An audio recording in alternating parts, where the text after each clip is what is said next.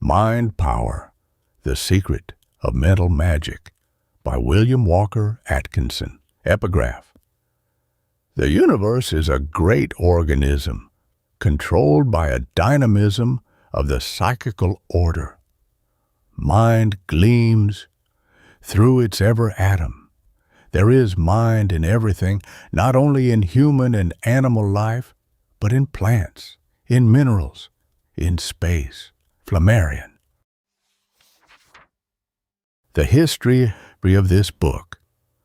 In 1907 appeared a little book entitled The Secret of Mental Magic by William Walker Atkinson.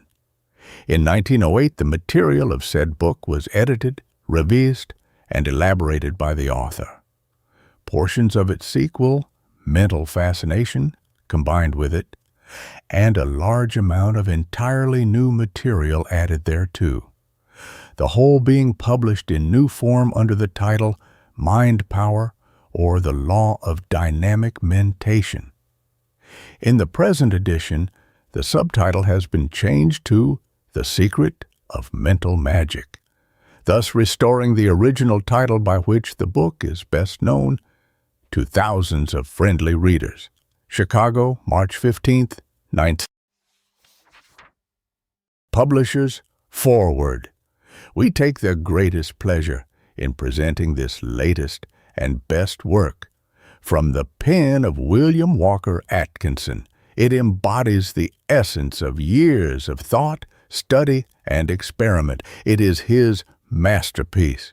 A portion of its material was used in two of the author's previous works.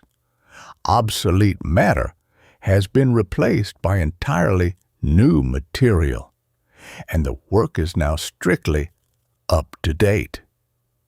It is encyclopedic in extent and character.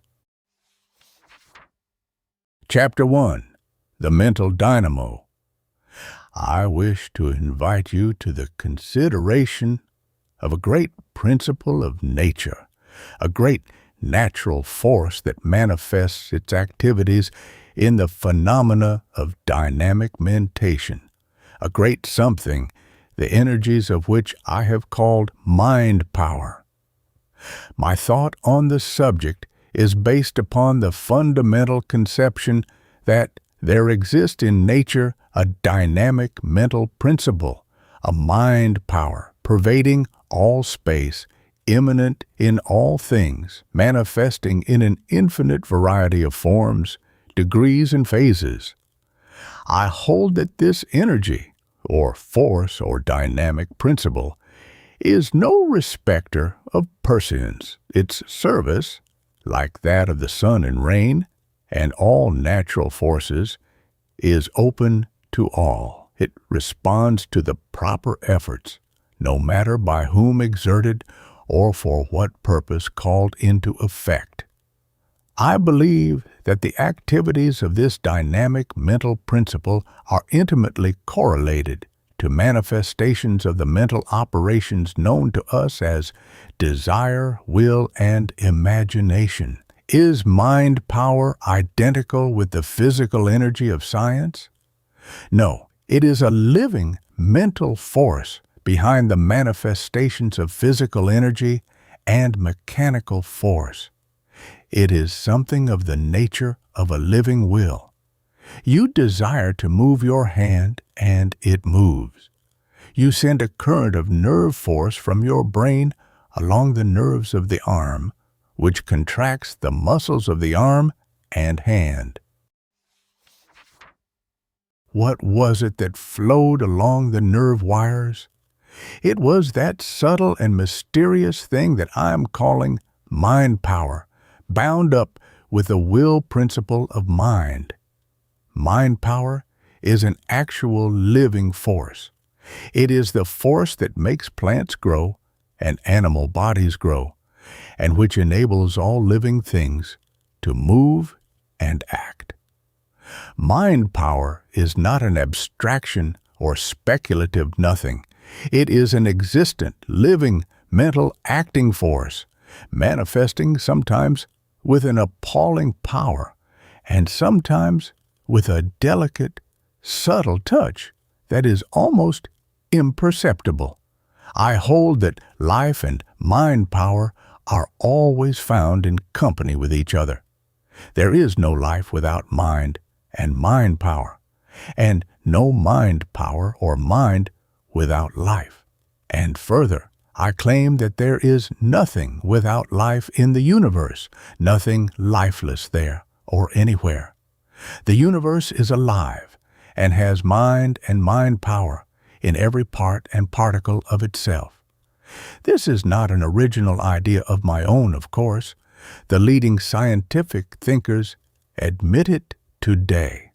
Luther Burbank says, "All my investigations have led me away from the idea of a dead material universe tossed about by various forces to that of a universe which is absolutely all force, life, soul, thought, or whatever name we choose to call it. Every atom, molecule, plant, animal, or planet is only an aggregation of organized unit forces held in place by stronger forces.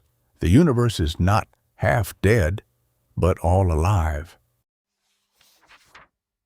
Dr. Saleeby, in his important scientific work, Evolution, the Master Key, goes even still further in his claim of a living universe.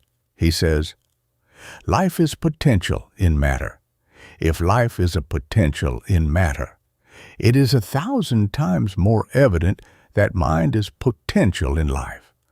Since we know that each of these elements, and every other, is built up out of one invariable unit, the electron, we must therefore assert that mind is potential in the unit of matter, the electron itself." Flammarion, the eminent French scientist, says, "The universe is a dynamism. The universe is a great organism controlled by a dynamism of the psychical order. Mind gleams through its every atom. There is mind in everything, not only in human and animal life, but in plants, in minerals, in space. We do not need any proof to demonstrate the existence of life, mind, and mind power in man or in the lower animals. And if we examine the plant kingdom, we will see manifestations of life, might, and mind power there also. Plants manifest appetency, or the instinctive tendency to perform certain acts necessary for their well-being, but also, in certain cases, mental action closely akin to conscious choice and will. Biology shows us that there is life, mind, and mind power inherent in the cells of which our bodies, blood, and the material of animal and plant life is composed. At this point, the orthodox scientist usually stops, drawing a line between organic and inorganic matter. But the daring minds of advanced scientists of today have brushed aside the dividing line and admit that life, mind, and mind power invade the inorganic world to its utmost limits, and that universe is indeed alive and possesses mind.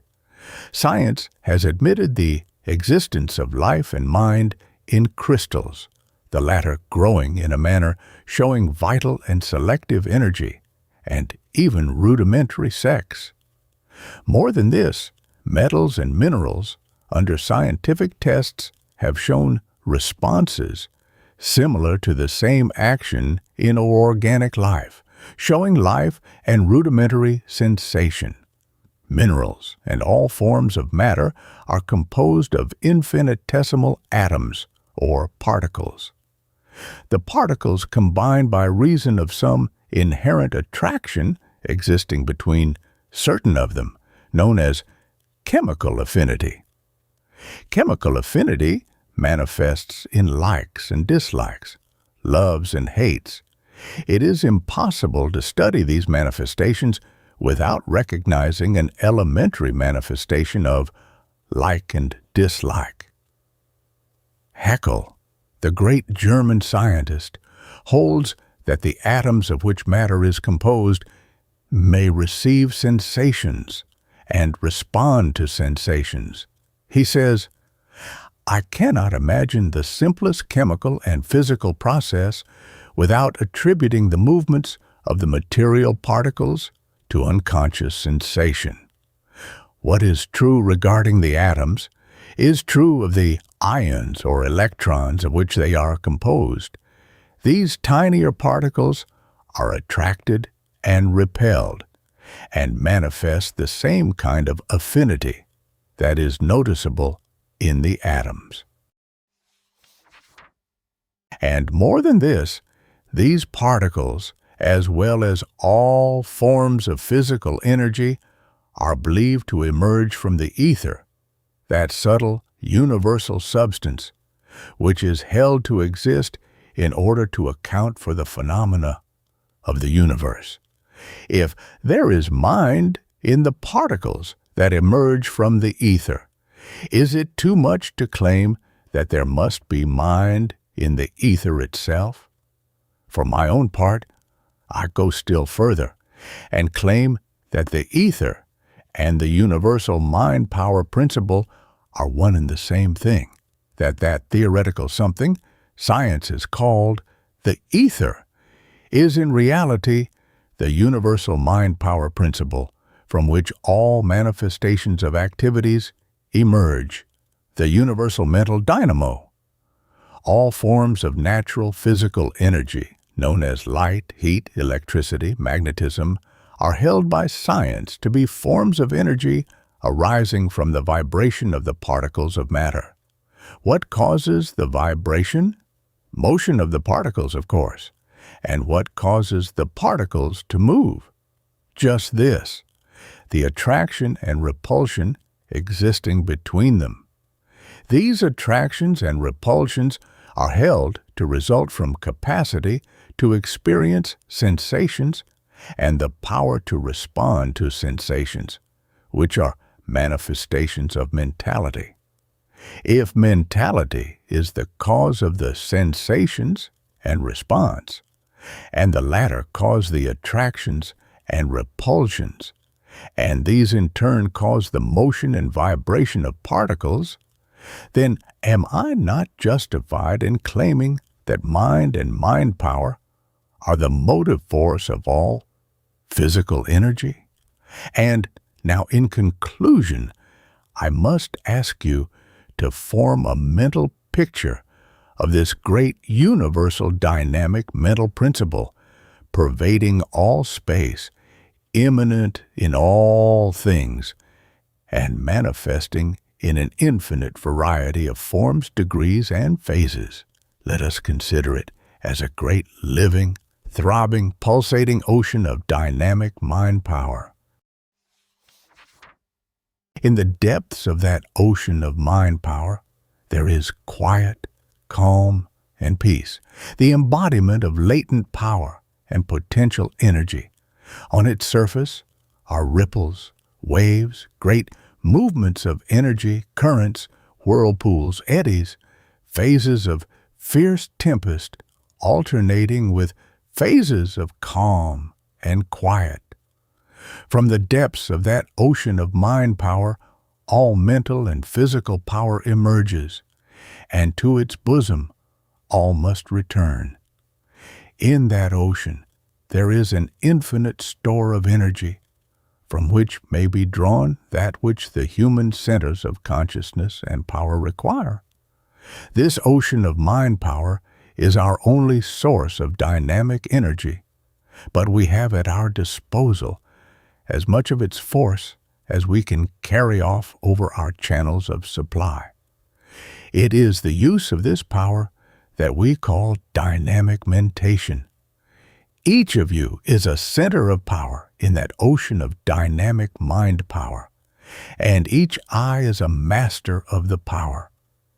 You have the whole thing back of you, and you are free to draw upon it for all that your channel will carry to you, and you are allowed to enlarge your channel.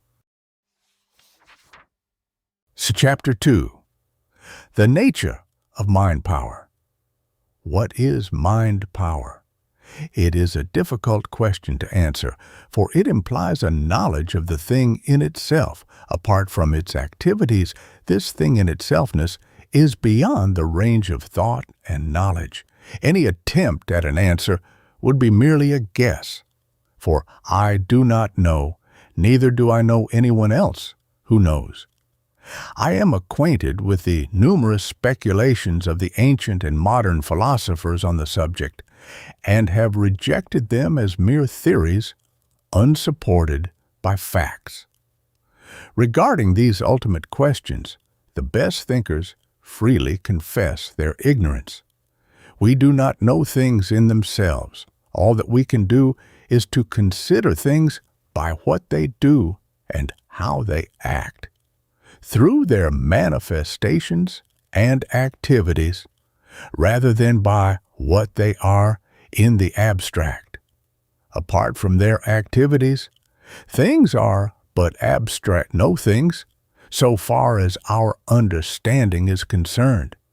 How much saner is it to devote our attention to the consideration of things as known through their activities and phenomena, knowing them by the laws and principles of their operations. This is the method of modern science. An inch of knowledge of facts is worth a mile of unsupported speculation and theory. Having confessed your ignorance and mine, let us proceed to a consideration of mind power, as known by its activities. I do not hold that mind power is identical with mind.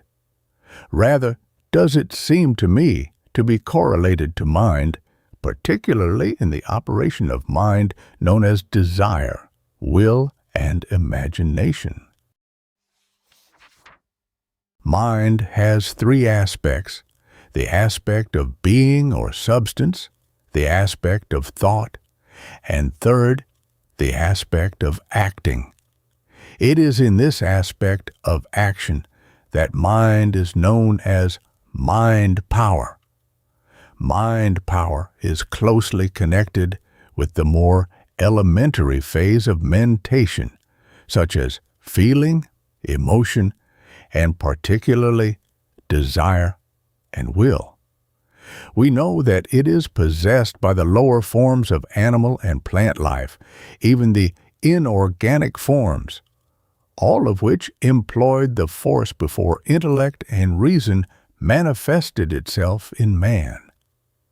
In order that you may understand the operations of mind power, you may as well consider it as correlated to that which we call will. By will, I do not mean that phase or faculty of the mind which decides, determines, or chooses. This determining faculty is an attribute of intellect and self-consciousness superimposed upon the elemental will in the direction of guiding and directing. Will in the more elementary sense of the term, from the root meaning to wish or to desire strongly. In this sense, will designates that primitive universal mental principle which manifests in desire for action and in the response to that desire. Will may be considered as desire will. The desire pole is connected with emotion and feeling, which arouses it into action.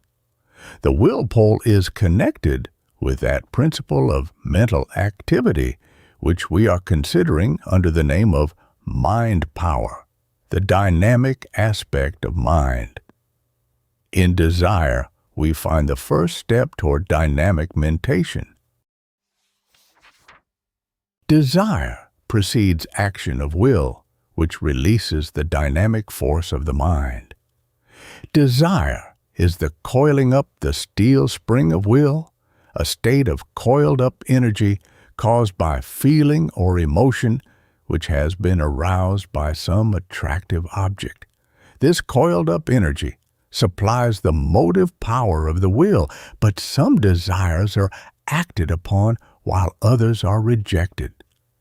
This choosing or determining phase of will is little more than an empty name in creatures lower in the scale than man. In these cases, this choice is based entirely upon the degree of feeling or the degree of attractiveness of the objects presenting themselves, the strongest motive interest winning the day.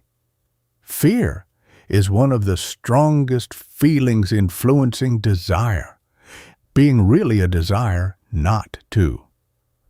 With the advent of reason and intellect, new elements are introduced, by reason of which man is enabled to deliberate and weigh motives.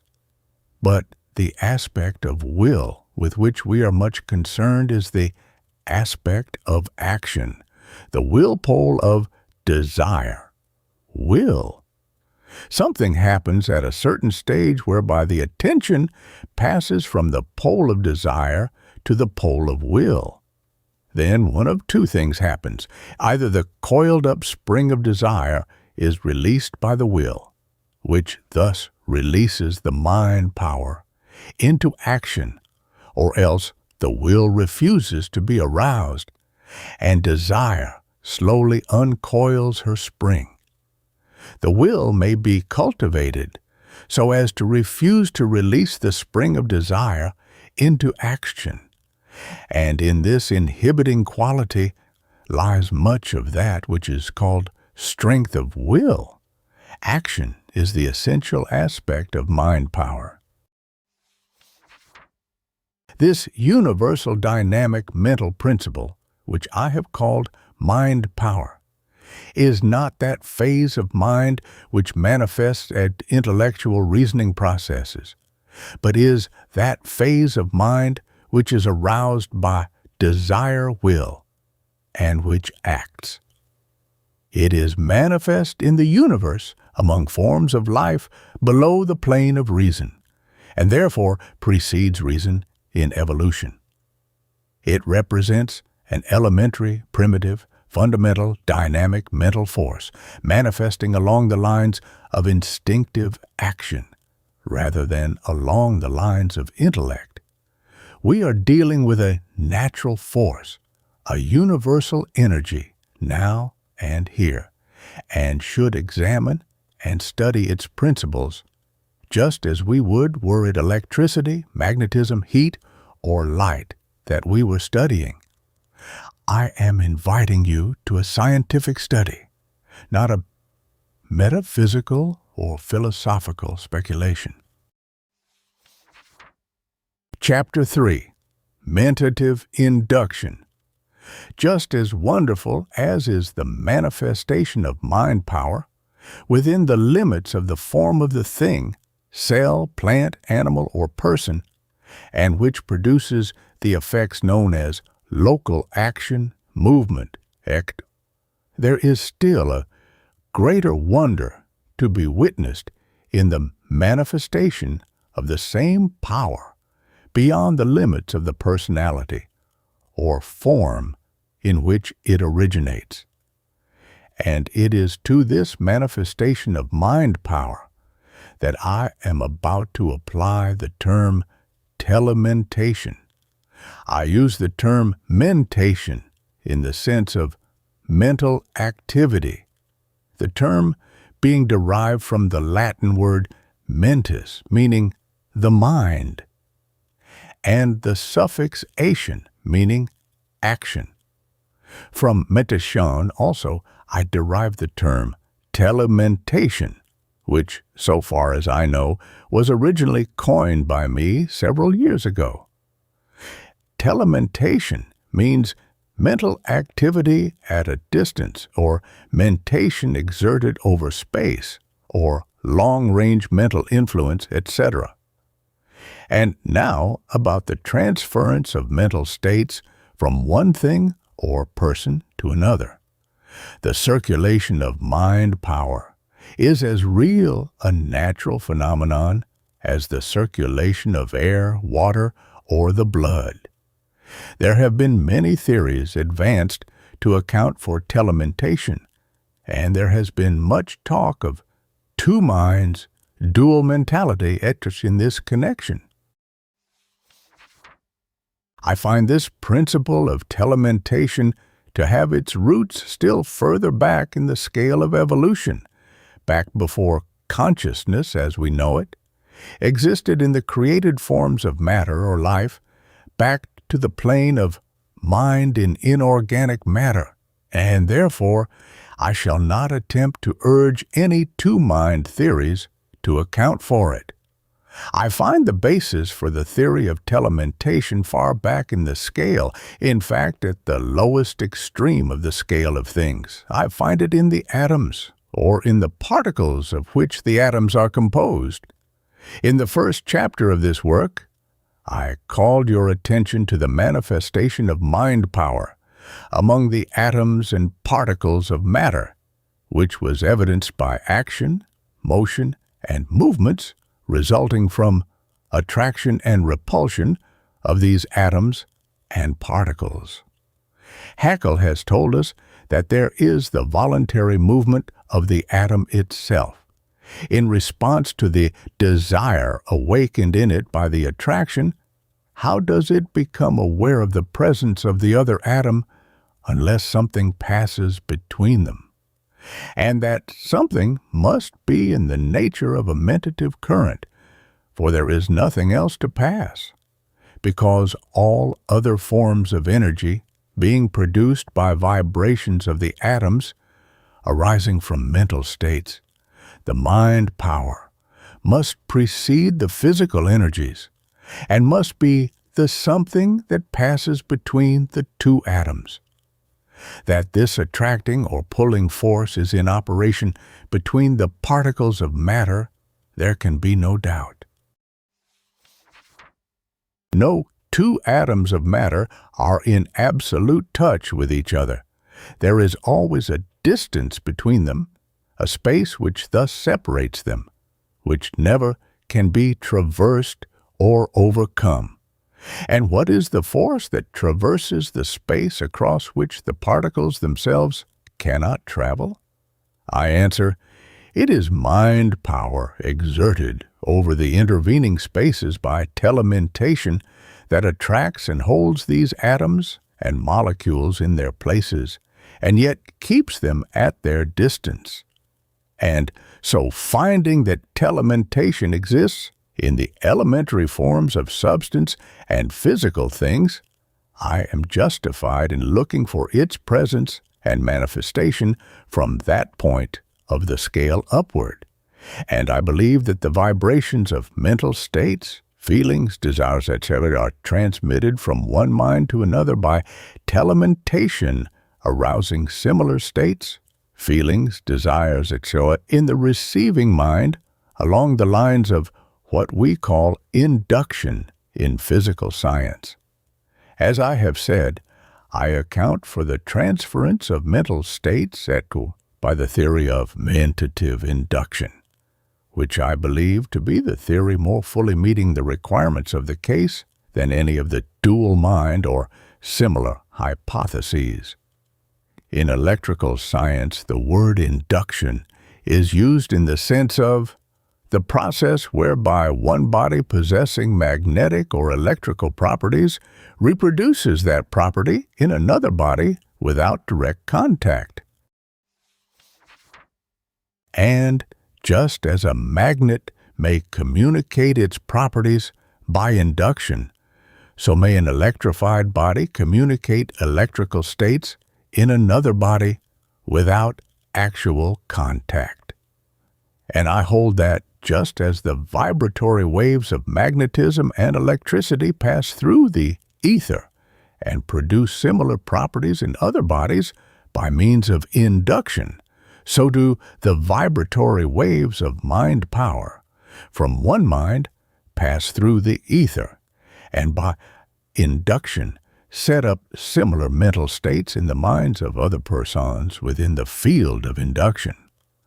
I hold that just as the excitement of the particles of matter, excitement being merely aroused activity, may manifest an energy that may be transmitted to another object, removed in space from the first, and then may arouse by induction a similar state of excitement in the particles of the second object. So may the excitement of the mind among the brain cells of the animal or person be transmitted by telementation to another animal or person in whom, by mentative induction, a similar state of excitement is generated or induced. But I wish you to fix in your mind the elementary principles of mind power in its phases of telementation or long-distance effect and of mentative induction, or the process by which like begets like on the mental plane as on the physical. And now let us pass on to a consideration of the activities and manifestations of mind power in its phases of telementation and mentative induction in living creatures, beginning with the lower animals. Chapter 4. Mental Magic in Animal Life. I have spoken of the manifestation of mind power among the atoms and particles of matter, whereby the tiny corpuscles become aware of each other's proximity, and whereby they move voluntarily in response to the desire aroused by the attraction. Ascending the scale, we find the crystals building up their forms by drawing material from the fluids in which they are immersed, and then building upon a set pattern and style, as truly as does the builder among the animals or among men. Passing on to the low forms of animal life, we find tiny life forms in the slime of the ocean bed, cells without a nucleus, which nevertheless perform the functions of all organic forms. But the point that most concerns us is that although these creatures have no senses or even rudimentary sense organs, they are aware of the approach of other creatures and of their food.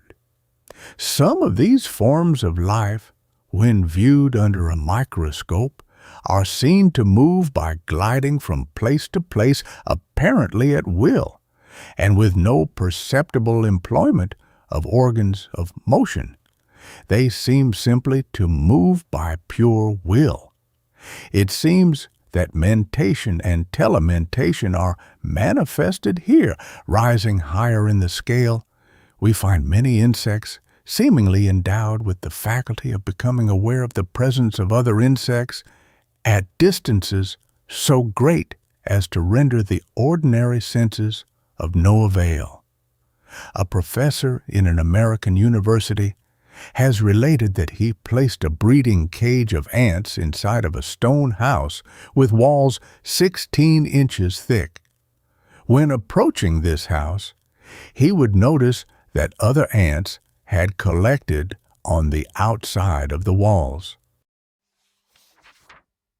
Then he tried the experiment of moving his ant cage from one part of the house to another. In each case, when he would emerge from the house, he would find the outside ants grouped on the stone wall as near to the inside ants as possible, changing their position from side to side according to the position of the ant cage. Another authority relates that a pair of foreign moths were brought to England. One of them, the male, escaped in a part of England many miles distant from the place to which the remaining moth, the female, was taken. The female moth was placed in a tiny cage for security and set out of doors during the night. In the morning, much to the entomologist's surprise, he found the male moth clinging to the tiny cage which contained the female. There is ample grounds for believing that insects attract their mates by means of some mental power beyond the range of the ordinary senses. Schools of fish seem to have some method of instantaneous communication between the individual fishes composing them, for the entire school moves from side to side as if it were possessed of but a single mind. The same phenomenon is noted among flocks of birds. Wild animals undoubtedly have some subtle sense whereby they find each other when separated by long distances, sensing subtle vibrations from places, people, and objects. That animals exert a mental control over their fellows by some form of manifestation of mind power, there seems to be but little doubt. There is a manifestation of something besides physical strength on the part of the animal. Put 2 or 4 or a dozen lions in together, and they, probably without a single contest, will soon discover which one of them possesses the mettle of the master. Thereafter, he takes the choice of the meat, and if he chooses, the rest shall not even begin to eat until he has finished. He goes first to the fresh pan of water. In short, he is king of the cage. Among the animals, we find many instances of the power of charming or fascinating, both of which I hold to be varying forms of manifestation of mind power in the direction of powerfully influencing the imagination, desire, or will of another by mentative induction. This mental fascination manifests along 2 lines, namely, along the lines of desire operating in the direction of winning mates, and along the lines of will operating in the direction of overcoming the prey. Every observer has noticed the wonderful, charming power that animals exert over others of their kind, of the opposite sex. If you have ever witnessed the courting of a bird, you will have a keen sense of the reality of the power employed. One of the birds will be seen to actually fascinate or charm the one of the opposite sex, the latter lying still with quivering wings and a helpless expression in its eyes. A case is related of a ground squirrel, which was observed running to and fro between a creek and a large tree a few yards distant. The squirrel exhibited fright and distress. Investigation disclosed the head and neck of a rattlesnake protruding from the hole of the tree and pointing directly at the squirrel. The poor squirrel at last gave up the fight, and yielding to the fascination laid himself down with his head very close to the snake's mouth. The snake then proceeded to swallow the squirrel, when his meal was interrupted with a cut of a carriage whip, and the squirrel, released from the spell, ran briskly away. Dr. Good is quoted as having made quite a study of the curious, fascinating power that rattlesnakes manifest over small animals.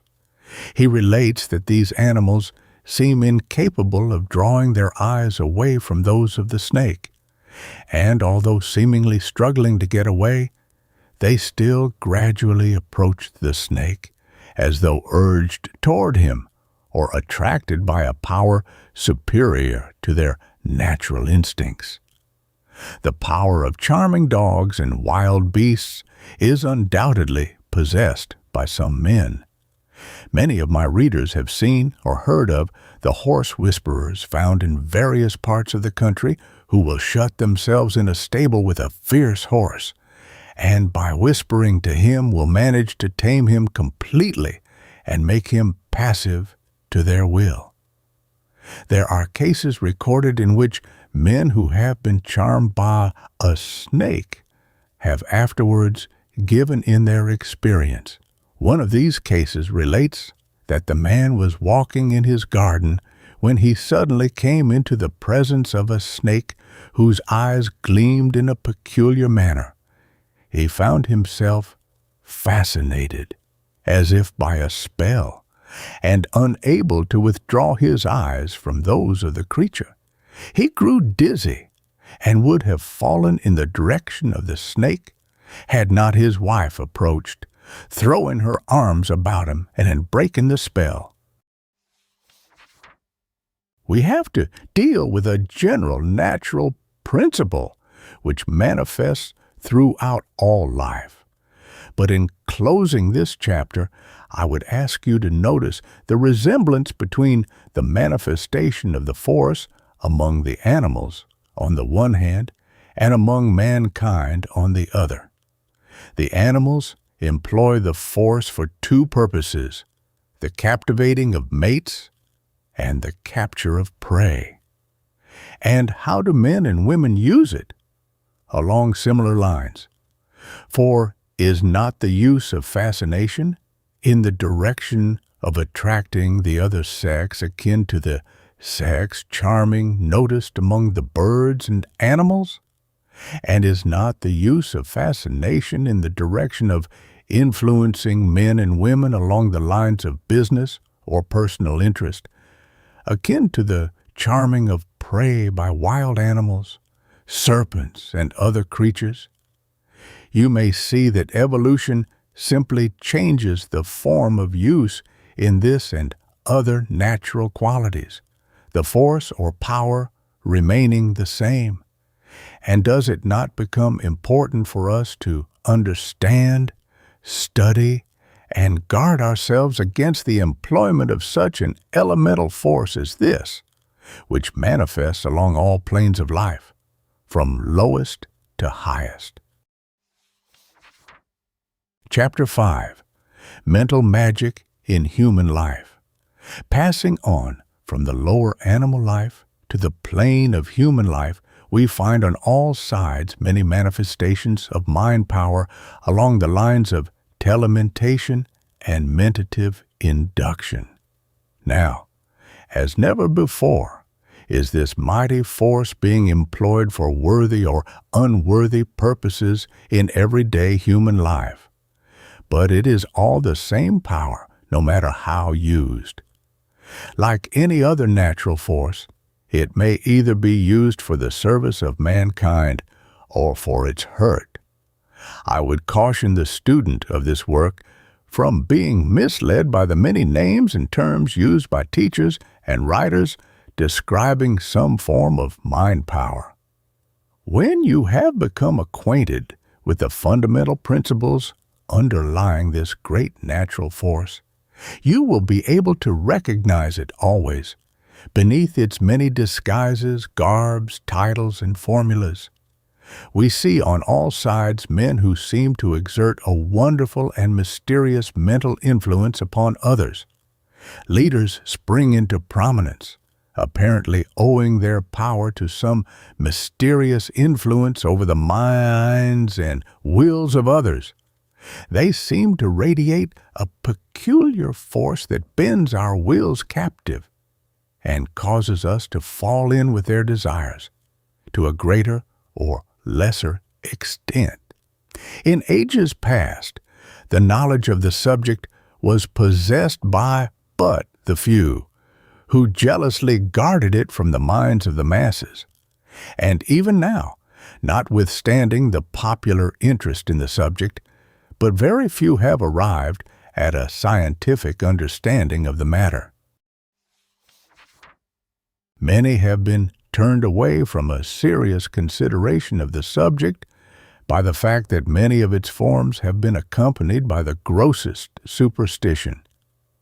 They have failed to see that underlying all the extravagant idea and methods of application, there was to be found a fundamental law of nature, and inasmuch as this law is in constant operation, and all are subject to its influence and effect, does it not become the duty of intelligent people to acquaint themselves with this mighty force or law? Believing that there is but one answer to this question, This book has been written in order to throw light on a subject commonly left in the dark. From the word magi came the term magic, which Webster has defined as follows: the hidden wisdom supposed to be possessed by the Magi relating to the occult powers of nature, mastery of secret forces in nature, having extraordinary properties, seemingly requiring more than human power, etc. So we may consider the word magic to mean mastery of the occult forces of nature, the term indicating the existence of such forces, and the possibility of the mastery or control of them. But by the use of the term mental magic, I meant more than the mere mental control of the occult forces of nature. I meant that these occult forces of nature are themselves mental in character and nature, and that their control or mastery means simply the conscious use, control, mastery, and application of certain mental forces, called occult, that are possessed by the race and are used by all, either consciously or unconsciously. The mastery or control of these forces means that one may learn to knowingly apply that which all have been using blindly and unknowingly, and the student who will look under the surface and read between the lines will be able to see the evidence of mental magic underlying all the forms of magic, mystery, and wonder-working miracles of all times and ages. Behind all the masks, he will see the features of this use of the mind power of man, always the same, in spite of the fantastic and grotesque masks and trappings. To many, it may seem almost sacrilegious to state that the highest uses of mind power, such as leading the race up to higher ideas, aims, and accomplishments, to success, happiness, and health, are merely higher forms of the same force that is used by the ignorant and repulsive savage in his ratets and dark practice. But it is true, mind power is like any other great natural force. It is above good or evil. It is neither good nor evil, but may be used for either. The secret is this: the power does not come from the supposed source, but from within the mind of the man employing it.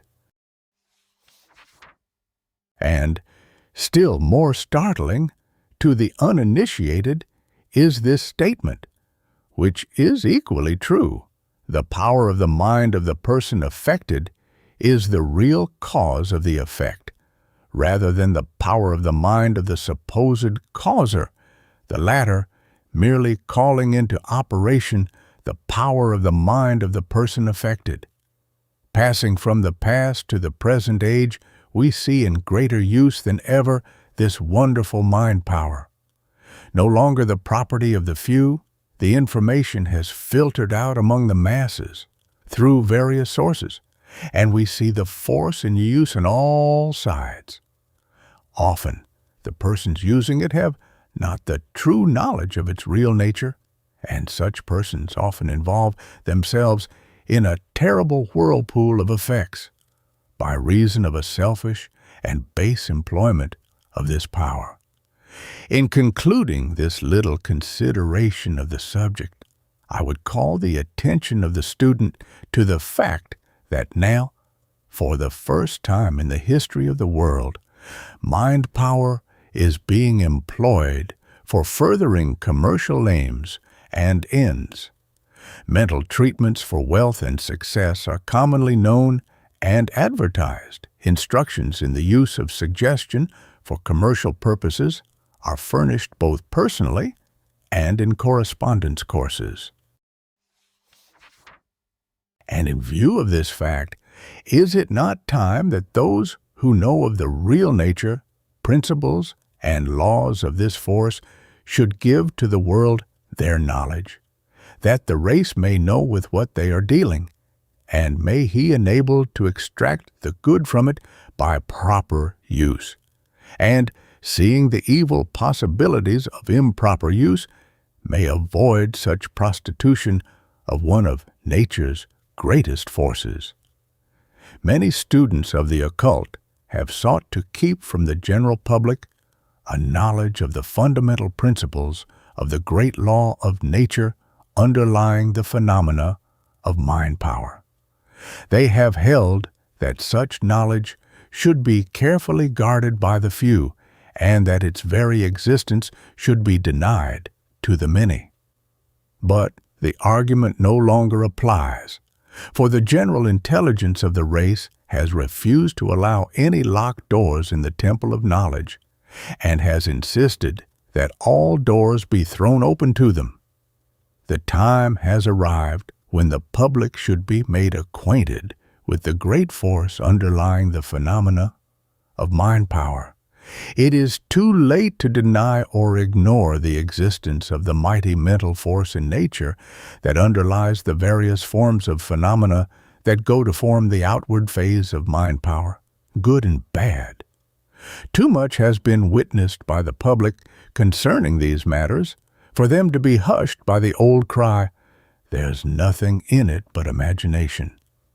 And they are beginning to realize that all of these things, differing as they may seem, have a common root in some one natural force, like any other great natural force, like electricity, the power of explosives, steam, the X-rays, radium, etc. This great force is capable of the highest and most beneficial uses by man when properly applied, and is also capable of being applied to the most harmful purposes. The forces of nature are not possessed of a sense of good and evil. Their function and purpose is to act in obedience to the laws of their nature without regard to the question of good and evil, to those by whom or against whom they are employed. The danger of all evils lies in the darkness of concealment, not in the daylight of publicity. Turn on the light has always been the watchword of progress and civilization, and in many cases it is being practiced upon people who are unfamiliar with the subject, and therefore it is time that someone should turn on the light, that it may be seen by all men and known for what it is, capable of the highest and the lowest uses, but a great force of nature. And with this exposition of it goes the remedy and protection against improper use, as well as the knowledge of its wonderful proper uses. If it be a bane, here is the antidote. Ignorance is no protection. Truth and fact must be followed to the end, and it will be discovered that, in nature, every force that may be possible of hurtful use may be guarded against by natural means. So much for the unpleasant side, but there is a very pleasant side to this subject of mind power. This force has come to man just when he most needs it. He has used the so-called mechanical forces to clear away the obstacles that nature put into his way in order to develop him into a man. And now he turns to higher forms of energy and work. He is crying for new worlds to conquer. And these new worlds will be conquered by the mind rather than by the muscle. By it, man will be enabled to fight off the forces of ignorance and materialism, and to draw to himself knowledge from the universal mind that will enable him to accomplish the heretofore impossible. In this book, I shall treat mind power as I would any other great force or energy of nature, that is, in a scientific manner, stating the principles plainly and without concealment, and also giving in full what I and other experimenters along the lines of this subject have learned of the methods beneficial and the reverse concerning the applications of these principles. In the case of the beneficial application, full directions will be given that the student may avail himself of the force to the fullest extent. In the cases where the subject of the harmful use of the force is alluded to, the student will be instructed how the same may he prevented, obviated, and neutralized, so that full protection is assured. It is possible that this course may bring upon me the adverse criticism of those who believe that the public is not ready for such knowledge, and that such things should be reserved for the few. To such people and all others, I would say that I have no sympathy with such an attitude, and I believe that the race is ready for all the truth, and that that which is proper for the few is proper for the many. I believe that ignorance is not happiness, and that to keep a man ignorant of a natural fact in order that he may escape its effect is like allowing him to smoke when seated on a keg of powder, rather than to acquaint him with the knowledge of explosives. Therefore, I purpose to turn on the light. Chapter 6. The Mentative-Poles. Whatever mind power may be, in its ultimate nature, it is true that in its working nature or phase of operation, it seems to work along similar lines to those followed by electricity. Like electricity, mind power undoubtedly has two poles or phases.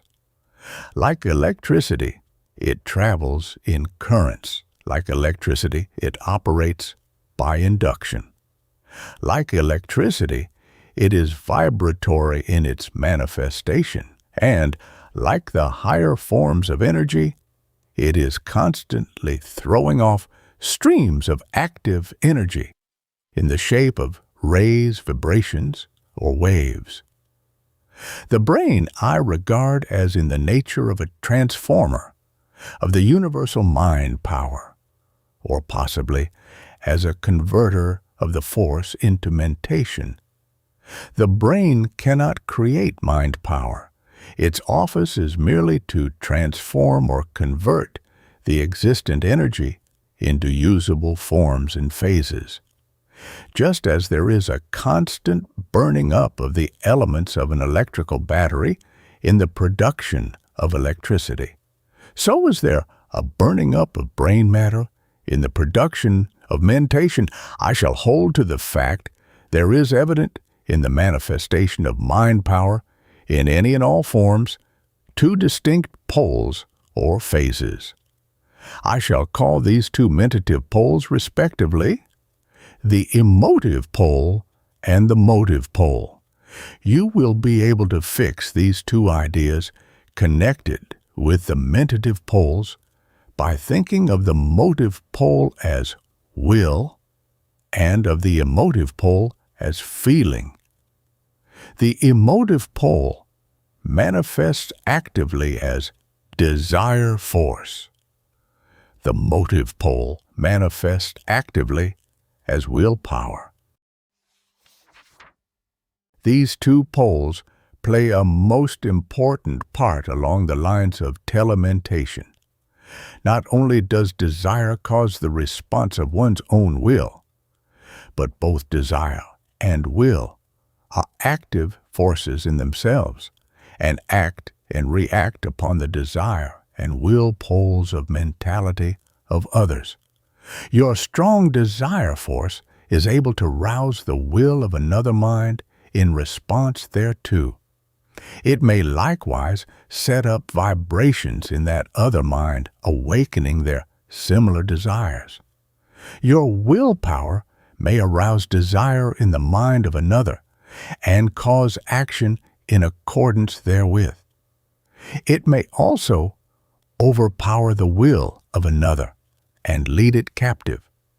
Your combined will and desire pouring out in the mentative current may produce a combined effect upon the minds of others by telemental induction. Those who have studied the phenomena of mind power have generally accepted the theory that the effect upon other people was produced by the thought of the sender. But there is a very great difference between the fact that thoughts may be sent and received like telegraphic messages, and that persons may be influenced and affected, and bent to the desire or will of another. It is evident that the real force must be looked for in some far more elementary and vital operation of the mind than logical and reasoning thought. What part of the mind seems to produce the greatest moving power and strength? Is it not chiefly that region of the mind that produces what we call emotions, feelings, desires, cravings, passions? Desire is the great inciting power of the mind. You always act upon the strongest desire, subject always to the restraining influence of the reason and the restricting or impelling influence of the will. Desire originates in the subconscious regions of the mind, and often we can feel her there before she emerges into consciousness, stirring us up with feelings of vague discontent and unrest. After a bit, gathering enough force, she emerges into the conscious field and then begins to demand expression. This desire, in all of its manifestations, has a mighty power of attraction and influence. It manifests as the law of mentative attraction, which is constantly drawing toward us the things we desire, and also drawing us toward them. Our desires constitute our nature, and our nature is always operating the mighty power of mentative attraction. The trouble with the most of us is that we allow our desire force to be scattered and diffused, thereby lessening its attractive power.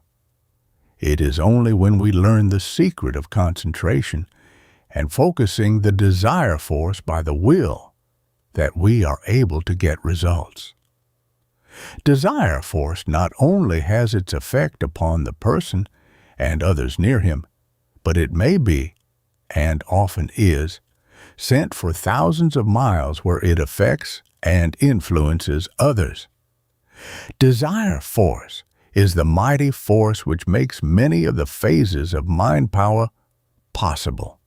It spreads out from the mind of the person affecting and influencing others, even at other parts of the world, if concentrated and directed by the will.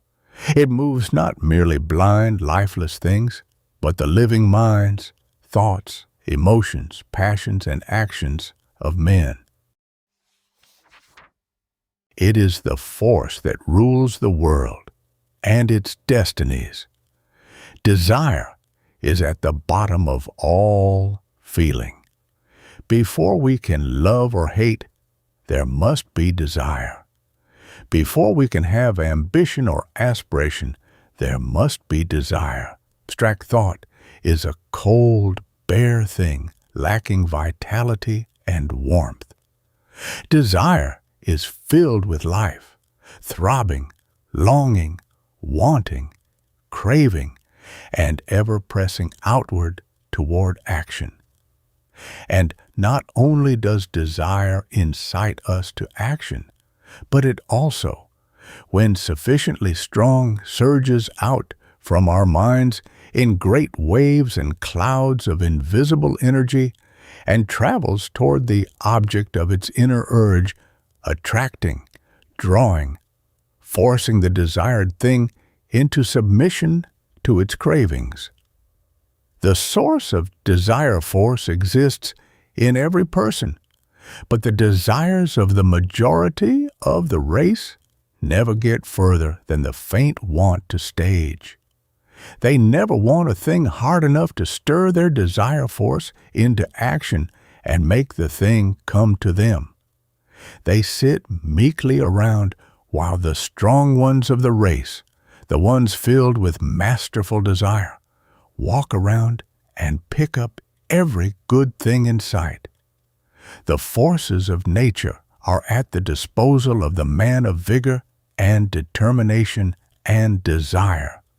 But desire force without the aid of the will is like steam unconfined and undirected, and gunpowder fired in the open air, both wasted energy. The will acts as the arouser, director, restrainer, concentrator, and manager of the great occult force of desire. What is generally known as willpower is often in reality merely desire force, strongly concentrated and directed to a focus by the power of the will. Unless a person desires, that is, wants to do a thing, he will manifest no willpower. But, on the other hand, one may desire to do a thing, and unless the will is aroused and applied, no action will occur. Desire arouses will, and will may stimulate desire. Desire is the sister, and will the brother twin, and both together manifest that which we know as dynamic mentation. The exercise of will shows itself in two ways: the mastery of one's own mind and the mastery of the minds of others. The second is well nigh impossible unless the first be accomplished.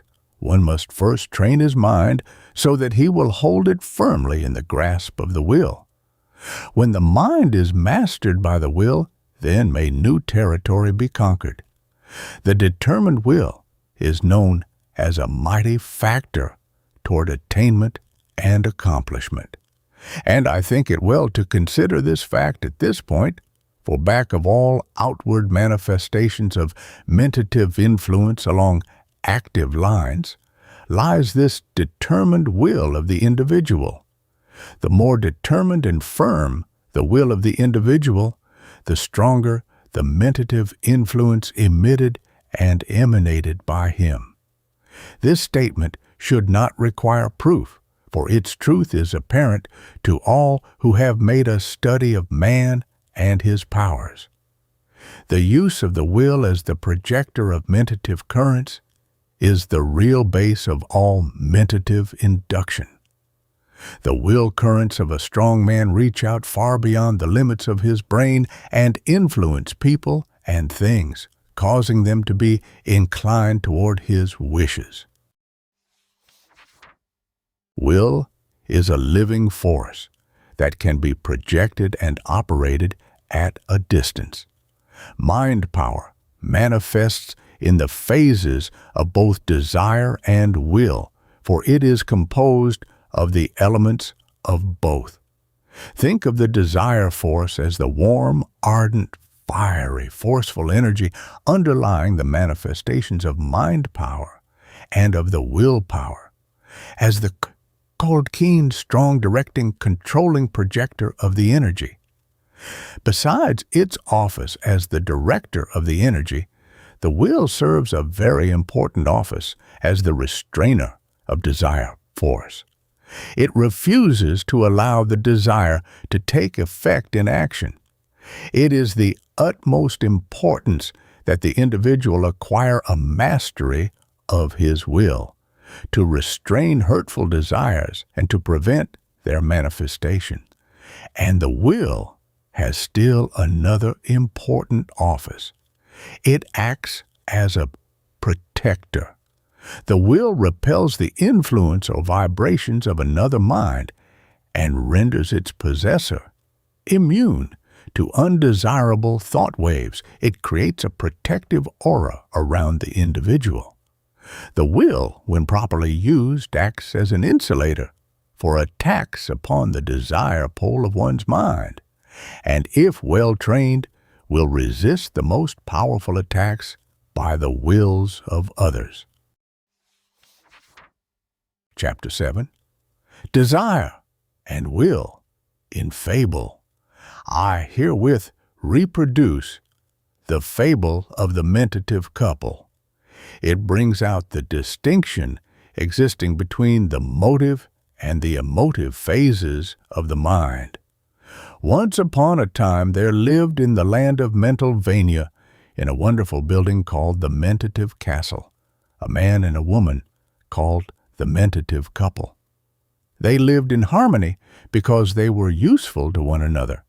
The man was called Volos, which is the same as the English name will, and the woman was called Emotione, which in the language of that country meant something like a combination of emotion, desire, and imagination. Volos was of a stern, inflexible, strong, positive nature.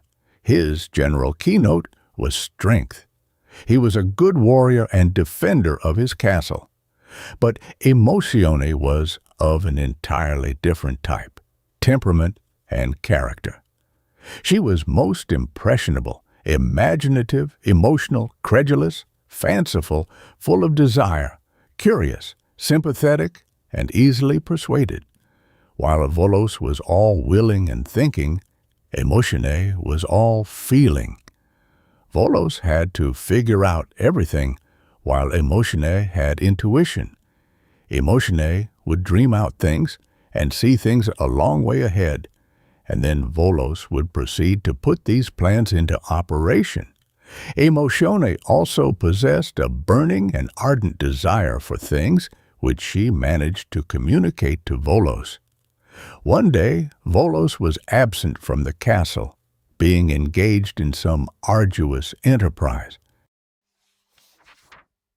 Volos had provided against this by instructing Emotione that she was to keep the castle gate closed tight and never to gaze without in his absence. This particular day, when Volos was absent from home, her curiosity was too much for Emotione when she heard the strange knockings at the gate. Looking down, she saw a most attractive stranger with a fascinating smile on his lips. No, replied Emotione. I cannot let you in, for Volos told me not to. Ah, fair lady, said the stranger softly. Volos means all right, but he is rather old fogyish. Pray let me in. And, like Mother Eve, Emotione took the bait. When Volos came home, he found that Emotione had subscribed to a set of Villavo modern art. Volos cried aloud to the gods of his land, but it was too late. The contracts had been signed, and when Volos again was absent from home, the habit reasserted itself, and when the fascinating stranger again called at the castle, he was admitted. And when Volos returned, he found the castle furnished from dungeon to watchtower with costly rugs and furniture. And then Volos swore by the beard of Mars, the war god, that he would remain at home thereafter. A few days after Volos had determined to remain at home, there came a band of mountebanks, singing, dancing, and performing juggling tricks. Volos sat on the great stone beside the open castle gate, and his attention was attracted by the sounds and sights. Faster the dancers whirled, louder beat the drums, sweeter grew the singing, until poor Volos forgot all about the open castle gate. Then one of the mountebank gang slipped unseen past Volos, and in a moment was engaged in eager conversation with the impressionable Emotione. Volos watched the crowd until it moved away, and then entering the castle and closing the gate behind him, was confronted by Emotionis I am again in trouble, O Volos, my liege lord. I have just ordered from the fascinating stranger who slipped past you at the gate a baby grand self-playing organet. On the day of his last undoing, Volos sat on the open step in front of the narrowly opened castle door. As he sat there approached many people who took seat upon the steps before the gate, and engaged Volos in discourses regarding the outlook for the crops, the presidential campaign, the Japanese question, and many other weighty, interesting, and fascinating topics.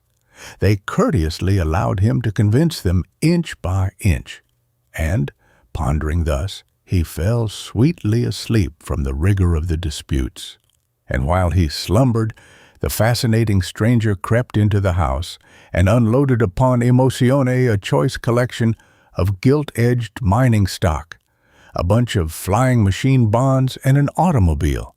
And when Volos discovered what had happened, he wept aloud, and thereupon he sent for the wise man who dwelt in the next barony.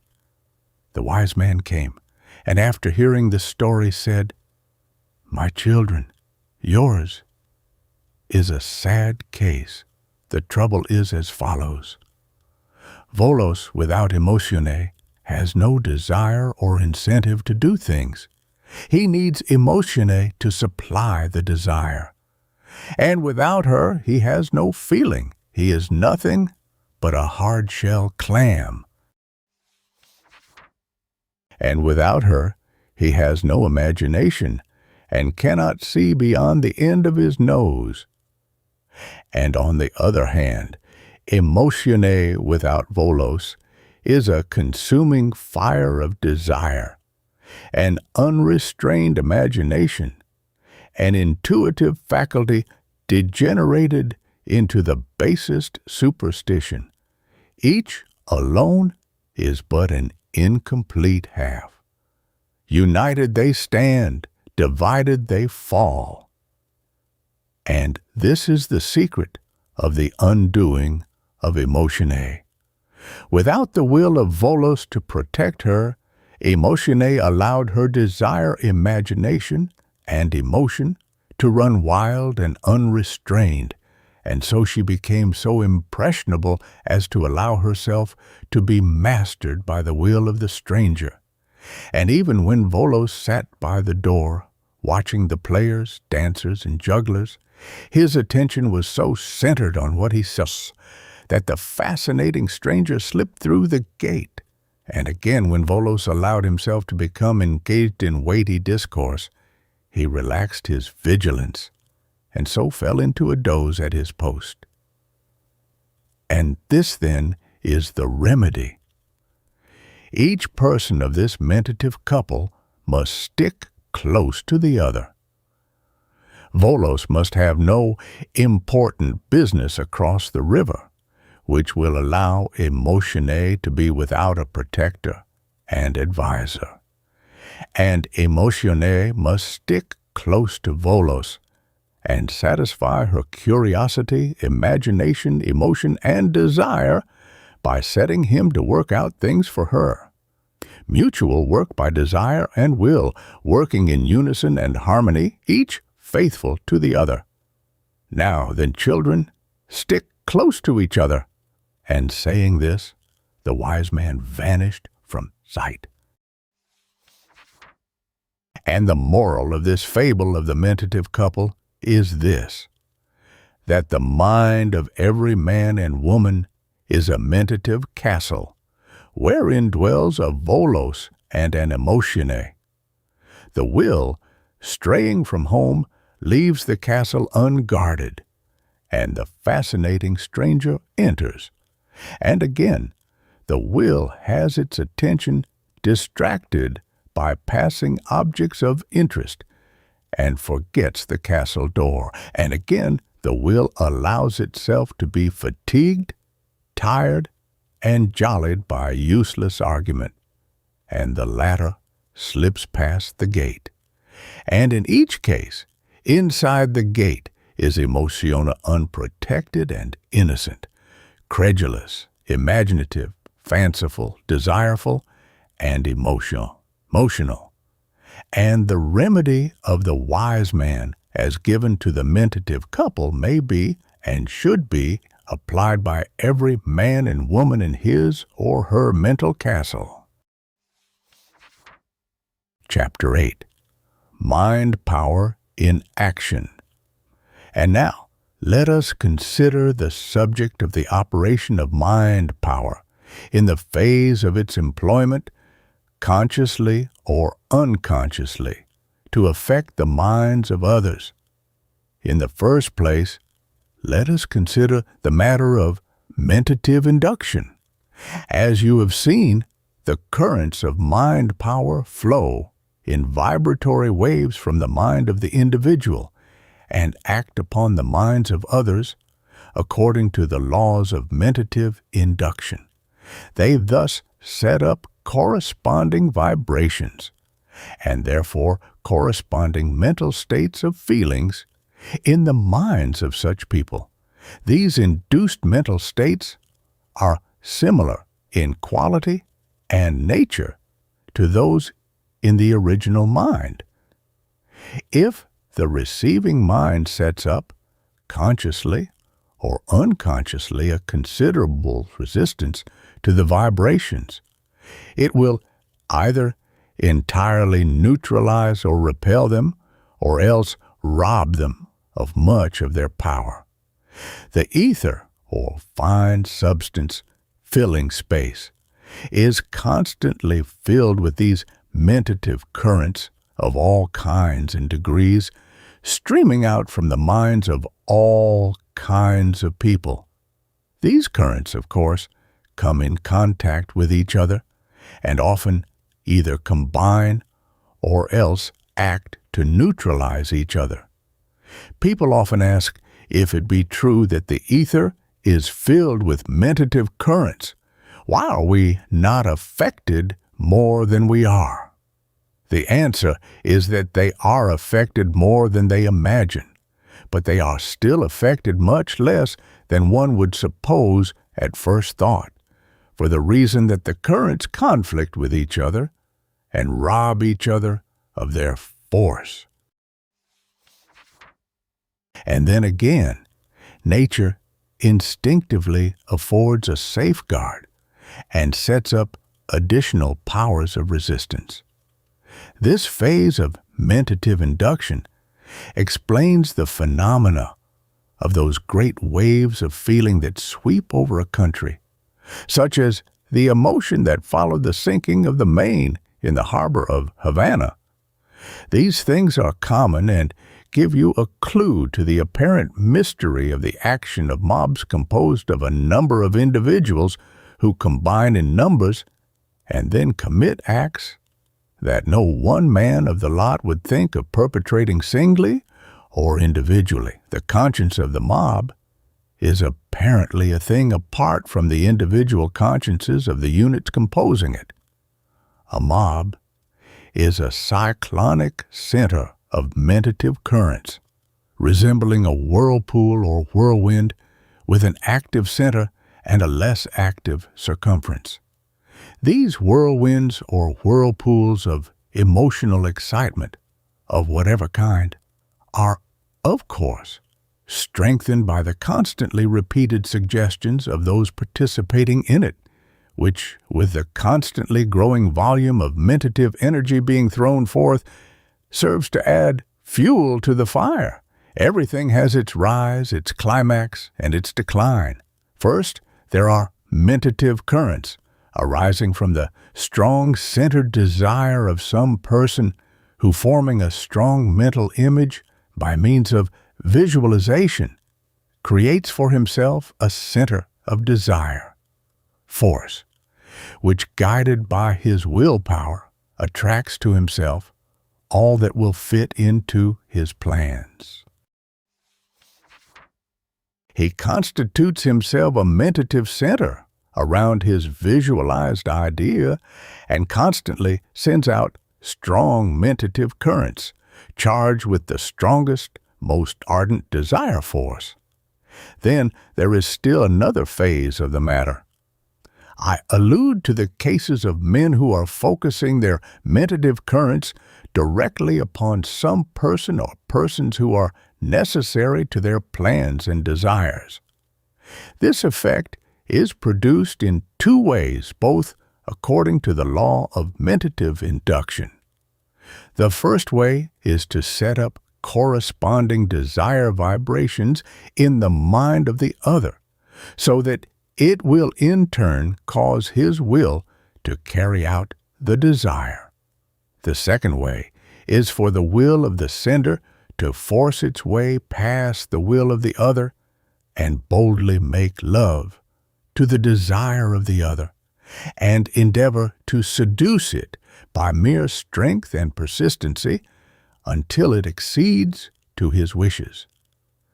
The variation of this is seen in the case where the attacking will boldly grapples with the will of the other, and by sheer superiority of power, overcomes it and makes it captive and obedient. Then again, there is the use of mentative induction in what is known as personal magnetism, which we will see in other chapters of this book. In this phase, the Mentatata pours forth his mentative currents, either in a general way or else in a concentrated, directed manner toward the other in a personal interview.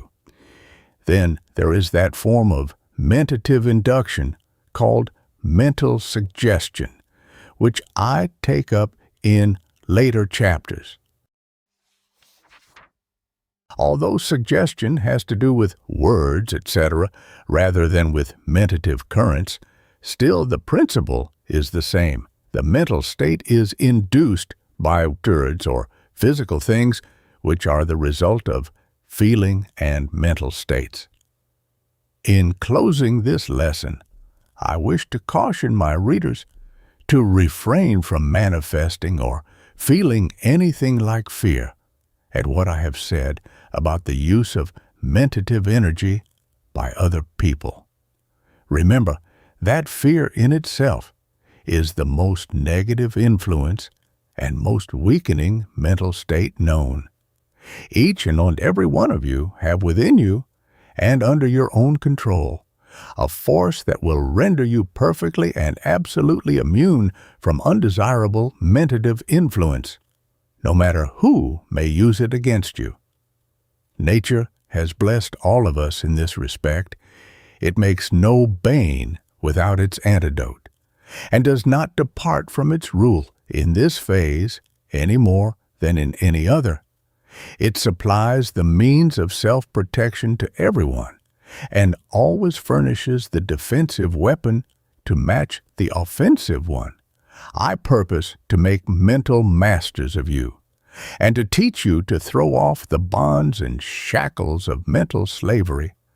I intend to make you strong, positive individuals, instead of weak, negative personalities. There is nothing to be afraid of except fear, so the sooner you cast off fear, the better you will be and the more advanced on the road to mastery. Begin today, this moment, to radiate mentative currents of strength and power in all directions. But right here, remember, first, last, and all the time, that it is not a mere matter of thinking, but a matter of feeling. Thoughts are cold, but feelings are warm, alive, and vital.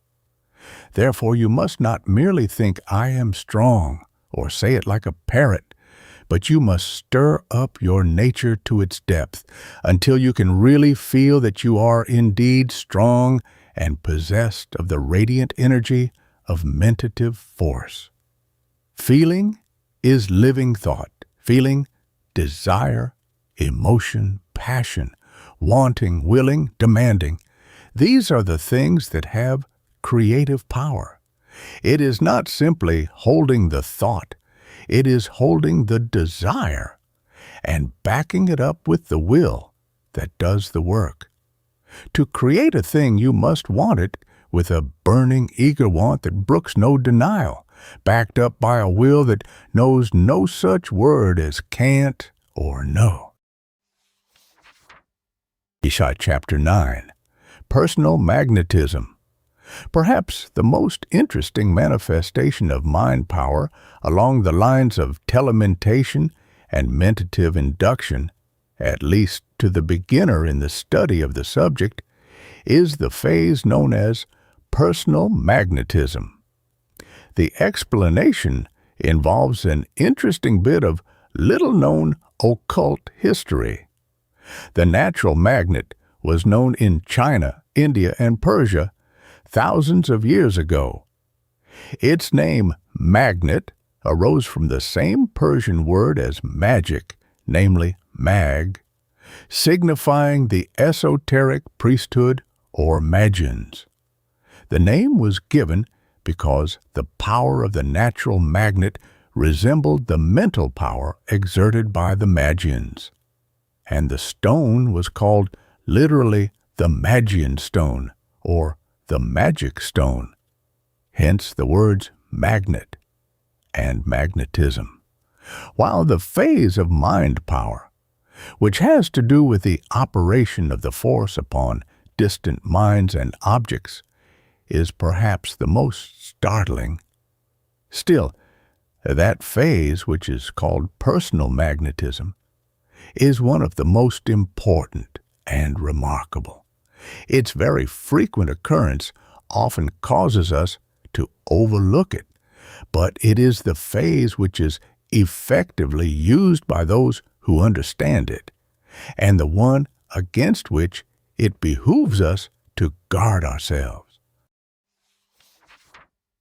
All have noticed that some individuals seem to have a winning way about them, and are able to induce others to fall into their way of thinking, and to do what they wish done. The so-called magnetic man is able to sway audiences or individuals by his mystic power, and one often fails to realize just how it was done when he recalls the words spoken or reads them in cold type the morning after. Many persons who have dealings with the public in the direction of selling goods, securing subscriptions, selling life insurance, etc., have acquired a degree of the art of using personal magnetism, often being unconscious of the force they are employing. You have often heard that enthusiasm is infectious. Have you ever realized that what is known as the psychology of the crowd, by which term is meant the influence that can be gained over a crowd, whereas the separate individuals composing the crowd could not be so affected, is due to personal magnetism and mental suggestion, which is started into operation and then spread from mind to mind by the added desire and will manifested in mental states and their associated physical actions. It is of the greatest importance that one understands the causes of these mental epidemics, for when the cause is once understood, one is far less liable to be carried away by emotional excitement spread in this way. The emotional nature is always very near the surface in the majority of men, and it should be ever guarded from outside arousing influences. The motive pole of the mind, the willpower, should ever be on guard to resist this invasion of the emotive pole, desire force. In all of these cases of personal magnetism and mental suggestion, whether along the lines of personal influencing appeals, artful suggestion, as well as in the cases of mental epidemic, the effect is produced by the mentator, or suggester, obtaining the voluntary attention of the other or others, and thus holding his will engaged and his emotive pole of mind thus unguarded, while he pours in his mentative currents or suggestions, usually both, into the emotive pole of his hearers. The person affected is rendered unable to reason correctly or intelligently, for his will is on a vacation, and his reason is swayed by his desires, emotions, and feelings thus induced, the necessary support of the will being lacking. Surround yourself with an armor of willpower, which will act as a shield against influences of this sort, and which will beat them back upon their senders. It is apparent to all students of human nature that there is a wonderful difference in the degrees of what is called personal force, observable in different persons with whom we come in contact. This difference in personal force depends upon the degree of dynamic positivity or negativity in the magnetism of each person. The man who is able to manifest a strong degree of mind power along the lines of motive polarity or willpower becomes dynamically positive, passing down the scale through varying and lessening degrees of positivity. We reach the case of the man who is almost devoid of this power of manifesting mind power, and his condition we call that of dynamic negativity. Now, every person has his own degree of dynamic positivity. Two persons meet each other. At once there ensues a silent, quiet struggle between their dynamic mentation, depending for its intensity upon the importance of the meeting. And there is no mistake about the result. Each one recognizes himself as the victor or the defeated and adjusts himself to his relative position. I do not mean by this that the degree of dynamic positivity is fixed permanently in either person. One of the persons who is really stronger usually may be weaker at that particular time owing to his will being fatigued or by reason of his having relaxed his willpower, as is often the case. And a still more important fact, one may so increase his willpower that he will be able to completely dominate those who formerly overmastered and even overawed him. At the extreme dynamic positive pole are to be found those wonderfully forceful men who seem to dominate all with whom they come in contact. These people fairly paralyze the wills of those around them and induce emotive states almost at will. When, in deep, earnest, mentative effort, they seem to actually plunge their will into the mind of the other persons and set themselves up as the dominant force therein, taking the others' wills captive and holding them obedient to the master will of the positive man. Passing down the scale, we see men of strong personal force in all walks of life. At the extreme negative end of the scale, we find those impressionable creatures known to students of experimental psychology as somnambules or impressionables, who have merely to be told to do a thing in an authoritative manner in order to have them attempt to do it, or at least to feel impelled to do so. There are many people upon whom the phenomena of extreme mental suggestion may be produced while they are wide awake.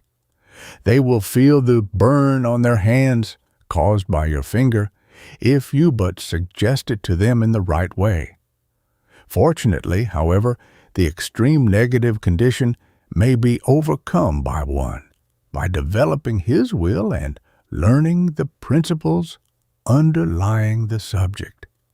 Knowledge of the nature of the subject robs the force of much of its effect, the latter depending largely upon the passive ignorance of the subject. In this work I use the term personal magnetism in the sense of the action of mind power in the direction of powerfully influencing the imagination, desire, or will of another. This is my own broad definition, which includes all the varied phenomena. Chapter 10. Examples of Dynamic Mentation. The story of dynamic mentation runs along with the history of the human race. The positive minds influenced and dominated the more negative ones. Without understanding its laws, the positive barbarians discovered they possessed a stronger power of inducing mental states among their negative companions, and were thus enabled to work their will upon them. Many leaders of barbarian races owe their positions to this law of mental induction. Along with the rise of leaders, there was manifested a similar rise in power of the priests. Not being occupied with warfare or agriculture, they found plenty of time to think. There gradually arose a priestly caste that possessed the bulk of intelligence of the race. They studied the underlying principles of mind power, giving them an additional hold on the people. The power of the priesthood among primitive races is based almost entirely upon some form of dynamic mentation. The history of the Oriental races show that a full knowledge of the operation of mind power has been possessed by them for thousands of years. In the pictured stories of the Egyptians, we see that they understood the art perfectly. Back of the rites and ceremonies of the early races were always the underlying principle and application of mental fascination. That which was afterward called mesmerism or hypnotism was well known to the ancients. It is related that Julius Caesar, while quite a young man, was taken prisoner by pirates. Plutarch writes that he asserted his mastery over them to such an extent that he seemed a ruler rather than a prisoner. When he wished to rest, he forbade them to make any noise, and they obeyed him without question. He abused them and ordered them around like servants, and did not hesitate to threaten them with death when he regained his liberty. They did not resent it, and he afterward made good his threats. All the great generals of history have possessed this quality. Caesar, Alexander the Great, Napoleon, and Frederick the Great all managed their men in a mysterious and wonderful manner. The single instance of Napoleon, when he returned from Elba and confronted the Bourbon army drawn up to capture him, should satisfy anyone of the possession of the greatest dynamic power by this wonderful man. The troops were drawn up confronting Napoleon, their muskets leveled at his breast in obedience to the command, "Aim!" Napoleon marched deliberately toward the troops, gazing directly into their eyes.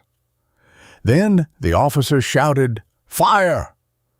A single shot would have killed Napoleon, but not a man obeyed the order, so completely were they under the spell of his fascination.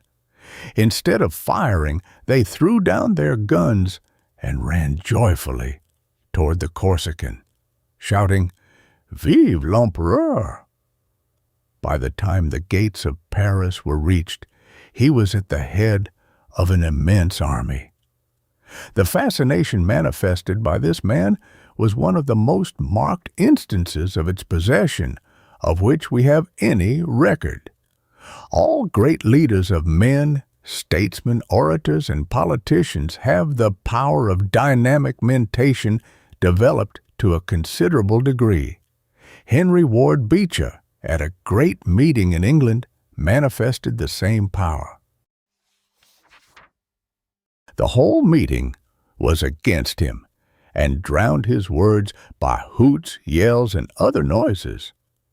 But Beecher looked them straight in the eye, and gradually cowed them into subjection, and then talked to them for 2 hours, and fairly carried the meeting by storm, he was but one man facing thousands of other men hostile to him and determined to prevent him from speaking.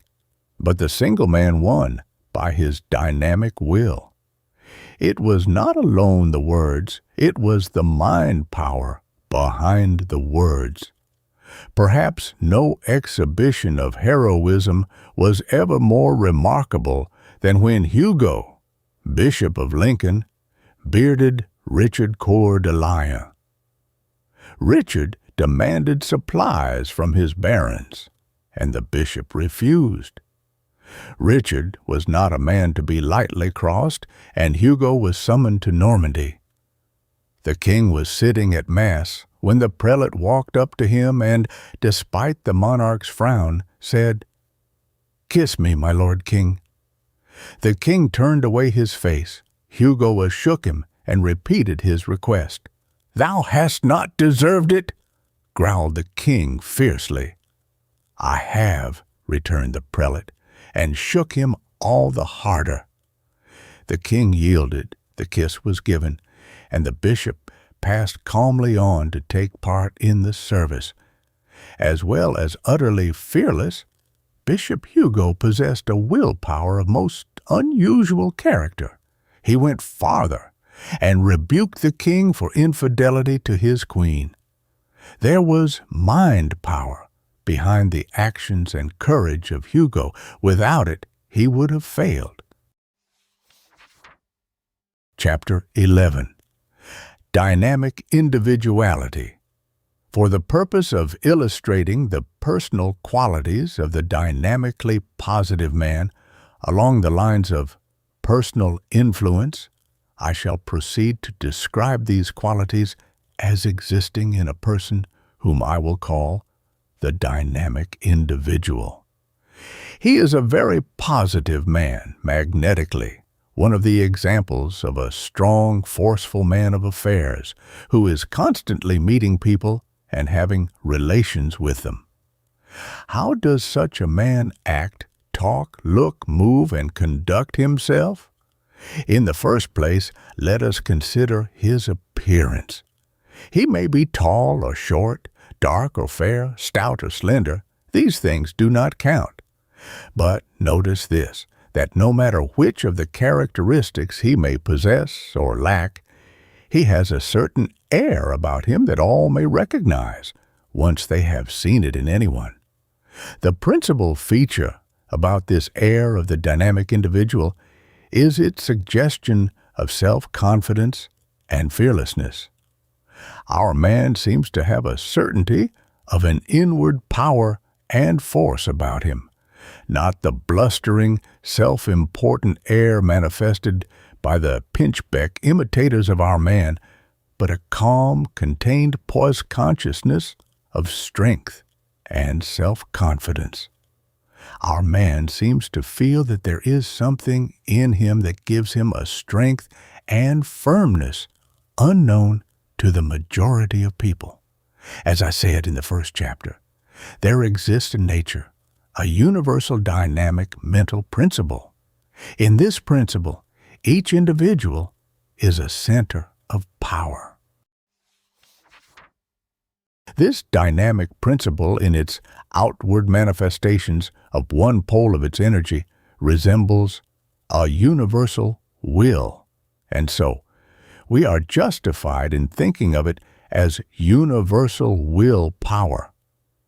The more positive a man becomes in dynamic mentation, the closer does he become in contact with this universal will. And the closer he is to this universal will, the more positive does he become. It is a case of action and reaction. The quality of dynamic positivity draws one to the universal will, and the nearness to this will renders one more and more positive. When a man feels the sense of power that comes from a mental relation with the universal will and allows the energy to flow through him, he has a reservoir of willpower back of him, which is inexhaustible and never failing. But if, in his conceit, arising from some successful action, he begins to think that the power is due to some personal strength, then the pride of personality grows upon him. By this personal view of the matter, he fences himself off from the universal will and limits his force to that portion which is locked up within his own mind. Such a one separates himself from the source of power.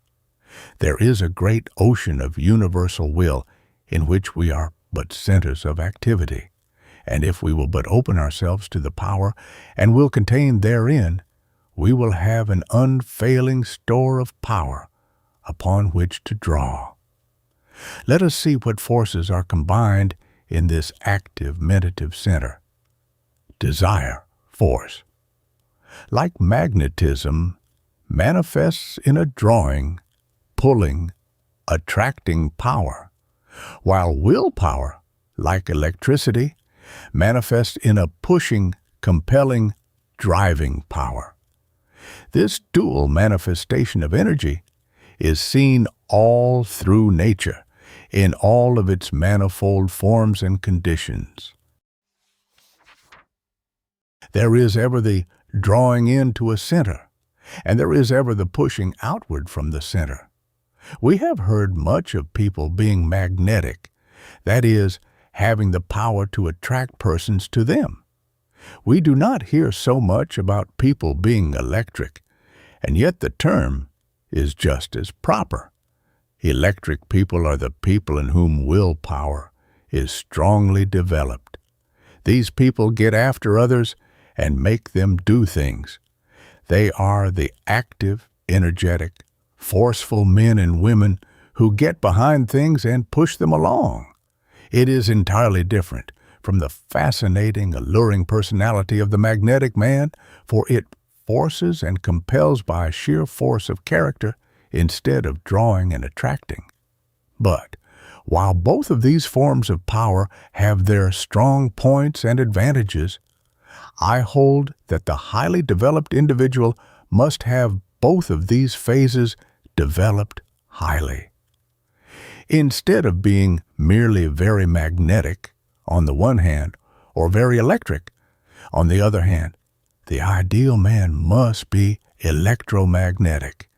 He must have both sides of his mentative energy highly developed and in full operation, manifesting a combined influence which will make him a dynamic individual.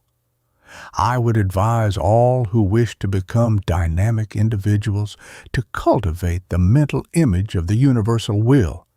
Think of it as a great ocean of willpower in which you live and move and have your being.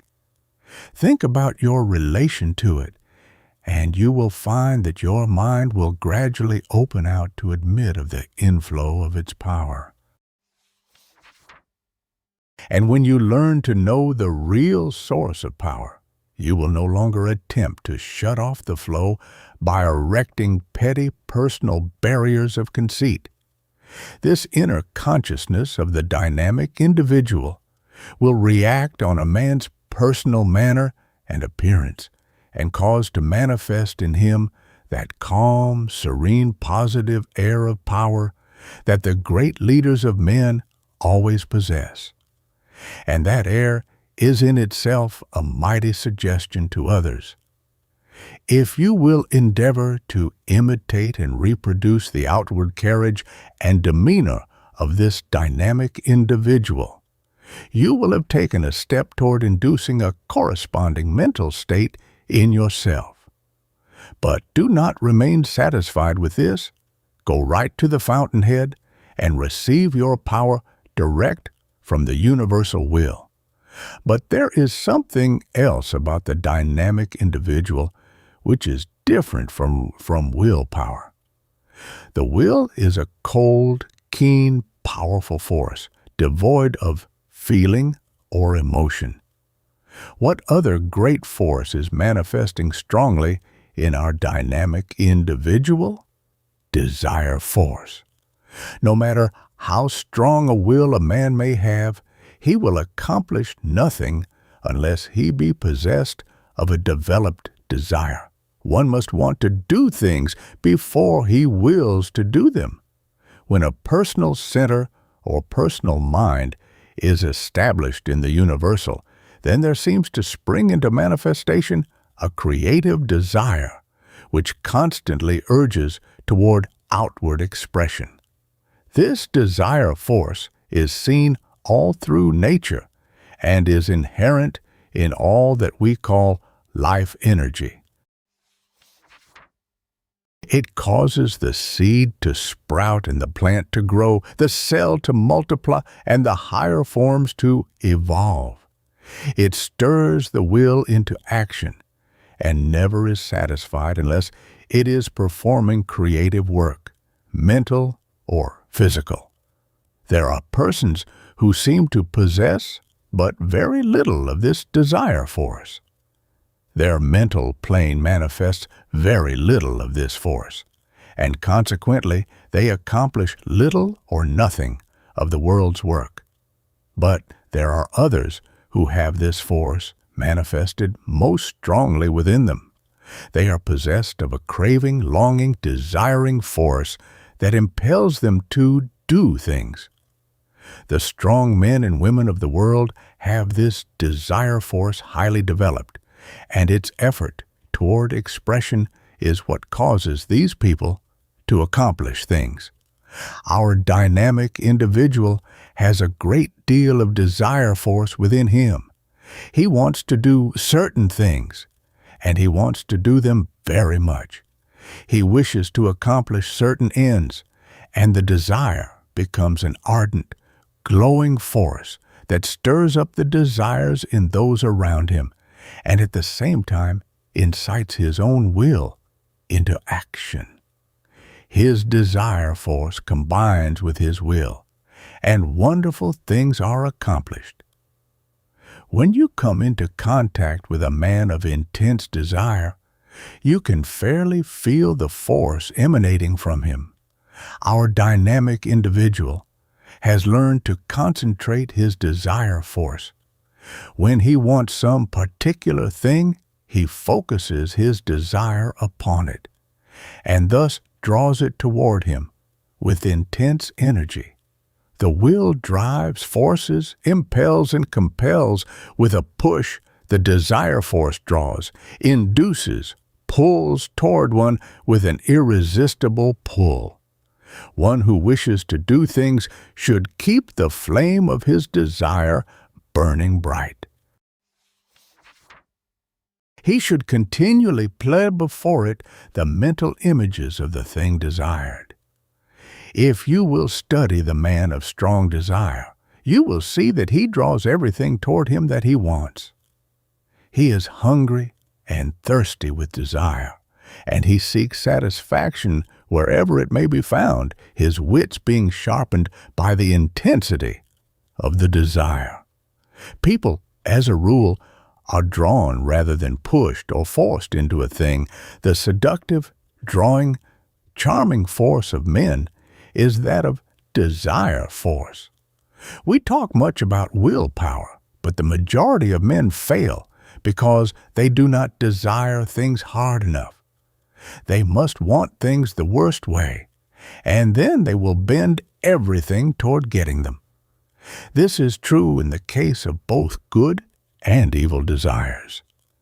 The same degree and intensity of desire, turned in the right direction, would accomplish wonders of good works. This desire force in the dynamic individual is that which causes us to feel that he wants this thing and is going to have it. They learn that by mentally drawing to themselves a supply of the universal energy, they are enabled to transform it into desire force, as well as willpower. In our dynamic individual, both poles are fully charged and in active operation. Now, I have said enough about the theory of the dynamic individual.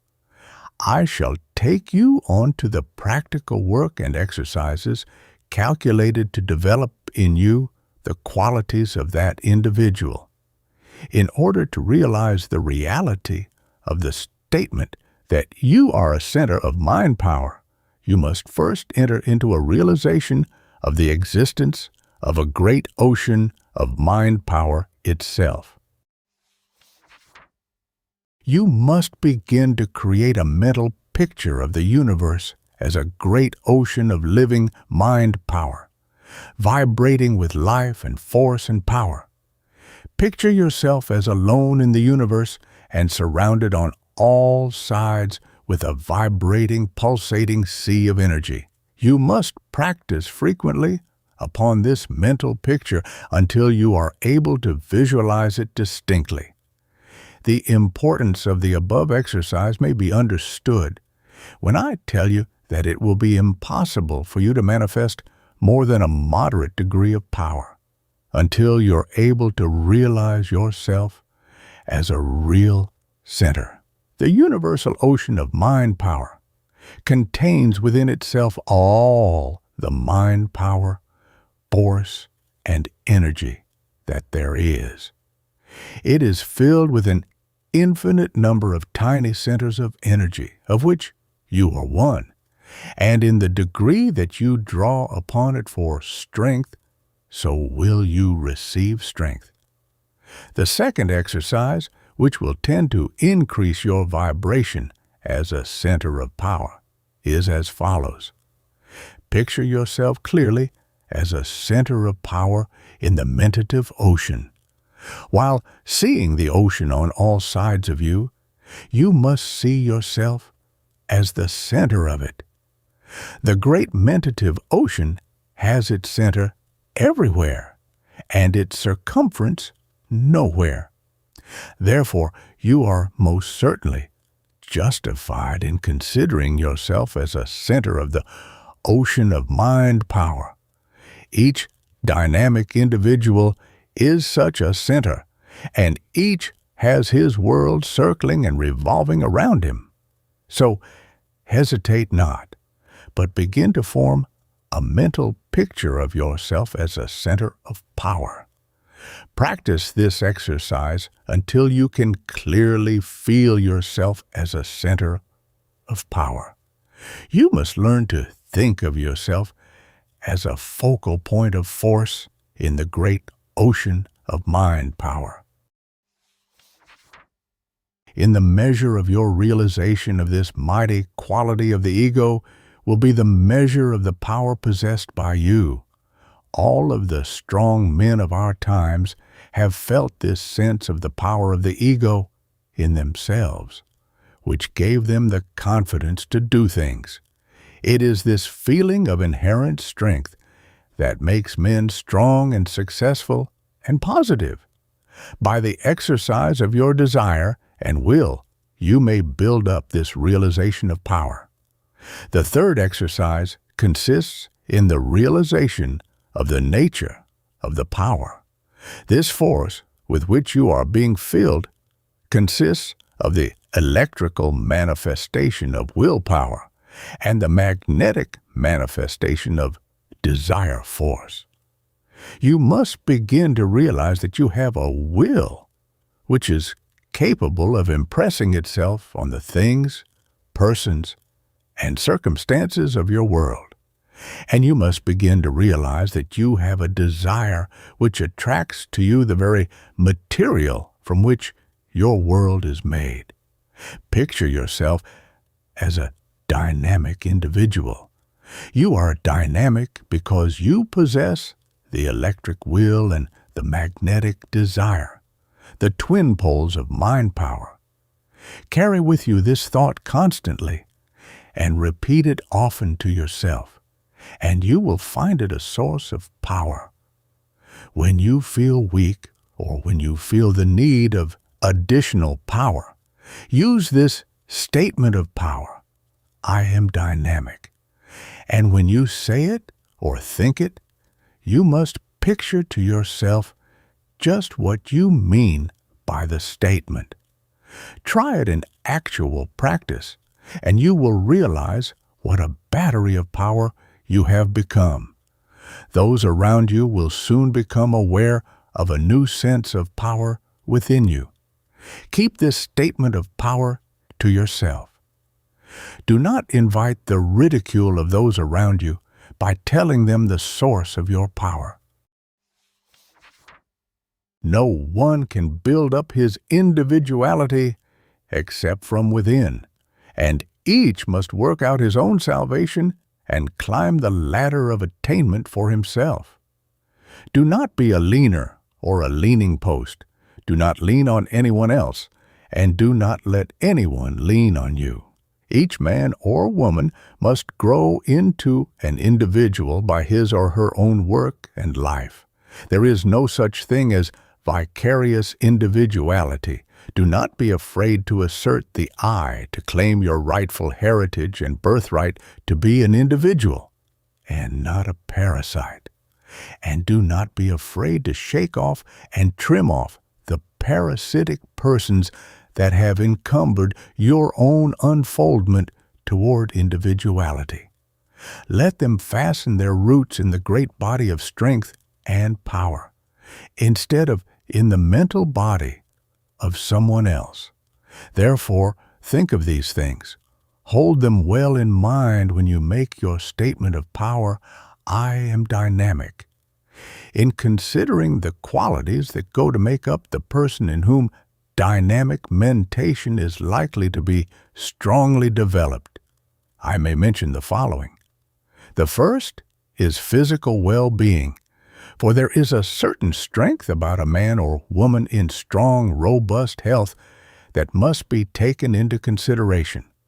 All else being equal, there is a power about a strong, healthy, vigorous person that makes itself felt. The second is belief in oneself, for without this, no one manifests positivity. Believe in your own power and ability, and you impress others with the same belief. Confidence is contagious. Cultivate the I can and I will. The third is poise, for the calm, well-poised, imperturbable man has an enormous advantage over one lacking these qualities. The man who meets any emergency without losing his head has something about him that makes him looked up to as a natural leader. Cultivate the calm, masterful mood. The fourth is fearlessness, for fear is the most negative emotion in the being of man. Fearlessness is a most positive quality, just as fear is the most negative. Cultivate the I dare, I do. The fifth is concentration, for this one-pointedness focuses the willpower upon the object. Do one thing at a time, and do it with all the power that there is in you. The sixth is fixity of purpose, for you must learn to know what you want to do and then stick to it until it is done. Cultivate the bulldog quality. It is needed. To those who recognize the need of the above-mentioned qualities, but who lack them, I would recommend the careful study and determined application of the principles stated in the upcoming chapters of this book. Chapter 12, Mental Atmosphere. Our dynamic individual places himself in a receptive attitude only toward the great universal will, and in a positive attitude toward all else. In this way, he really becomes a most active center of power, which becomes manifest to all with whom he comes in contact. He may not realize just what he is doing, and may know nothing of the truth herein stated, but still he feels that he is in touch with something that aids and assists him, and which gives him strength and dynamic force. He may talk about his luck, or his lucky stuff, or he may secretly believe himself specially favored by Providence. This is a secret belief of the majority of successful men. But the fact remains that every positive and successful man feels, underneath it all, that he has something back of him, And this belief takes form in action and causes him to manifest that air of calm, positive power, and self-confidence noticeable in such men in every instance. You will readily see from what has been said that the personal atmospheres of persons depend upon the character of their mental states and are the result of the mental currents emanating from them. Every person has his or her own mentative aura, or body of radiant mentative energy, which flows from them in all directions. These mentative atmospheres affect the people with whom one comes in contact. You know people who seem to carry with them an atmosphere of feeling which affects a room full of people, or even a building. This atmosphere may be positive or negative in its effect, that is, stimulating or depressing. All of these things arise in the way which I have mentioned. Personal magnetism, as distinguished from personal force, consists of this mentative atmosphere, or radiant mentative energy, which induces in all within its field a feeling of similar emotion or vibration. The charm of the fascinating person is accounted for in the same way. It is all a matter of the mentative currents inducing feeling in others. The power called fascination, which has been known in all times and countries, arises from the same cause. It operates by the strong mentative currents pouring from one's mind and inducing mental states in others. The mentative force emanating from each individual creates a mental atmosphere around him, which often extends a considerable distance from his body, especially in the case of strong individuals, whose mental atmosphere is felt when they enter a room or public place. The man who feels himself to be a dynamic individual carries with him an aura of mental atmosphere of positive strength, which is plainly felt by those coming in contact with him.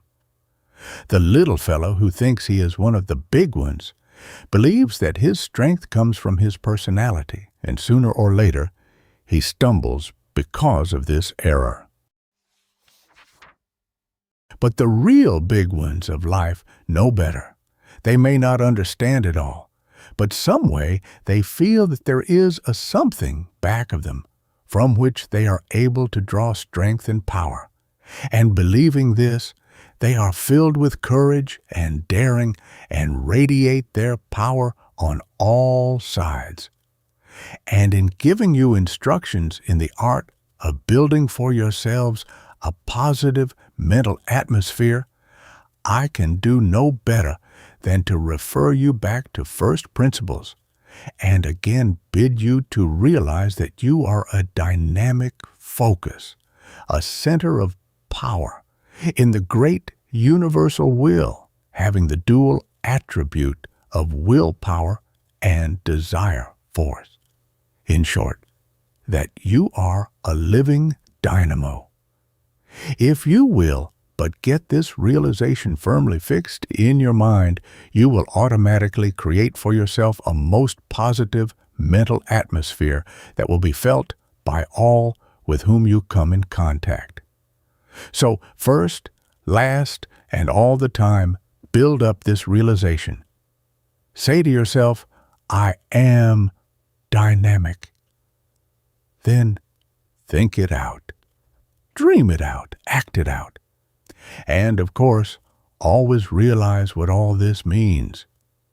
You are the channel through which is pouring the universal willpower, and in the degree that you allow the current to so flow through you, so will be the power you are able to manifest. In this place, I wish to call your attention to the importance of always maintaining your positivity as a means of mental training. Do not allow yourself to become negative to others. even where there is nothing lost by so doing. For by this neglect you create a negative habit which will cause you trouble to overcome later. If a person comes into your presence and his personality seems likely to dominate or overpower yours, by all means interpose a mental resistance right then and there. Simply look the person in the eye, carelessly and without any special effort, at the same time making the mental statement, "I am dynamic," and you will find that your positivity will rise until it is equal with his, and your feeling of negativity will disappear. Now, do not imagine for a moment that in the above cases, and hundreds of others known to me personally, the desired result was obtained merely from repeating, parrot-like, or like a phonograph, the words of the statement. This talk of the power of mere words and all the rest of such talk has wearied me greatly. I have said over and over again, and now say it over again another time, that the words of themselves are nothing. The real virtue lies in the feeling behind the words. If there's no feeling, there is no result. In order to get the results, you must erect the framework of words and then build around it the structure of feeling and expectation and visualization. That's the way to do it. The words are merely the skeleton. The flesh and blood are the feelings and materialized visualizations. The kernel of the process of creating the mental atmosphere lies in what is called visualization.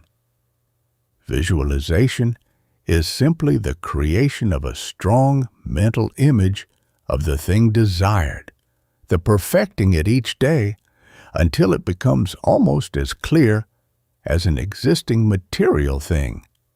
Then the visualization tends to materialize itself. That is, it begins to build around itself actual material conditions corresponding with the mental framework. The statement of words is the pattern around which the visualized mental images form themselves. And the mental image is the framework around which the actual material conditions form themselves. The thing to do in visualizing is to bring the positive imagination to see and feel the thing as actually existent. Then, by constant practice and meditation, the mental atmosphere becomes formed, and the rest is all a matter of time. See yourself as you wish to be. See others as you wish them to be. See conditions as you wish them to be. Think them out, dream them out, act them out, and materialization will follow upon visualization, even as visualization followed upon the statement. The man who wishes to be successful in his dealings with his fellow men must surround himself with a positive mental atmosphere. He must create an atmosphere of self-reliance and positivity that will overcome the negativity of those with whom he comes in contact.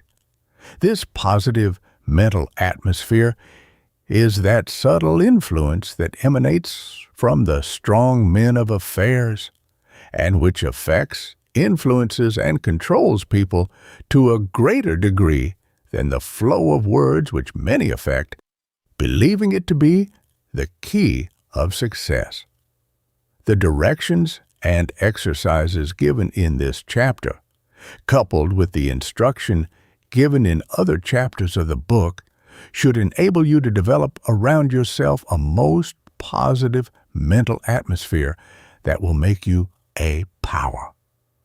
But it all depends upon yourself. You must exercise your will and desire, just as you would do were they muscles that you wished to develop. The rule operates in the mental as well as in the physical world. Chapter 13. Channels of Influence. As I've told you elsewhere, every time two people meet, there ensues a silent mental conflict or struggle for supremacy, from which one or the other emerges a victor, and which victory is fully recognized by both of the parties to the proceeding. This mental struggle is usually the combat between the general mental powers of the two, without regard to special mental states induced at the time. But the man who is skilled in the art of dynamic mentation goes further than this, for he recognizes that he may concentrate his mentative energy into definite shape and form, and focus the force of his mental imagery direct upon the other person with such force and power that the second person will feel the dynamic strength exerted. I have explained to you also that when one receives a suggestion through a physical agent, there is induced in him the mental state corresponding to the one originating that physical suggestion. For example, if you feel yourself filled with confidence, energy, and fearlessness, your outward appearance will reflect that inner state, and the outer appearance will become a suggestion to others.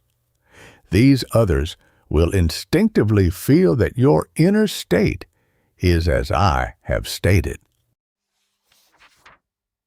And so, I might mention hundreds of examples tending to show that if a man's manner conveys the impression that he is used to being treated in a certain way, and that he is accustomed to acting in a certain way, we are very apt to accept the suggestion of manner and fall into line with the rest of people.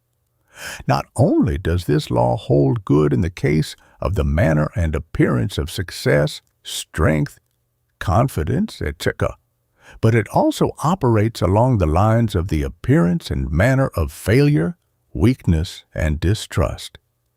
In illustrating this point, I have frequently used the illustration of the two dogs, the one carrying himself in a manner betokening self-respect and an ability to prevent and resent undue liberties, and the other carrying his tail between his legs, in a manner and appearance indicating that he expected to be kicked and cuffed. The first dog is almost invariably treated with respect even by the most mischievous youngsters, while the second one almost always invites to himself the kicks, tin cans, and brickbats of the young hoodlums of the neighborhood. And this illustration is as true in the case of people as in the case of dogs. But, you may say, how is one to acquire the proper suggestive manner?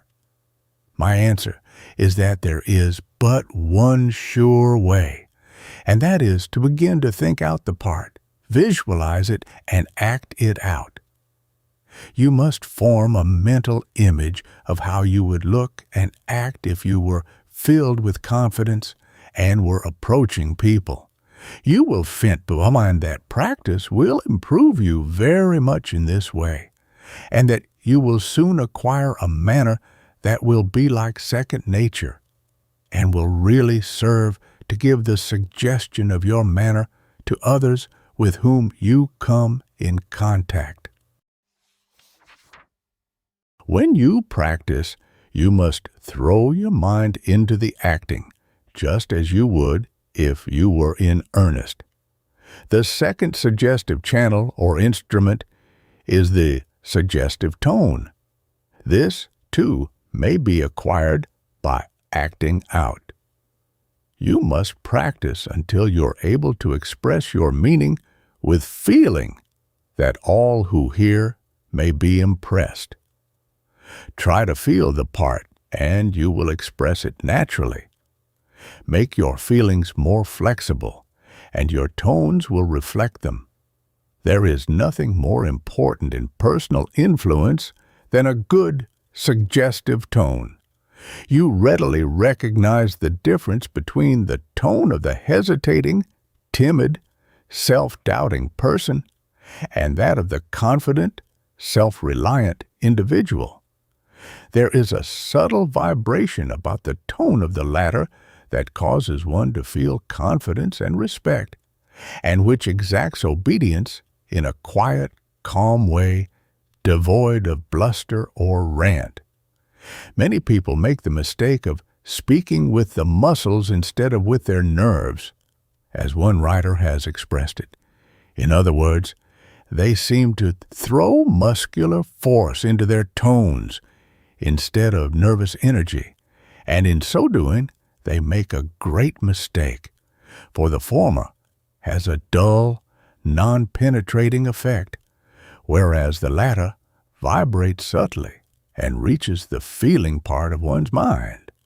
Feel when you wish to speak impressively, and your tones will reflect the same and induce a corresponding feeling in others. The voice is a mighty indicator of the mental state within. Excepting the eye, no outward form of expression of character responds so quickly and fully to the inner mental state as the voice. If the person to whom he is talking raises his voice to a strident pitch, our individual does not follow suit. On the contrary, he puts a little more force into his tone, but keeps the pitch the same, and before long, by his will, in his evenly pitched tone, he will actually force down the pitch of the other to a normal degree. A calm, even positive tone in which the will is apparent in self-control and in forceful effect will master the tones of others pitched in a fiercer key. And in the mastery of the voice of the other, you will often effect a mastery of his will. By making captive the outer expression, you often capture the inner man. In the first place, the suggestive tone is fairly charged with the mental idea back of the words. Each word has an inner meaning, and the suggestive tone carries this idea with it, so that the hearer gets the full mentative benefit and influence of it. It is a forceful, natural tone. Its expression is that of being in earnest and meaning just what you are saying. The voice of the dynamic individual is flexible and adaptable to any mood or phase of feeling that he wishes to induce in his hearers. It may be positive and masterful along the lines of suggestion by direct command or authority, or it may be subtle and insinuating along the lines of suggestion by association or imitation. The third suggestive channel is the suggestive word. I may be able to explain this more clearly when I call your attention to the fact that each word is a crystallized thought. In every word, there is an imprisoned thought. And when you lodge a word in the mind of another person, the crystal covering is dissolved, and the released thought manifests itself. And, this being so, it becomes important for one to carefully choose the crystallized thoughts or words which he wishes to implant in the mind of another. You should study words until you are able to distinguish between those which carry a live, active, feeling thought and those less strong. Take the word strong, for instance. Does it not make you feel strength when you hear it forcibly and feelingly pronounced? Take the word crash and see how it suggests the crashing, crunching, tearing, startling thing for which it stands. Compare the sound of the words rough and smooth, and you will see what I mean.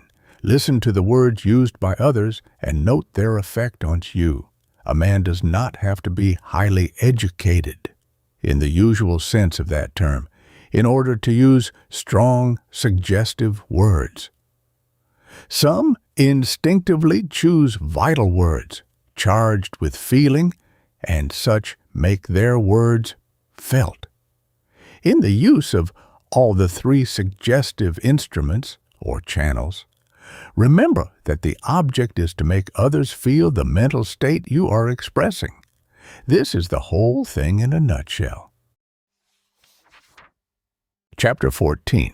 Instruments of Expression.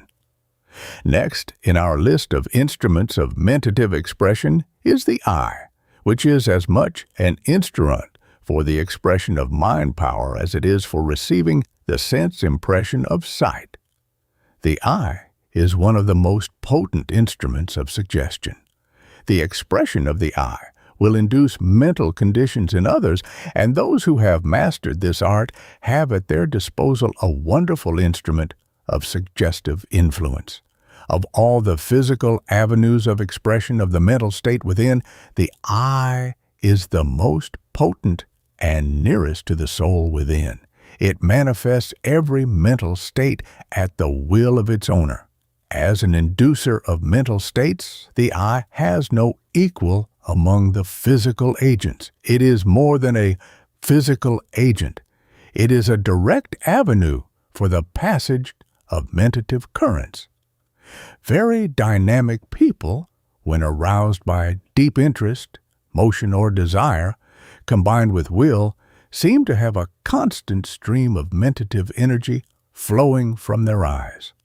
In cases where the will has been developed to a very high degree, the mentative energy can be so concentrated by an earnest and powerful glance that an actual physical effect may be produced. You have all seen people flinch and quail before the masterful glance of one possessed of a developed willpower. The following rules for the cultivation of eye expression were obtained from one of the leading authorities in this line. Begin by studying your eyes in a mirror. The upper eyelid moving over the eyeball produces a variety of expressions. Hold the upper lid in such a position that its edge rests halfway between the pupil and top of the iris. This gives an expression of calmness. Rest the edge of the upper eyelid at the top of the pupil. This gives an expression of indifference. The edge of the eyelid resting at the top of the iris gives an expression of strong interest. The edge of the eyelid resting halfway over the pupil gives an expression of deep thought. The edge of the eyelid resting just above the edge of the iris, showing a narrow strip of white between the edge of the lid and the edge of the iris, gives an expression of emotional activity. The above position, exaggerated so as to show as much of the white as possible between the edge of the iris and the edge of the lid, will give an expression of emotional excitement. Practice these movements until you can reproduce them without the aid of the mirror. The exercises will not only enable you to express the different mental states freely, but will also tend to strengthen the muscles and nerves of the eyes themselves. Do not scowl or contract the brows in the practices. When you have mastered the above exercises, you may try the following, which is the most difficult of all. Rest the eyelid in the position of strong interest, and then, at the same time, lift the edge of the underlid to the lower edge of the pupil. This position gives the expression of close scrutiny. The following development exercises are highly recommended. Open the eyes quite widely, but not so widely as to strain them, and hold them in that position for a few seconds, gazing into your mirror. While gazing, open them a trifle wider still, without straining, and throw an intense expression into them. Do not move the eyebrows. Resume the first position, and then change to the expression of strong interest, looking at yourself in the glass just as you would in looking at another person. Follow the same procedure, gradually changing to the expression of emotional activity, then to emotional excitement, and then to close scrutiny. In the above exercises, you must act as if the reflection of yourself in the mirror were in reality another person whom you wished to influence. Practice the expression of strong interest on persons to whom you are listening, until you feel that you have awakened a response in them. Practice the expression of close scrutiny upon other persons upon appropriate occasions in which you desire to appear as taking a deep, critical interest in some proposition. The eye is one of the most effective mediums for the passage of mentative currents from one person to another. Advanced occultists inform us that there are seen great beams of incandescent energy streaming out from the eyes of a person exercising will, reaching the mind of other persons. These beams of energy transmit mental states and thoughts of the person, just as beams of light will carry waves of electricity. One who has mastered the fascination of the eye is able to convey most readily to others the mentative currents which tend to produce similar mental states by mentative induction. When you wish to use these mentative beams, you should imagine them as actually existing in full force and reality. This will give them a material reality and render them a highly efficient medium for the passage of your mentative currents. Here is the proper use of the eye in what has been called the dynamic gaze. Former instructions regarding the magnetic gaze told the student to concentrate his gaze at the root of the nose of the other person, right between his two eyes. This focusing between the eyes weirdly results in crossing your gaze, and thus robbing it of a portion of its direct electromagnetic power. The new dynamic gaze is performed as follows. You do not focus your gaze at a point between the two eyes of the other person, but instead gaze directly and straightly into his two eyes with your two eyes. You must so focus your eyes that you are really gazing through him, as if he were transparent, and you wished to see something beyond him. Practice by focusing your eyes up in the wall opposite you. Then slowly pass your hand before your eyes at a distance of about 2 feet, but do not change your focus. Keep your gaze focused on the wall, as if you could see it through the hand.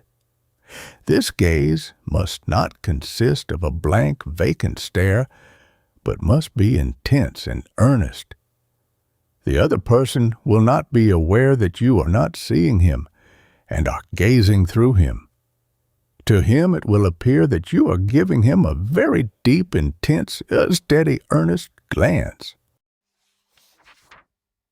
He will see your pupils dilate as they always do when looking at a distant object, and your expression will be one of calm, serene power. Another important point about this gaze is that you may maintain it a long time without tiring the eyes, and without the eyes watering or blinking. You may outstare another person in this way without fatigue, while the other's eyes grow tired and weak. The whole secret is that short-range focusing upon an object tires the eyes much more than does long-range gazing into space. It will tire you far less seeing through a person than gazing at him and seeing him at the short range. In practicing the maintaining of the gaze for a long time, I would advise against tiring the eyes by gazing at short-range objects. Better practice at gazing at distant objects until you're able to maintain the gaze a long time. A little intelligent practice along these lines will give you a penetrating glance, firm, earnest, and full of magnetism without the slightest sense of strain, fatigue, or effort. Chapter 15. Using the Mentative Instruments. In the use of the eyes for the purpose of conveying mentative currents, you should always remember that the feeling is the real power behind these currents of power, and that the brain is the dynamo from which the currents originate. Consequently, if you wish to send out mentative currents for the purpose of inducing feeling in others, you must first have feeling generated in your mental dynamo. It will be well for two people to practice the eye exercises together, but in the absence of a friend in whom you have confidence, you may obtain excellent results by practicing before your friendly mirror. In either case, you must first arouse in your mind the feeling that you wish to express in mentative currents. Put your feeling into your glance, and it will be felt. After you have acquired the faculty of making your strength felt by above exercises, you may use the same upon other people when the occasion renders it advisable. If you are addressed by some person whom you think is trying to master you mentatively, or whose strong influence you wish to ward off, you may use the above method on him. But you may counteract this, if you are the listener, by simply sending him a glance, accompanied by the feeling of, "I scatter your force into bits. You cannot affect me." The positive denial is the powerful force that scatters into tiny bits the force directed against one. By a strong positive denial, you may scatter and disintegrate any mentative influence directed against you.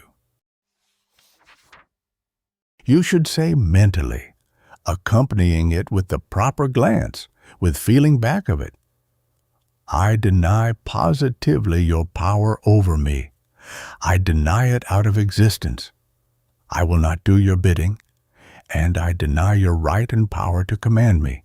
I deny your power, and I affirm my own." In the use of the I as a mentative instrument, remember first, last, and all the time that desire and will are the phases of the mentative energy, and that in the degree that desire is kindled and will is exerted, so will be the power expressed by yourself and impressed upon others. You will be conscious of a gradual growth and development along the lines of mentative power and influence. The flame of dynamic mentation once lighted, it will never die out. Tend the flame carefully, keep the wick trimmed clean, and fill the lamp with oil, and it will ever burn bright and emit heat and light and power. The last mentative instrument is the touch.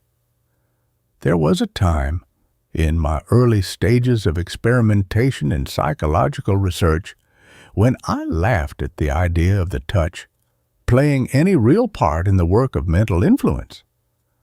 I now explain it by the idea of the nerves being like the wires upon which the electric current travels. The brain is the dynamo, or converter, of the energy, and while the latter travels in waves and currents without any wires, still if there is a wire to be had, then it follows the lines of least resistance and takes advantage of the nerve wire. Certain parts of the body have nerve cells very highly developed in them, are in fact miniature brains. In the cases of some persons of sensitive and trained touch, there exist little clusters of nerve cells at the ends of the fingers that act like miniature brains. The fingers and hand are excellent polar mediums for conveying the mentative energy that pours down over the nerves from the brain and through which it passes to the other person.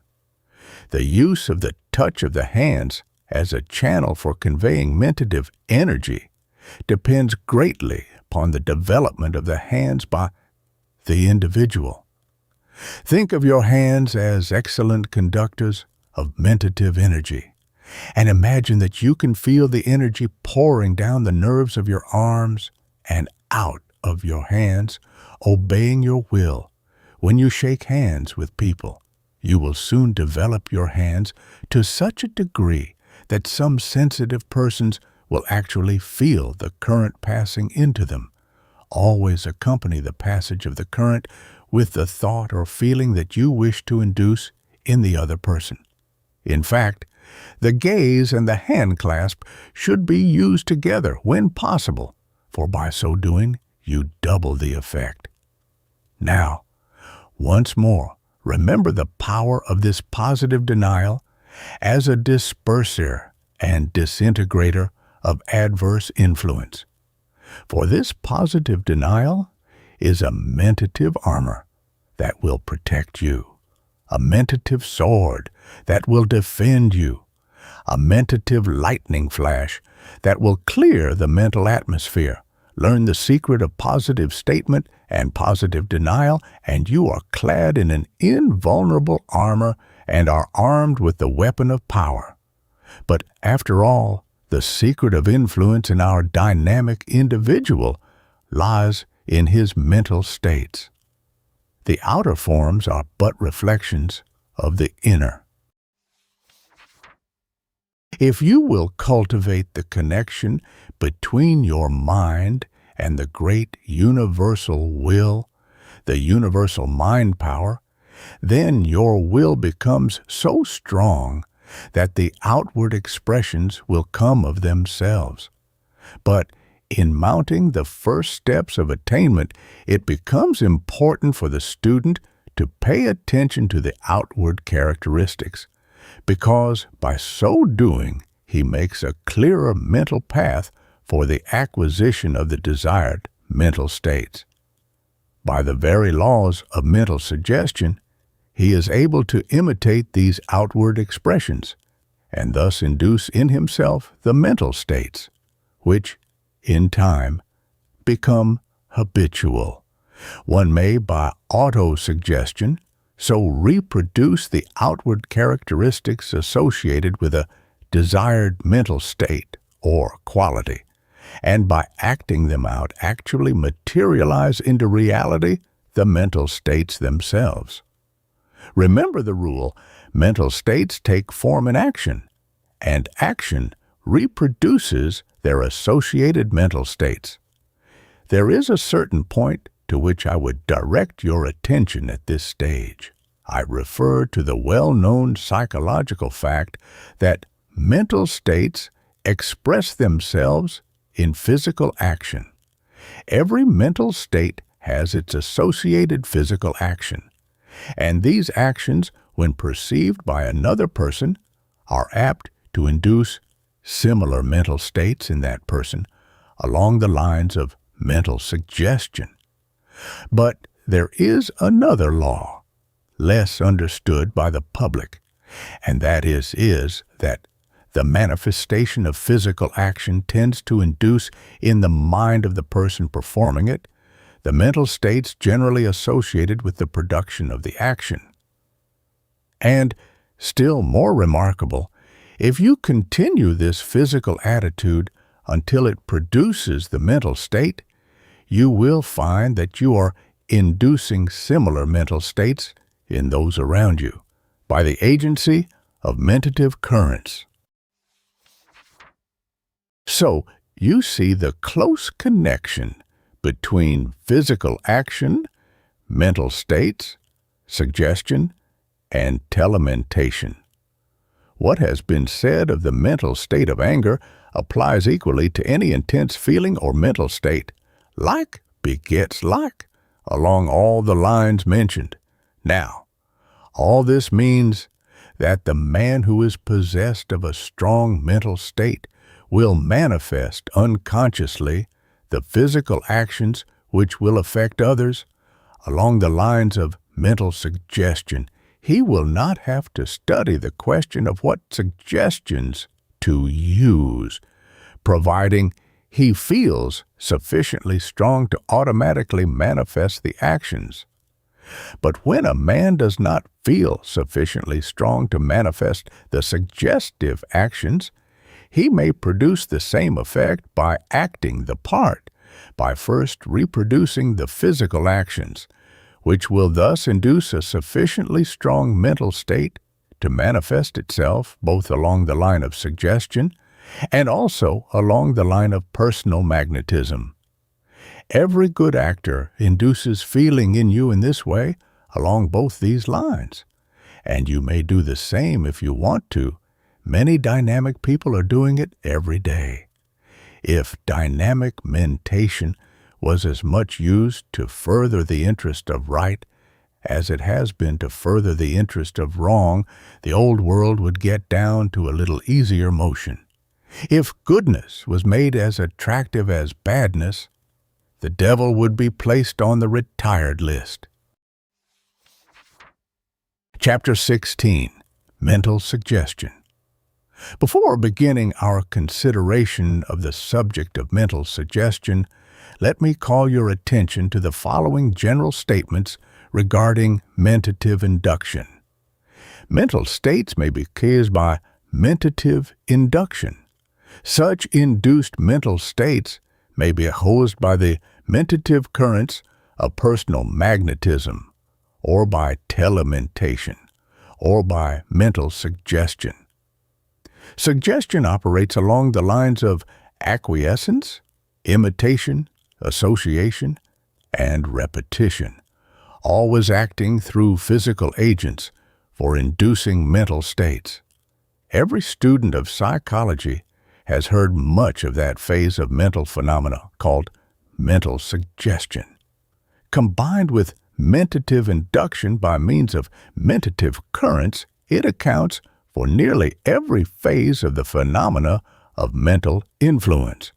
No one can be a successful practitioner of personal magnetism who is not a good suggestionist, because the very knack of projecting strong suggestions is necessary for the forceful projection of mentative energy. I divide mental suggestion into two general classes: active suggestion and passive suggestion. By active suggestion, I mean the induction of mental states in others by positive command, affirmation, or statements bearing directly upon the desired mental state. By passive suggestion, I mean the induction of mental states by the subtle insinuation, introduction, or insertion of ideas into the minds of others. Active suggestion is associated with the motive pole of the mind, and passive suggestion is associated with the emotive pole. Suggestion operates along the line of emotional mentality, feeling, or imagination, and has nothing to do with judgment, reason, argument, or proof. It belongs clearly to the feeling side of the mind. It is true that suggestion may accompany an appeal to the reason or judgment of the person influenced, but strictly speaking, it constitutes an appeal to a part of the mind entirely removed from reasoning and judgment. It is emotional and imaginative, first, last, and all the time. I therefore define a mental suggestion as follows: a physical agency tending to induce or excite mental states or ideas through the imagination. I use the word physical to distinguish suggestive agents from the mental agents inducing mental states by mentative currents. In my use of the term physical, I include all words, mannerisms, physical actions of all kinds, physical characteristics and appearances. It may be urged that the use of words may be employed in every appeal to the mind of another, whether the appeal be along the lines of suggestion or argument. Certainly, and in that sense, they act as suggestions. Arguments appeal to judgment and reason, but not to feeling, emotion, or imagination. One may subtly insinuate into an argument an appeal to the feelings of the hearer, in the shape of an idea, in the nature of a hint. Such idea will be felt by the listener, who will accept it into his mind, and before long he will regard it as one of his own thoughts. He will think that he thought it, whereas he simply feels it, and the feeling is induced.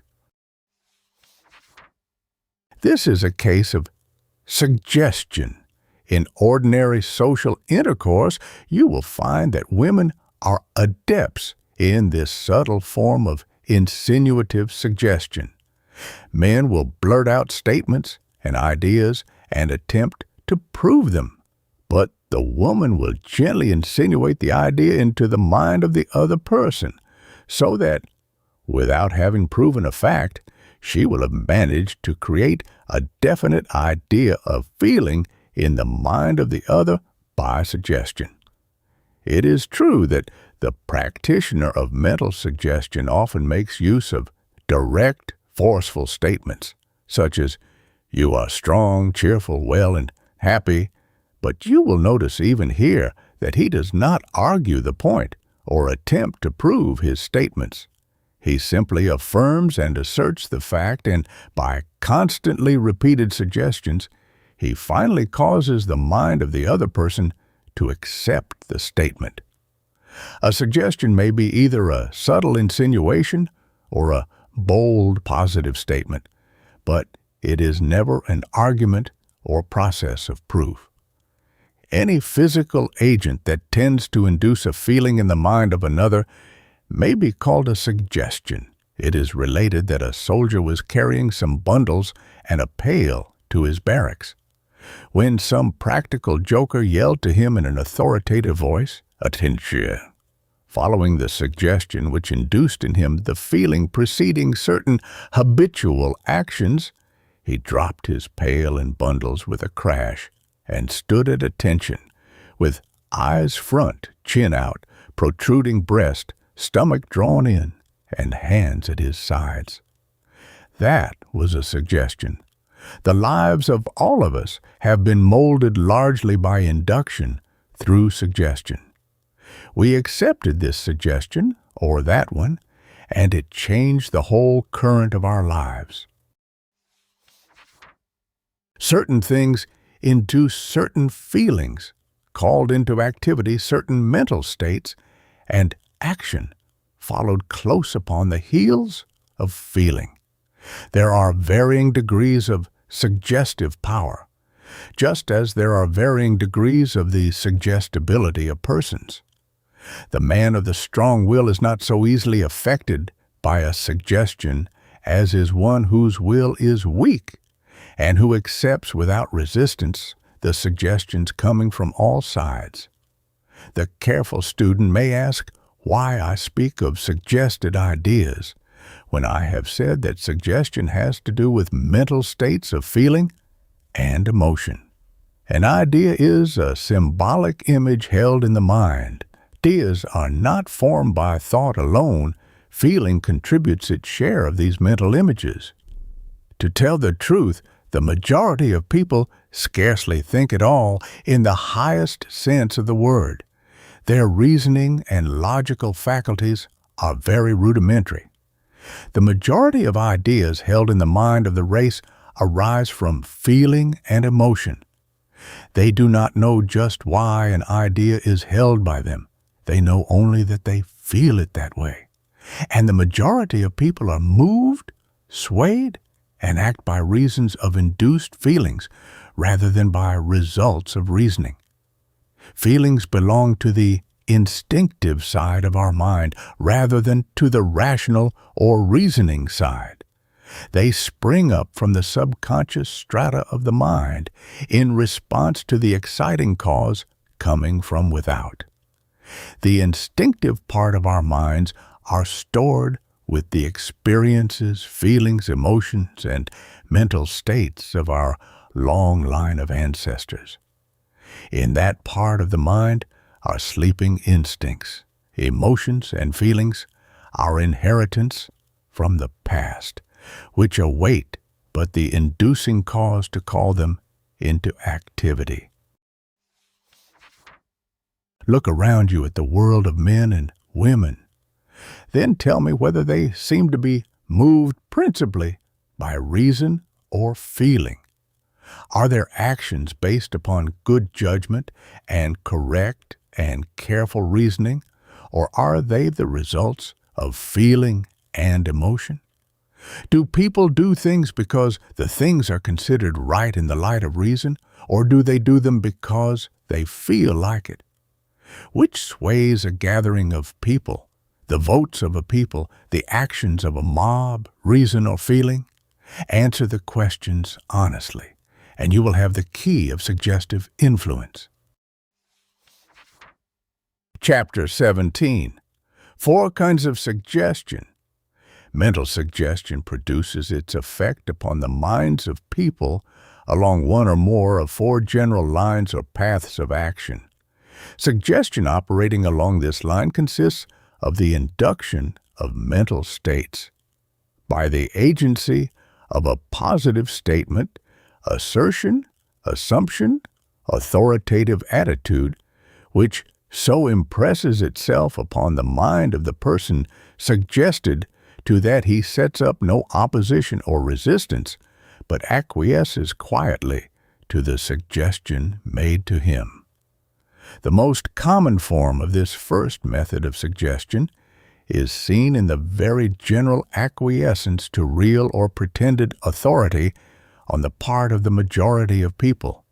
When such people hear a statement made positively and in a tone of conviction by some person in authority, they accept the statement and the feelings arising from the accepted statement without resistance and without any attempt to submit the matter to the exercise of their reason. It is astonishing, from one point of view, to see how obedient to this form of suggestion the masses of people are. They will allow their mental states, feelings, and emotion to be induced by the impudent statements and claims of cunning, shrewd, and designing men, as well as by ignorant, self-deluded fanatics, who thus influence and sway them.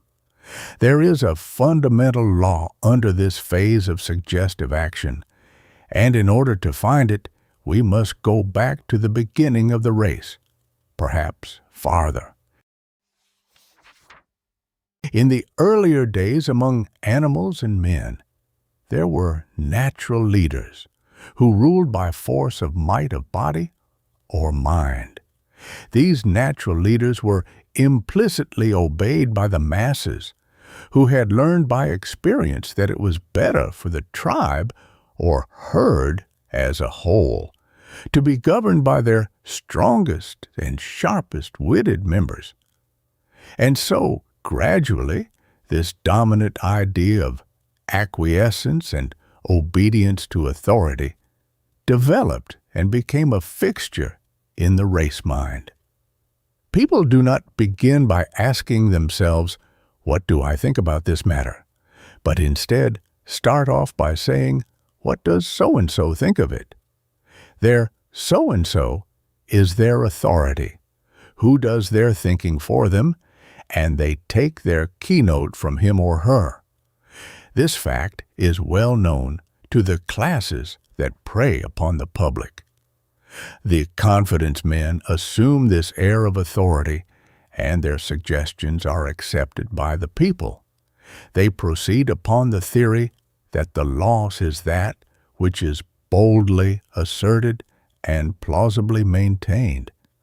To see a principle in its naked simplicity, one should look for its operation in extreme instances. And the extreme instance in this case is the hypnotic subject who has surrendered his judgment entirely to the mind of the operator. The keynote of this form of suggestion is a positive statement or command given with the air and appearance of authority.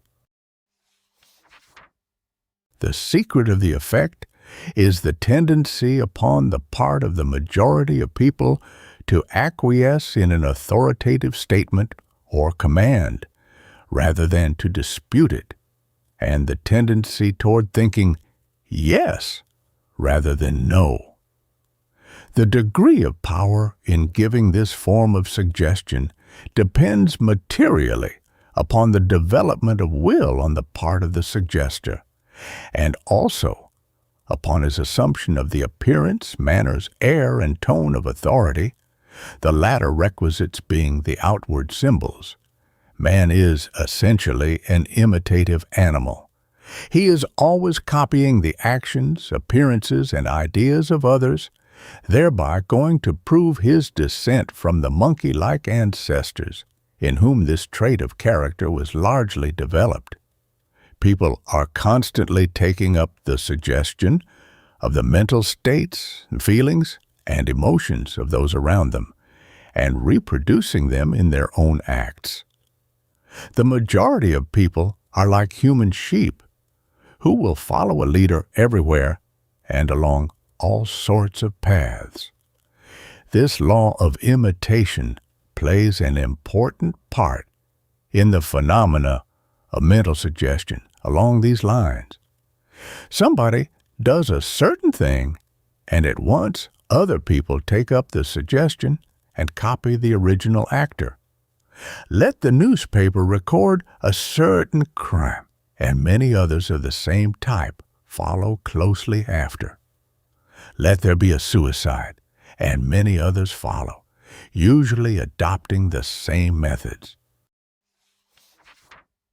Shrewd men take advantage of this tendency of the human mind, and, by getting a few people interested in certain things, they manage to set the fashion, and the crowd follows like sheep. This form of mental suggestion is based upon the acquired impressions of the race, by which certain words, actions, manners, tones, appearances are associated with certain previously experienced mental states. A man feeling in a certain way is apt to express himself by certain actions or in certain words. These actions and words thus become symbols of the mental state producing them, and consequently, they produce upon the mind of the person seeing or hearing them the mental image connected with that mental state. I wish to remind you that every written, printed, or spoken word or words is the outward and physical expression of some inner mental state of the person uttering or writing the words. Mere words, in themselves, have no suggestive value. The value depends upon the meaning impressed upon them by the mind of the person using them, accompanied by an understanding of their meaning by the person hearing or reading them. Personally, words seem to me to be like the wax record of a phonograph. The record is covered with minute impressions produced by the sound waves entering the phonograph. Place this record in its place in the phonograph and start the latter in motion, and lo, the minute impressions on the record will reproduce or induce in the diaphragm the same kind of sound waves that originally caused the impressions. In this way, a word, which is the physical, symbolic record of feeling, will produce its associated feeling in the mind of the person hearing or reading it. And so it is with the suggestion of appearance, manner, surrounding, etc. Each of these depends for force and effect upon some accustomed association with some inner feeling, which feeling is reproduced or induced by the outward symbol of the thing. And here is where the art of the suggestionist comes into play. He watches closely and discovers that certain words, tones, manners, appearances, actions, motions are associated in the minds of people with certain feelings and ideas.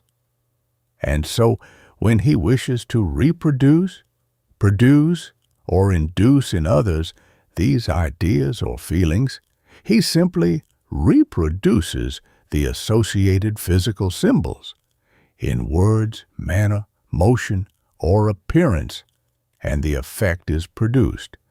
Remember, now and always, that a mental suggestion operates by the presentation of the outward symbol associated with the feeling to be induced. Oratory and other forms of appeal to the feeling by spoken words gives us a typical example of the operation of this form of mental suggestion. The orator, the lawyer, the preacher, each uses words calculated to induce more mental states, feelings, and emotions in the minds of his hearers. He avoids the use of cold, abstract words and drifts into the use of those which are symbols for deep feeling and emotion, knowing that these word symbols uttered with the proper tone and expression will induce the feelings for which they stand in the minds of the hearers. Words, words, words, inciters to action, inducers of feeling, symbol of mental states, and reproducers of mental states. Despise them not, sneer not at them, for they have brought down low the mightiest of men when properly used. Let me make the catchphrases of a country, and I care not who makes its laws. One should ever be on guard against this kind of influence. The best way to escape it is to adopt the policy of never acting immediately in response to an appeal of this kind. Rather, wait until the effect has worn off, and then submit the matter to the consideration of your reason and judgment. This form of mental suggestion is quite common, and the study of its manifestations is quite interesting, for it brings into operation a well-known psychological principle, which has its correspondences in the physical world. Constant dripping will wear away the hardest stone. You know the story of the man who told his favorite lie so often that he believed it himself. Well, this is a psychological fact. People have started in to make a certain appearance of truth in words or manner by assuming something to be true that was not so. Then they kept on repeating the thing, adding a little here and a little there, until the thing got to be a fixed idea with them, and they actually believe it. The secret of the operation of this form of suggestion lies in the psychological facts of weakened resistance through repetition of the attack and the force of habit. The first time an unaccustomed suggestion is made, the mind sets up an active resistance. But the next time it is presented, the suggestion is not quite so unfamiliar as before, and a lessened resistance is set up, and so on, until at last no resistance is interposed and the suggestion is accepted. We first resist them, then endure them, then accept them, unless we understand the law. The psychological fact involved in this form of suggestion is that impressions upon brain cells become deepened by constant repetition. It is like sinking a die into a cake of wax. It goes deeper at each pressure. The mind is very apt to accept as true anything that it finds deeply impressed upon its records. It finds itself feeling these things that have been repeatedly impressed upon it. Like the cuckoo's egg in the robin's nest, these illegitimate mental impressions are nurtured as one's very own. There is a constant struggle for existence upon the part of the ideas or mental images impressed upon me. The strong crowd out the weak. And in the majority of cases, the strongest ones are those which have either been impressed in a vivid manner or else by repetition. Suggestion gains force by each repetition. This is one of the fundamental laws of suggestion, and one that all should remember.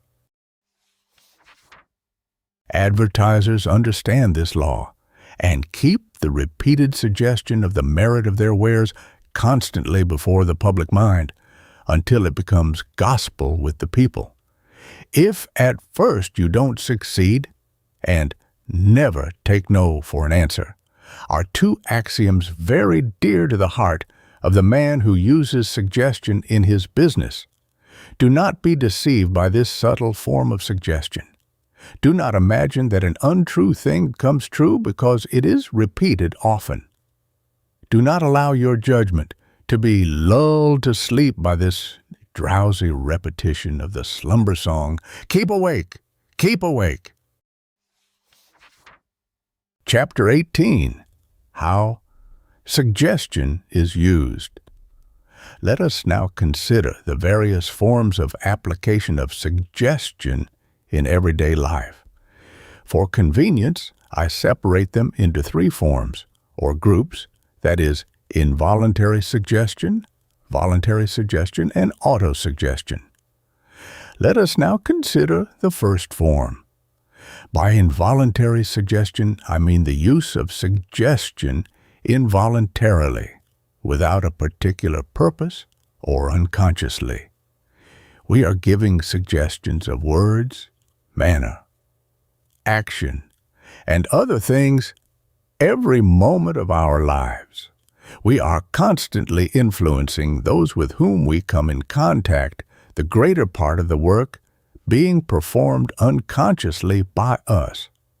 A business house is permeated by the personality of its head, and his personal characteristics impress themselves upon those under him by the means of suggestion. He sets the gait of the place. If he is active and enterprising, so are the workers employed by him.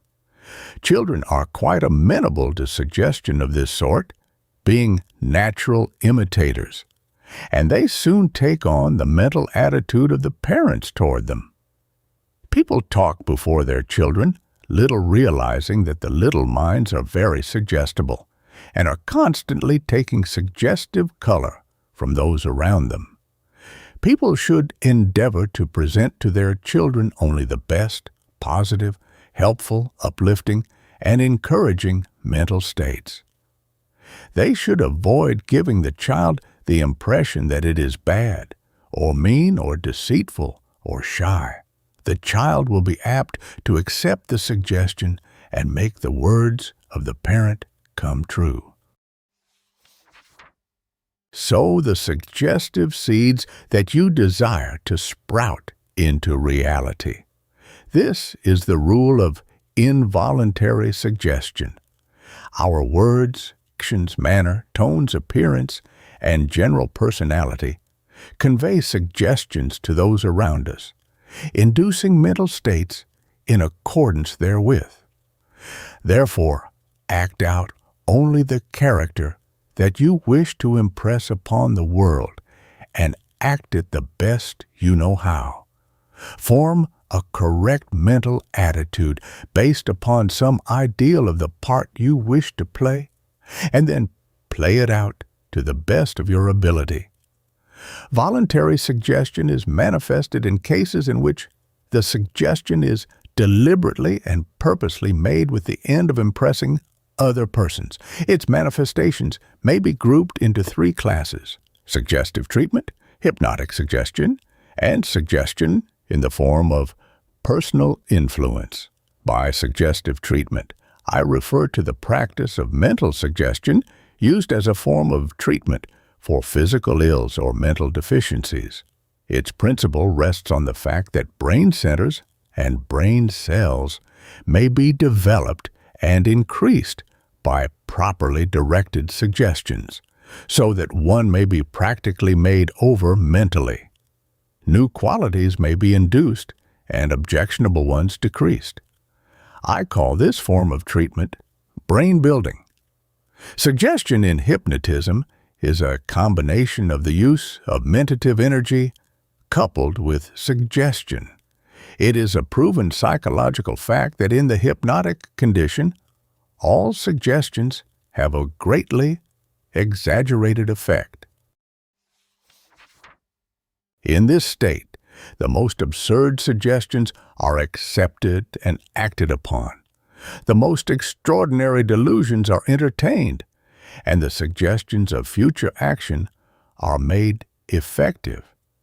I wish to caution my students against allowing themselves to be hypnotized for experimental or other purposes. The best effects of suggestion may be obtained without hypnosis. The latter is merely an abnormal and morbid state. Autosuggestion is mental self-suggestion, or suggestions given by one to his own mind. It is by autosuggestions that so many people have made themselves over mentally and have become that which they will to be.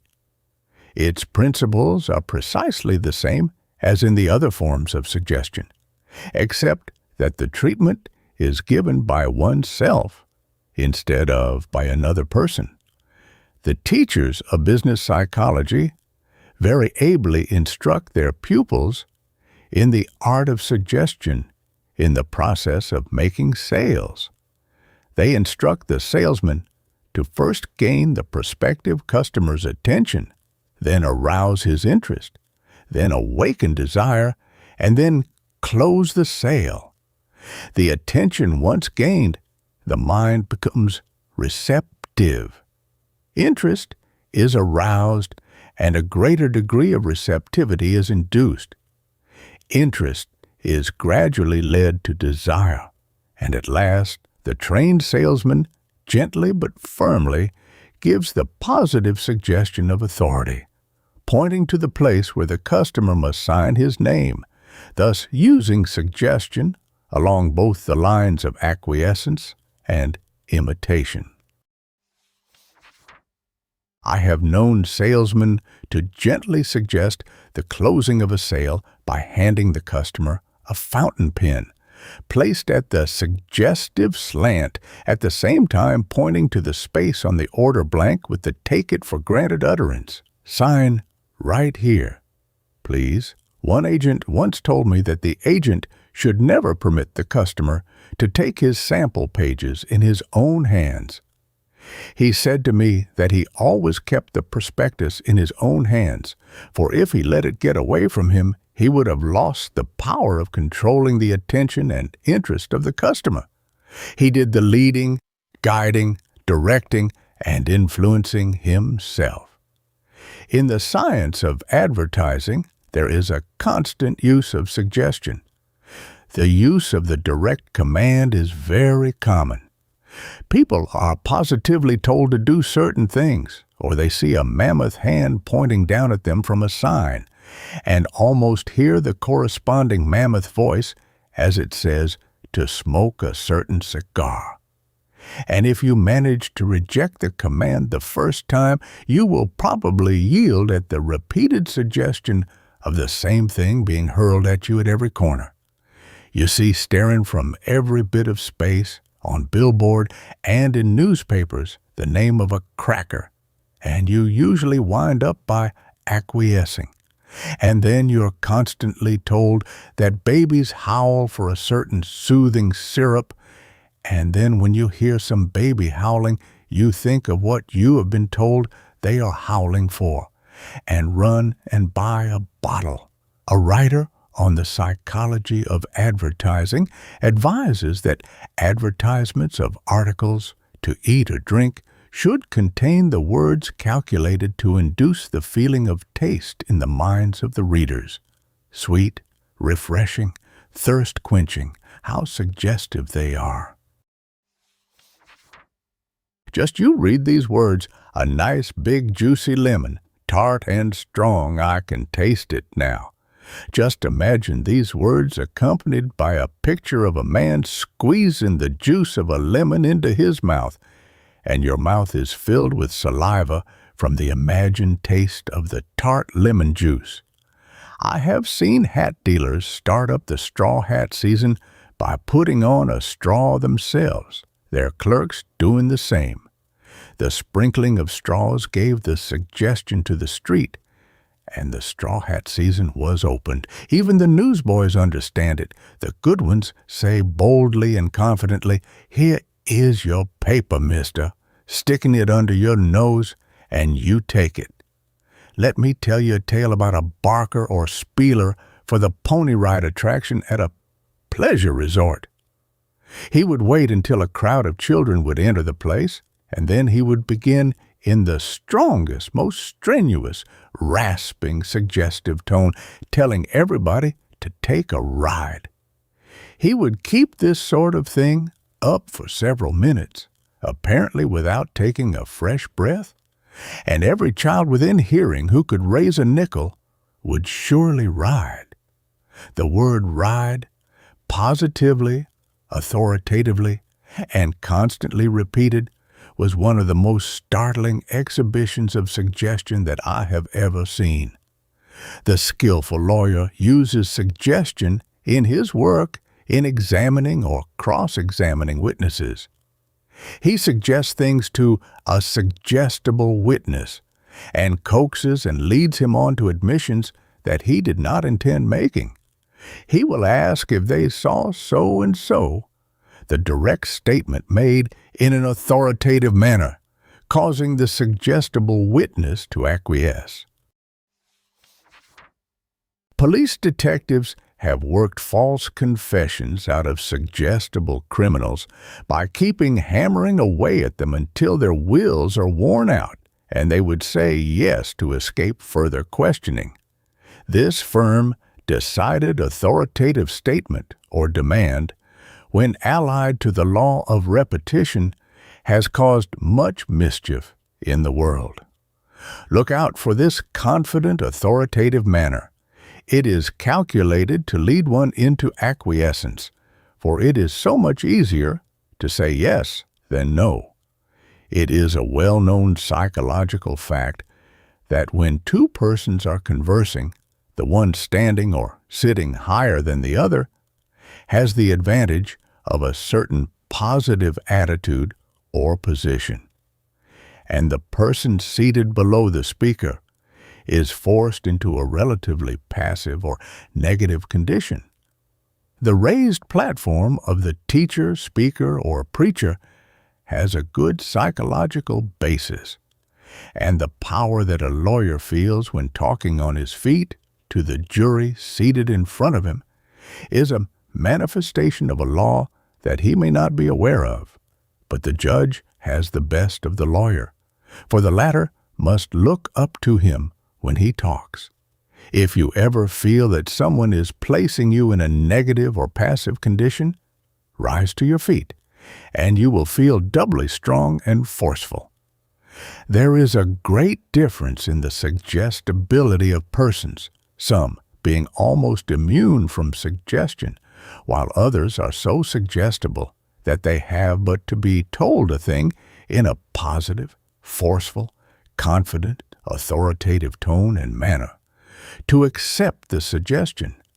I now wish to call your attention to what may be called future suggestion, or post-hypnotism. Future suggestions are like seeds planted in the mind, which grow, blossom, and bear fruit at some future time. The hypnotist produced this phenomena by giving the subject the suggestion that at a certain time he will do certain things. But the newer school of psychologists have discovered that these future suggestions may be made in the ordinary receptive state, and the result will be the same. Generally speaking, all the phenomena of immediate mental suggestion may be produced as future suggestion. All the phenomena of future suggestion produced upon another person may be likewise produced by autosuggestions. You make up your mind that you must awaken to catch a train at 4 tomorrow morning, and you awaken in time. You have set your mental alarm clock.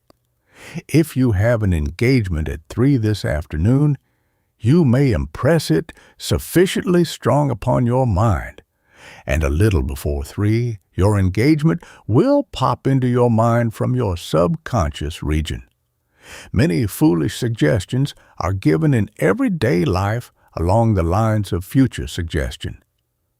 How many times has it been said to a man to wait until the novelty wears off, and he will see how sick of the job he will get, or that he will find a person out after a while and will see that he is not what he seems?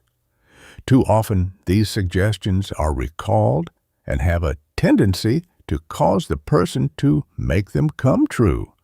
If you feel that an attempt at future impression is being made on you, neutralize it with a mental refusal. The only reason a future suggestion has the advantage over a present one is that it is more subtle, and people are not as much on guard about future things as they are about things to be done right now. You will resent a suggestion that you do a thing right now, while you pay but little attention to the earnest suggestion that in a year from now you will feel so and so. But now that you know the facts of the matter, you may take the sting out of them by your mental refusal. If you feel that you are harboring any future suggestions made on you in the past, you may kill them by direct self-suggestion to the contrary. Will them out of your mind and make a mental picture of the suggestion being obliterated by the action of your will. Chapter 19. Induced Imagination. There is a form of suggestion which tends to arouse activities in the imaginative regions of the minds of people. I call this class of phenomena induced imagination. The imagination is creative in its nature and works with the plastic material of the mind. The writers usually make a distinction between what is called imagination proper on the one hand and what is called fancy on the other. Imagination proper may be considered as a positive phase and fancy as the negative phase of the image-creating faculty.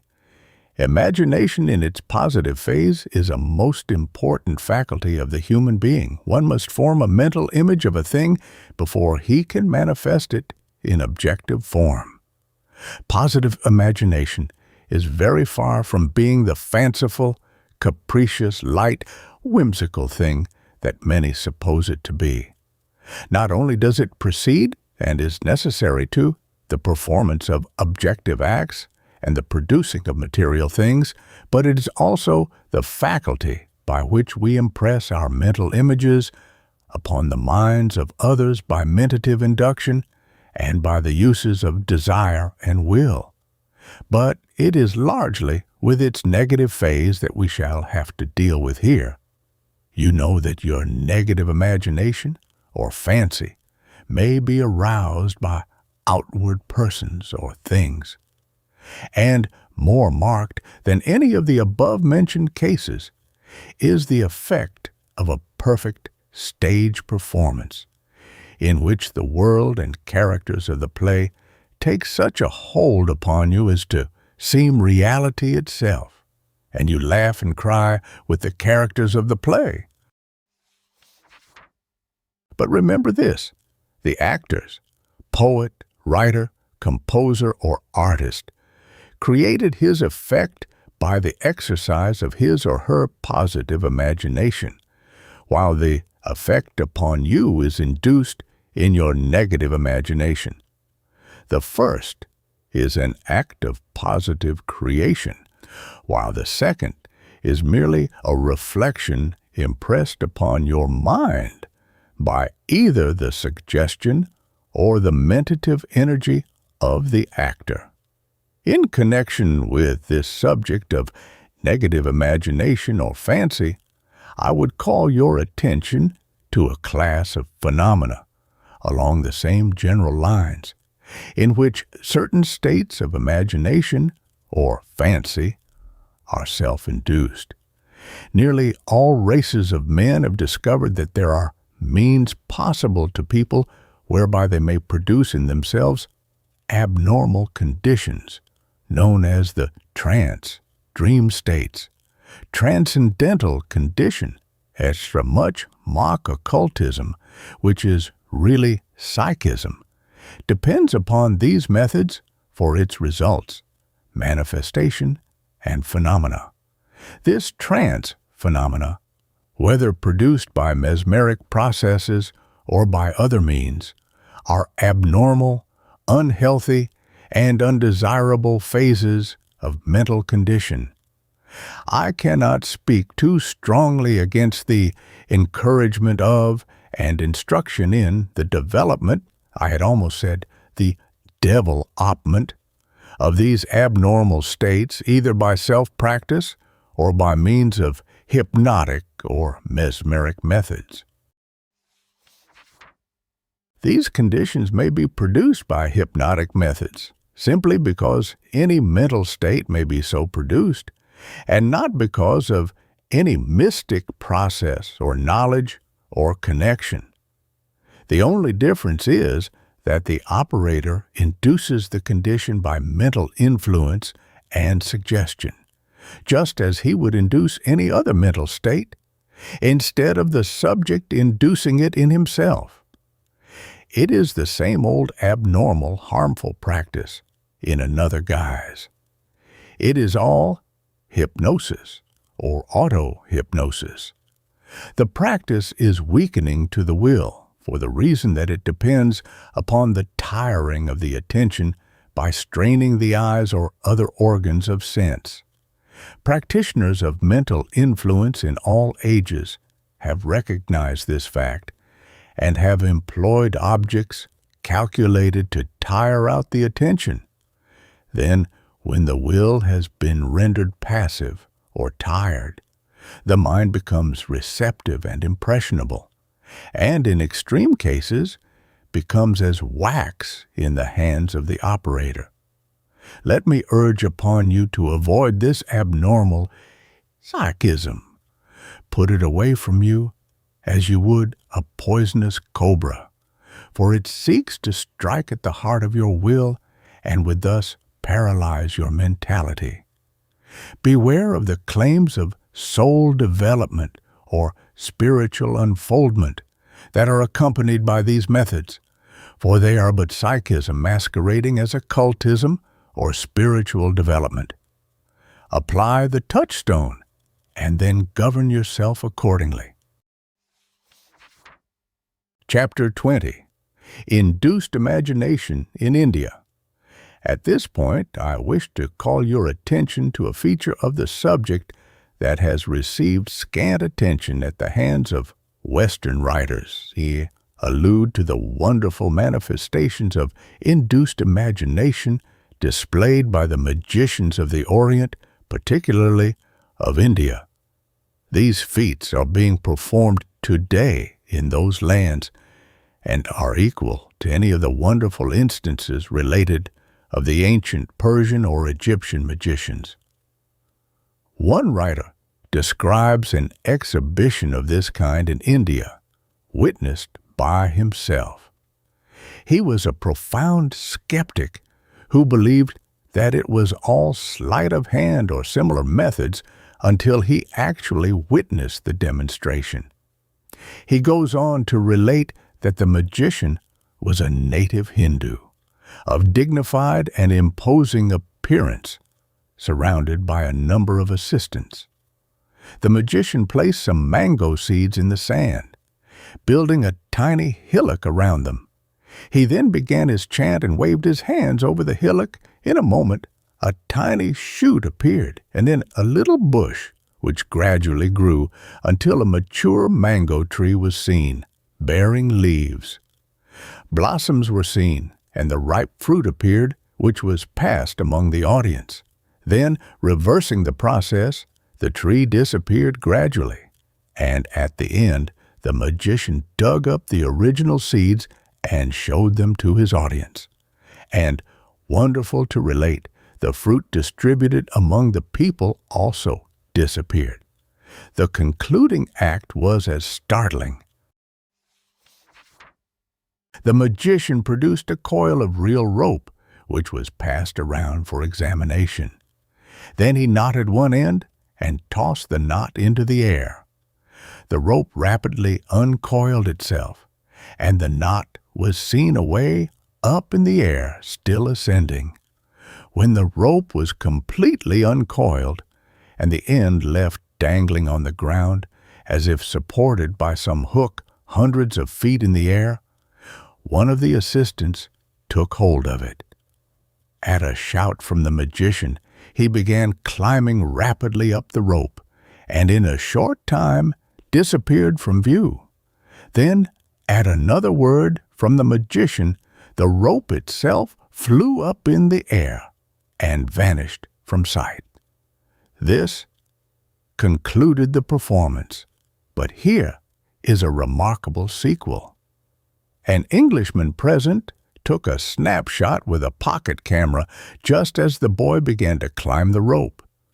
When the negative was developed, there was no trace of rope, boy, or anything else appertaining to the manifestation. Even the magician was absent from the center of the scene and was shown on the plate as sitting down on one side with an amused smile on his face. This fact demonstrated that the feats were not really performed at all, but were simply illusions produced by impressions upon the minds of the audience. They were examples of induced imagination.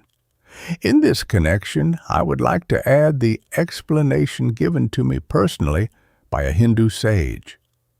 He told me that when a youth he had witnessed exhibitions of the kind just related. At first he was mystified, but his scientific turn of mind caused him to seek for the solution. He found that the crowd would gather close around the magician, although all were required to keep a certain number of yards away.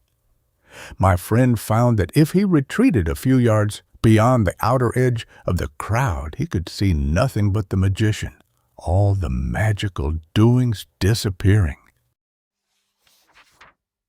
When he joined the crowd, the mystic appearances were again plainly seen.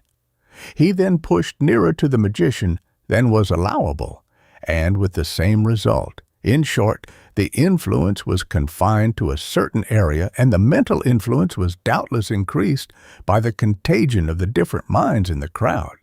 He tested the mango feet and the rope feet in this way, and determined that they came well under the rule of mental illusion. In closing this chapter, I wish to point out an erroneous idea that has crept into some Western works. The Hindu magicians frequently sit in a squatting position during their enchantments, droning a monotonous chant, moving the body from the waist upward in a circling, twisting motion, at the same time fixing their gaze firmly upon their audience. This motion is merely a custom among these people and has nothing to do with the production of the phenomena. The higher magicians among the Hindus do nothing of the sort, but maintain a dignified, calm, standing position, or the firm yogi seat. The motions and attitudes are merely part of the setting designed to heighten the impression of mystery. I have been informed by an authority who has spent many years in India that the following method is used by these Oriental magicians in developing the power to induce these strong mental images in the minds of those witnessing their performances. The magician starts when a youth and practices mental imagery in his own mind. He at first uses his will in an endeavor to form a clear and distinct mental image of some familiar object, a rose, for instance. He practices until he is able to actually see the thing before him in his mind's eye. Then he experiments upon larger objects, and then upon groups of objects, and so on to more complex pictures. After years of constant experimentation and practice, a few of those undertaking the work find themselves able to clearly picture any of the scenes described as feats. And this being accomplished, the magician is able, by his highly developed, concentrated will, to project the mental image into the mind of those around him. It is induced imagination raised to a high degree of manifestation. The people of the West will not devote the time and attention to the cultivation of such faculties, while the Oriental will willingly give up half of his life for the attainment. But, on the other hand, the Western man will devote his time to the acquirement of willpower and concentration in the direction of becoming a ruler of men and a general of finance. They are both dealing with the same force, however, as little as they realize it. Chapter 21. The Ocean of Mind Power. Mentative induction, you remember, operates along the same lines as magnetic or electrical induction. That is, a mental state may be reproduced in another mind by mentative induction operating by means of mentative currents. You will remember that I have postulated the existence of a universal mind power, which is immanent in and manifested in all form of life, energy, and mind. You will remember also that I have claimed that the brain was not a creator of mind power, but rather in the nature of a converter or transformer of the universal mind power into usable forms and phases. We must see that the mentative currents have their origin, or rather their initial impulse, in and from the mind of some individual. Science, as well as the occult teachings, inform us that in all brain processes there is a burning up of brain substance and nervous matter, just as there is a corresponding burning up of the elements in an electric battery. Both brain and battery convert or transform an energy already existing in an universal form, which energy cannot be created, added to, nor taken away from, and both generate currents of force which are capable of affecting changes in other substances, etc. What causes the brain to manifest this energy? Mental states. Then, upon what do mental states, or conditions, depend, and why do they vary?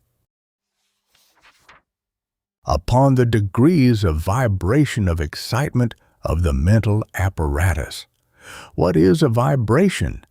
It is a state of intense rapid movement of a particle, And what is excitement? As I use the term, it means aroused activity. And this aroused vibrational activity communicates motion to the mentative currents and starts them toward others in whom they induce similar mental states. Then, if we have a mental state of aroused vibrational activity of an individual, how is it passed on to other individuals without direct contact? By mentative currents or waves. What are mentative currents or waves, and how do they operate? There is a great misapprehension in the minds of the majority of people about currents and waves of light, magnetism, electricity, heat, etc. But this is not the teaching of science, which, on the contrary, holds that light and heat do not so travel, but that the original heat and light vibrations set up waves in the ether. Science holds that these waves in the ether, once set into motion, travel on until they come in contact with matter, capable of taking up their vibrations. When this kind of matter is found, it takes up the ethereal vibrations and reproduces them in the shape of heat and light. People think that these waves actually travel, just as they think that waves in water travel. When we drop a stone in the pond, the waves don't travel. They merely communicate their motion to the particles of the water next to them, and a continuous moving effort is exhibited. All waves are alike in this respect: light waves, heat waves, electrical waves, magnetic waves, and mind waves. And therefore, I claim that the mentative currents and waves are really currents and waves in that great ocean of mind power.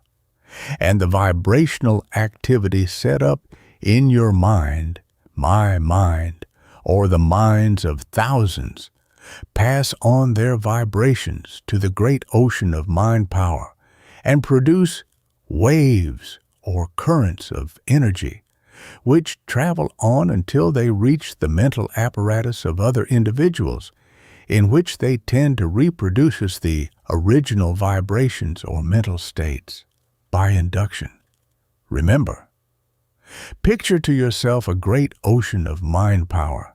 Then think of a tiny center of power being formed in this great mind power ocean, a little whirlpool, so tiny that the strongest microscopes can scarcely distinguish it.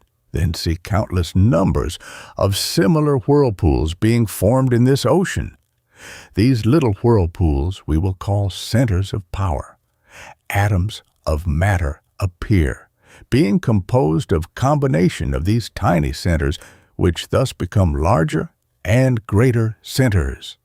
And the forms of living things begin to appear, mounting from the lowly microscopic cell onto combinations of cells in plant life, then animal life, and then human life, until at last we see man with his wonderful mind as a great center of power.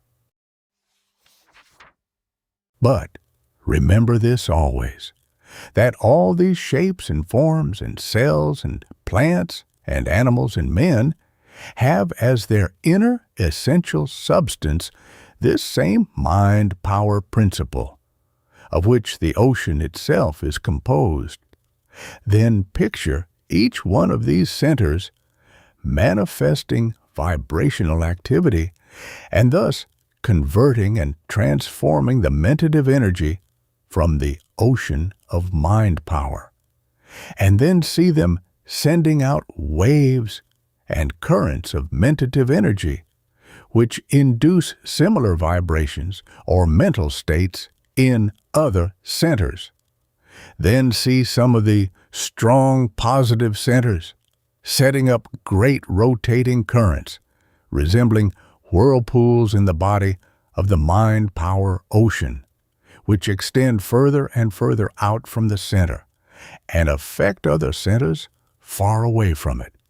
And when you come to look a little closer at your picture, you will see that each one of these centers of energy seems to have two poles of activity, one of which acts in the direction of impelling, driving, pushing, forcing, urging, directing, except for the action being always outward, and the other acting in the direction of drawing, pulling, attracting, coaxing, alluring, charming, leading, etc., the action always being inward.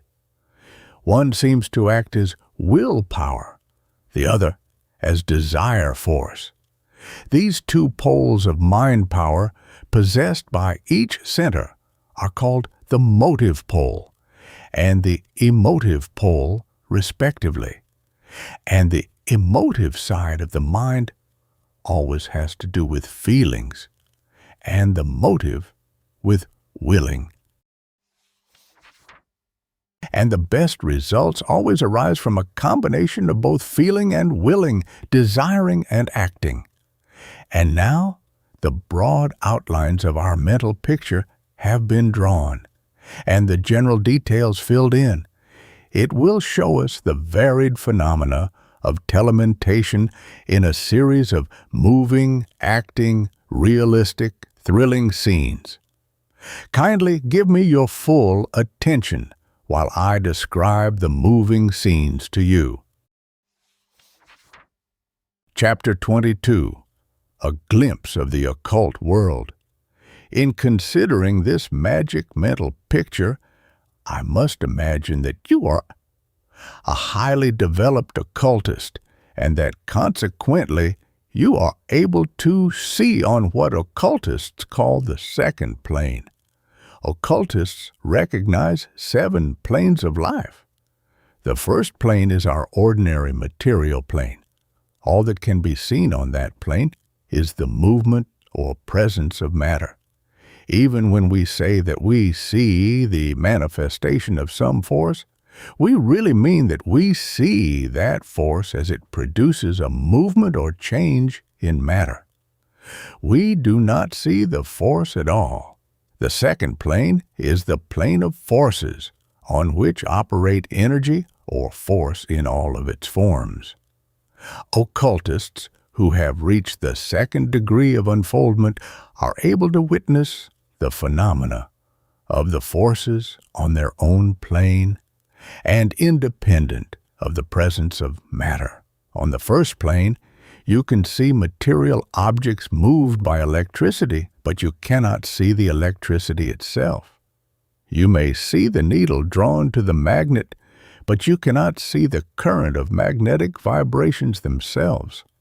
But on the second plane, those who have attained the second degree report that the vibratory waves of electricity, magnetism, light, and heat are capable of being sensed by them without the presence of the material vehicle.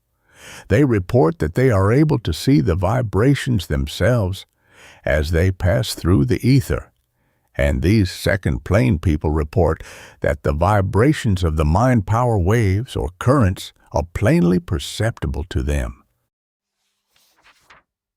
But remember, they do not see mind itself. They see merely the waves of energy emanating from mind.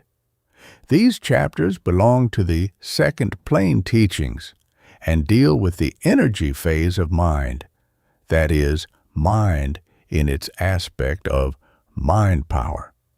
So, to return to our mind power picture, I will assume that you are able to sense the second plane phenomena and thus actually see the passage and existence of the mentative waves and currents. I want to show you the forces themselves as well as their effect upon material forms. The first thing that you will see in our mind power picture is the presence of great clouds of vapory substance, somewhat resembling the fleecy clouds of a summer day, although some of the clouds are much heavier and darker looking. And you will note the presence of color in these clouds, some of them being a dull gray and others being tinted like the clouds at sunset or sunrise. Let us consider what these various colors mean, for each has its own meaning, the color being dependent upon the degree of vibration, and the degree of vibration depending upon the feeling which started the waves into motion. Let me give you the emotional colors, that you may recognize them as you see them in the picture. Blue is the vibrational color pertaining to spiritual feeling and represents the various religious feelings, the shade growing lighter as the religious concept rises toward true spirituality. Light blue represents a high, unselfish, spiritual feeling, and a beautiful violet represents the highest religious feeling. Yellow is the vibrational color pertaining to the feelings and emotions associated with intellectual power. A dull, dark yellow is the color of the ordinary intellectual state, while the brilliant intellect shows itself in a beautiful golden hue. The vibrational shade belonging to spirit, or the essence of being, is a pure white light of an unusual brilliancy. Orange pertains to those possessing the pride of intellectuality. Brown is the vibrational color of avarice and greed. Red is the vibrational color of passion in all of its phases. Dull, deep red betokens the animal passions and sensuality. A dark, bright red betokens anger and hate. When this color is seen in the shade of crimson, it betokens a higher form of love. Green is a peculiar vibrational color. A peculiar, dull, dirty green betokens jealousy or envy, and a grayish green indicates deceit.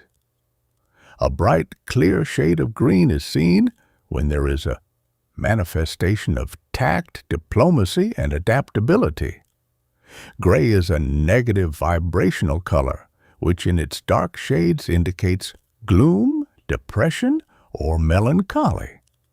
In a bright, clear shade indicates selfishness, and in a certain pallid shade indicates fear or terror. Black is the vibrational color of hate, malice, revenge, and similar states of feeling. The vibrational colors of the two mental poles can scarcely be called colors at all, for their colors and shades are derived from the character of the feeling inspiring them. But there may be seen a difference even in these two. The emotive pole, in its currents of desire force, shows a scintillating effect, as if there were a multitude of minute sparks or stars in the current, and the motive pole, in its currents of willpower, shows an effect something like a multitude of tiny and minute lightning flashes playing in the stream. In addition to the shades mentioned above, there are the vitality vibrations, which radiate from the living body and are caused by the vital force, which permeates the body during life. These vibrations show no special color, although when near the body, they manifest a faint reddish tint. When seen away from the body, they show a lack of color, like clear water, and resemble the heated air arising from a stove or heated ground. The strength of these vibrations depends upon the state of physical health of the person manifesting them. Now, as we gaze upon our mind power picture, we may see that each being is surrounded with an aura or egg-shaped atmosphere of these emotional vibrations emanated from his mental states. This aura extends out from the body for a distance of about 1 yard, colored according to the vibrations belonging to his prevailing mental states. The trained occultist is able to read a person's character like an open book, from these emotional colors. Even though one may not be manifesting any special mental state at the moment, his aura will still be colored because of his prevailing mental state, his character.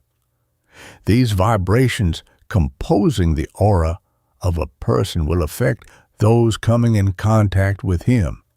That is the reason why we feel the personal atmosphere of people when we come near them. And now we shall see how people affect others. We see one man approach another. The degree of dynamic positivity of the first man is superior to that of the second, and we see that the coloring of his aura gradually interpenetrates that of the weaker man. The mental states of the first man are inducing similar feelings and emotions in the second man by means of the currents of mentative energy that are flowing toward him. The first man is making no effort to impress the second man, but being the more positive, his magnetism affects that of the other man. This is a case of unconscious mentative induction. The second man moves on, carrying away with him a little of the other man's general feelings. This second man, a little later on, meets another man, and we may see how this new man affects him by the suggestion of his manner and words. He does not seem to be sending out strong currents, but his outward symbols of voice, words, and manner are well acted out, and we soon see our second man having mental states induced in him by suggestion. Our positive man has gone on his way, and soon he spies another man whom he wishes to influence in certain matters. The positive man's aura seems to be disturbed, and great tongues of color seem to leap from it and lap around the other man. These tongues of mind power wrap themselves all around the other man, and some seem to scintillate as they manifest the action of fairly pulling him toward the positive man, while others seem to be beating upon him like a rain of tiny flashes of lightning. The one is the play of desire force, and the other the action of willpower. As the action grows more spirited, you may see the willpower of the positive man darting out in straight, sharp flashes, and you may see the process by which he beats down and neutralizes the willpower of the weaker man until he takes it captive and the man acquiesces in the demands of the stronger-willed man. This process is hastened by the fact that the desire force of the weaker man has become so impressed by the stronger will that it becomes dazed or fascinated.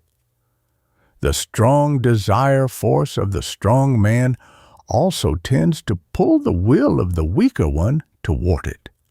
Every positive dynamic individual understands this instinctively, and his knowledge increases as practice gives him more confidence in himself.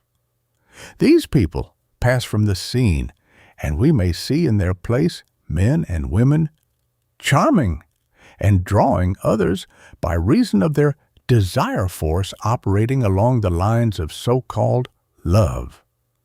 But we notice here and there that some people seem able to repel these attractions easily and are not affected by the currents of desire. Their general mental state is so different that great resistance is interposed and the attacking current is deflected and defeated, like attracts like in this mentative work. And those who are attracted are generally those whose mental states correspond to a great extent with those of the person affecting them. Passing before you in the picture, you see preachers influencing their congregations. The congregations, being in a receptive and passive attitude, actually draw out the force of the preacher. You may judge just what grade of religious feeling the preacher is pouring out by examining the shade of his blue emotional color. You will notice also the waves and currents arising from the congregation, which establishes the atmosphere of the church. You will see similar things at theaters, political meetings, and all gatherings of people, the color always giving you the key to the character of the meeting. Next, you see the hypnotist and his subject in a public hall. You will notice the neutral gray color of the aura of the subject, who is a slave of the professor. You will see the hypnotist's magnetism pouring into the subject and filling his mind completely. You will see how the will of the hypnotist supplants the will of the subject and dominates him absolutely. Mental suggestion is playing its part in all of these cases, but we cannot see that because it is not a current or wave, but is merely the operation of outward symbols. But all of these cases have given you merely an illustration of telementation at short range. Now, let us proceed to examine the instances of the operation of the same force at long range. Before doing so, let us take a look at the mental atmospheres of towns, cities, and buildings. You will notice the great clouds of mentative energy permeating every place, each showing its own shade of vibrational color, indicating the vibrations arising from the prevalence of certain mental states. Currents of a similar degree of vibration harmonize and form combinations. Opposing vibrations tend to antagonize each other and neutralize each other's force. In this way are the mental atmospheres of places formed. But why do these clouds persist after the person has sent them forth? The answer is that force once set into motion persists for a greater or lesser time, depending upon the intensity of the original impulse. Just as the heat vibrations continue in a room when the producing cause has been removed, so do the mentative vibrations and their corresponding thought forms continue long after the original feeling has passed away. In this way, places and houses maintain atmospheres imparted by the vibrations of people long since moved away. Stores are unlucky because of the negative mental states of some people who have occupied them. Houses are haunted by reason of the vibrations arising from intense feelings of horror and fear. The atmospheres of prisons are quite noticeable even to the ordinary visitor, who feels the vibrations with which the place is saturated. Of course, these negative effects can be removed by mentally treating the place and sending forth streams of mentative energy of a positive, stimulating character. On the other hand, the presence of an active, energetic, successful man in a place will permeate the place with positive vibrations that will stimulate all who abide there. The combined influence renders the place an inspiration. If people understood this law, they would take advantage of its positive sides and avoid its negative phases.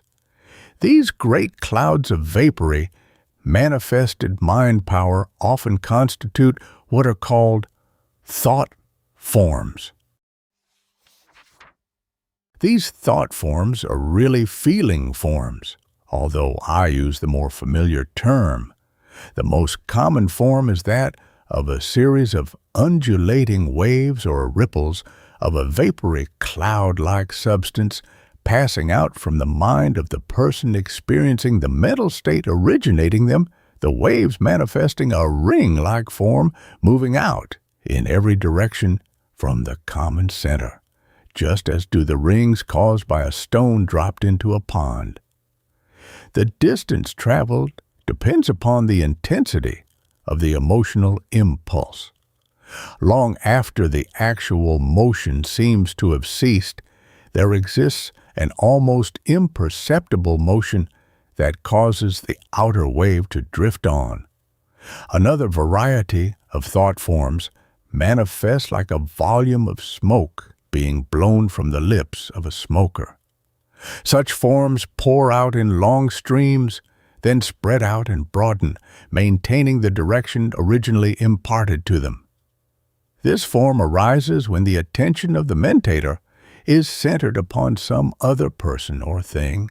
Akin to this form is a series of forms resembling a puffing forth of smoke from a smokestack, great puffs of mentative thought forms being sent out as jerky repeated mentative impulses are originated in the mind of the mentator.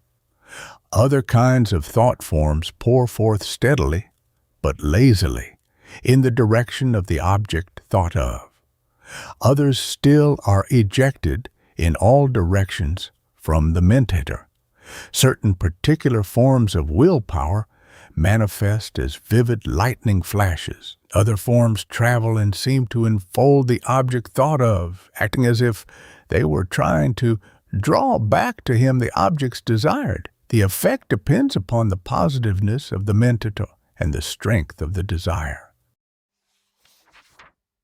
In the case of a strong desire on the part of the mentator, there appears a combination of thought forms which resembles a huge octopus of dense structure, with enormous vapory tentacles reaching out in all directions, seeking the thing desired, endeavoring to draw it back to its center. This combination will appear tinted with a shade corresponding with the character of the mental state. Still another kind of thought form acts as if it were trying to push back the object, while others seem to hold back the object. A most peculiar kind of thought form appears when the mentator is desirous of obtaining information regarding some subject and is earnestly sending his desire force in all directions in order to draw it to him. In this case, the thought form maintains a thin connection with the mind of the mentator, and darting here and there, it attracts to itself the thought forms emanating from the minds of others which contain the desired vibrations. It literally steals their ideas if they have not properly guarded the same by their will. In this connection, persons thinking along the same lines, although in different parts of the world, are often brought in close rapport with each other. The thought forms seem to act as a sort of mentative wire, conveying the vibrations from one mind to another. In instances of direct telemental communication between persons, the thought form proceeds in a long, straight line from one mind to the other.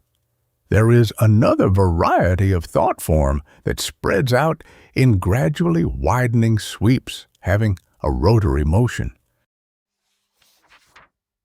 The most peculiar feature of this thought form is a strange movement towards its own center, by which it sucks in all that it attracts to its vortex. This phase is manifested by men of strong positivity who set themselves up as centers of these mentative whirlpools, and draw to themselves all that come within the sweep of their influence. They make things come their way. In thinking of these thought forms, always picture them as having shape and form like any material substance, for by so doing you will better realize the nature of their workings. Some thought forms become so infused by the intense desire and will of the mentator that they become almost like living forces. Such thought forms carry the characteristics of the mentator to such an extent that when they are felt, they seem almost like the actual presence of the mentator himself. A strong desire on the part of a dying person has often caused an actual appearance to a loved one or friend, although the soul had not left the body.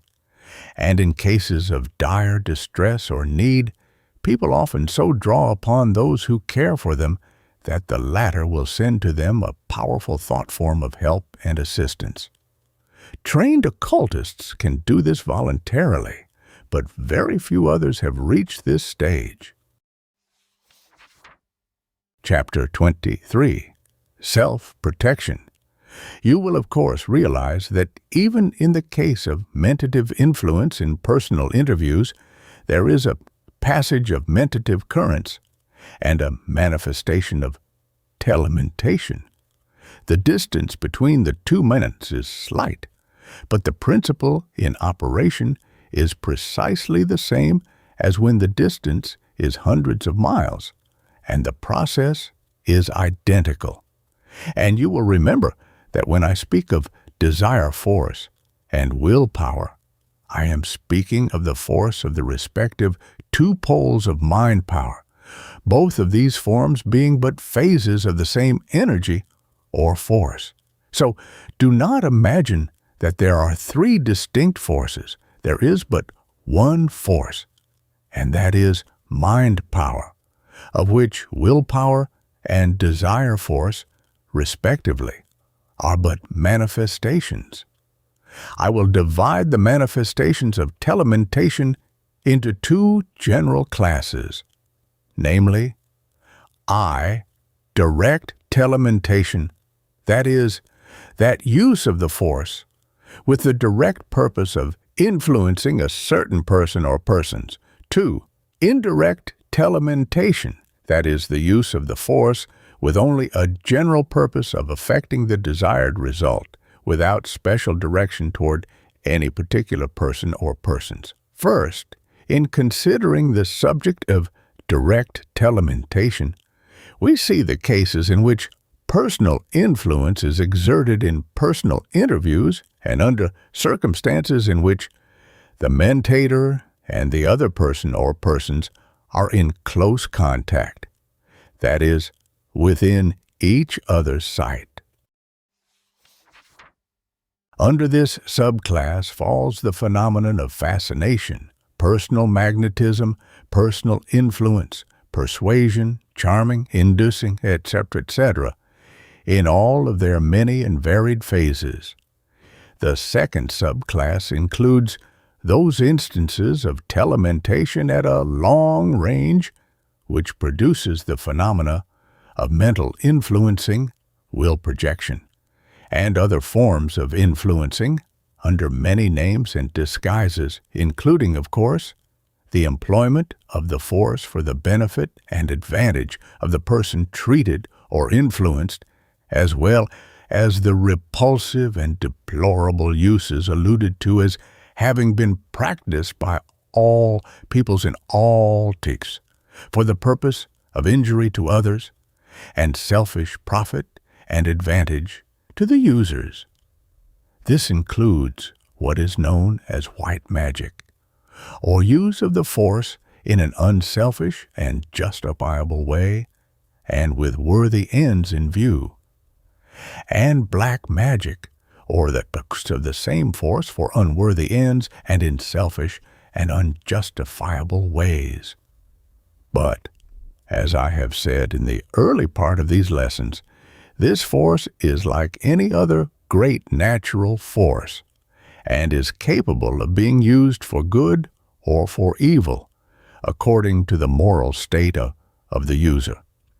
In this form of telementation, the mentator usually concentrates upon the person or thing that he wishes to affect, and then consciously, and by the use of his will, he sends to that person or thing a current or currents of desire, force, or willpower, or both. The usual plan is to use the concentrated will to form a clear mental image of the person or thing to be affected, and then to proceed as if one were in the actual presence of the person. underlying all the phenomena of adverse treatments, witchcraft, etc., is the same form of telementation. The persons who are affected by adverse treatments or witchcraft or similar forms of adverse influence invariably believe and fear that these influences are effective against them. By their mental states, they render themselves negative and receptive to the influences directed against them. If people would only assert their individual power as centers of power, they would surround themselves with such a positive, protective aura that the waves of adverse vibrations would beat against them without ever reaching within their mental structure. I will relate but one instance, which will serve as a type of these forms of telementation. It is cited by an old German physician.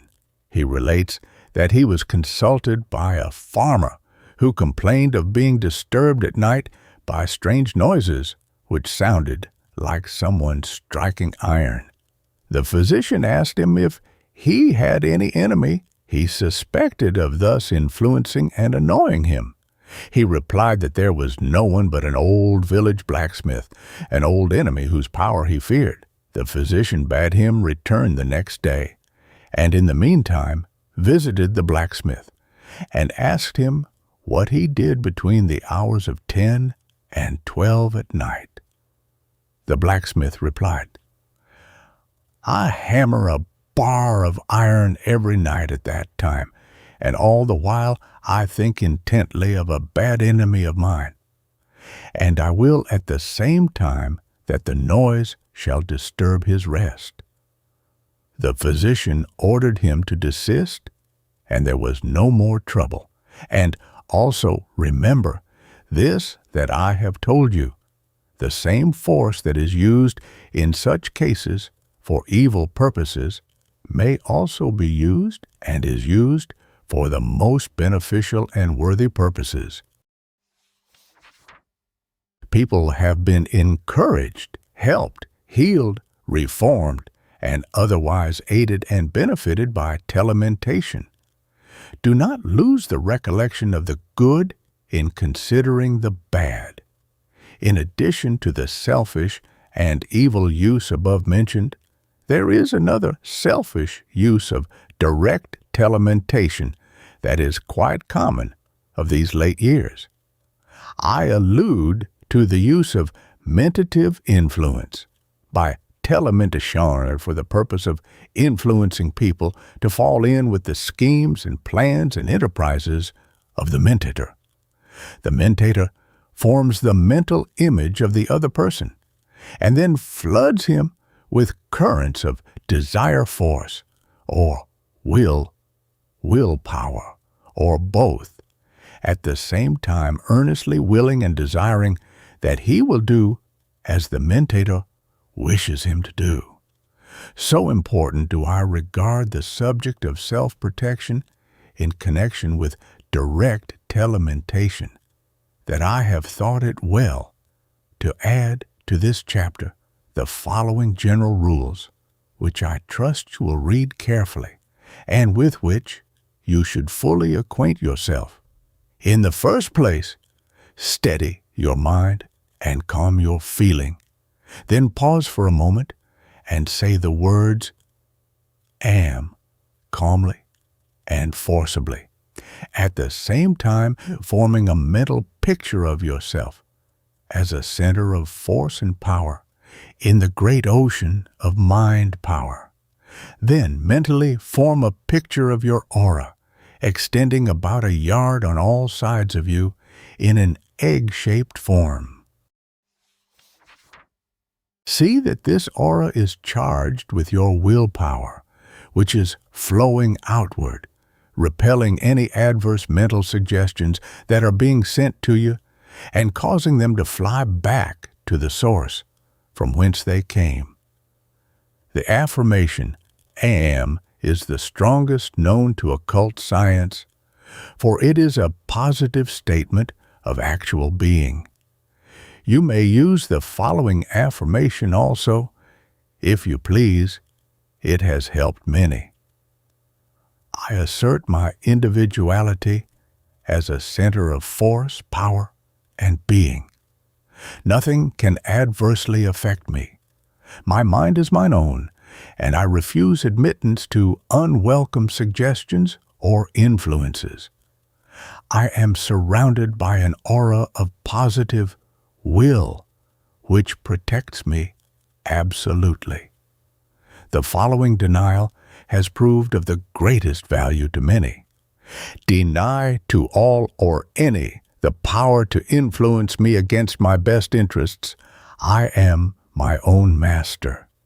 You realize, of course, that it is the mental state aroused by the words that does the work, rather than any special virtue in the words themselves. Guard yourself from acting upon impulses. When you feel a sudden or unaccountable impulse to do this thing or that thing, stop and assert your positive individuality, and then drive out all outside influences. Then, when you have recovered your balance, consider the impulse and decide whether it is to your best interests or otherwise. Then, if the impulse seems to be against your best interests, drive it from you, saying, I drive you away from me. You do not belong to me.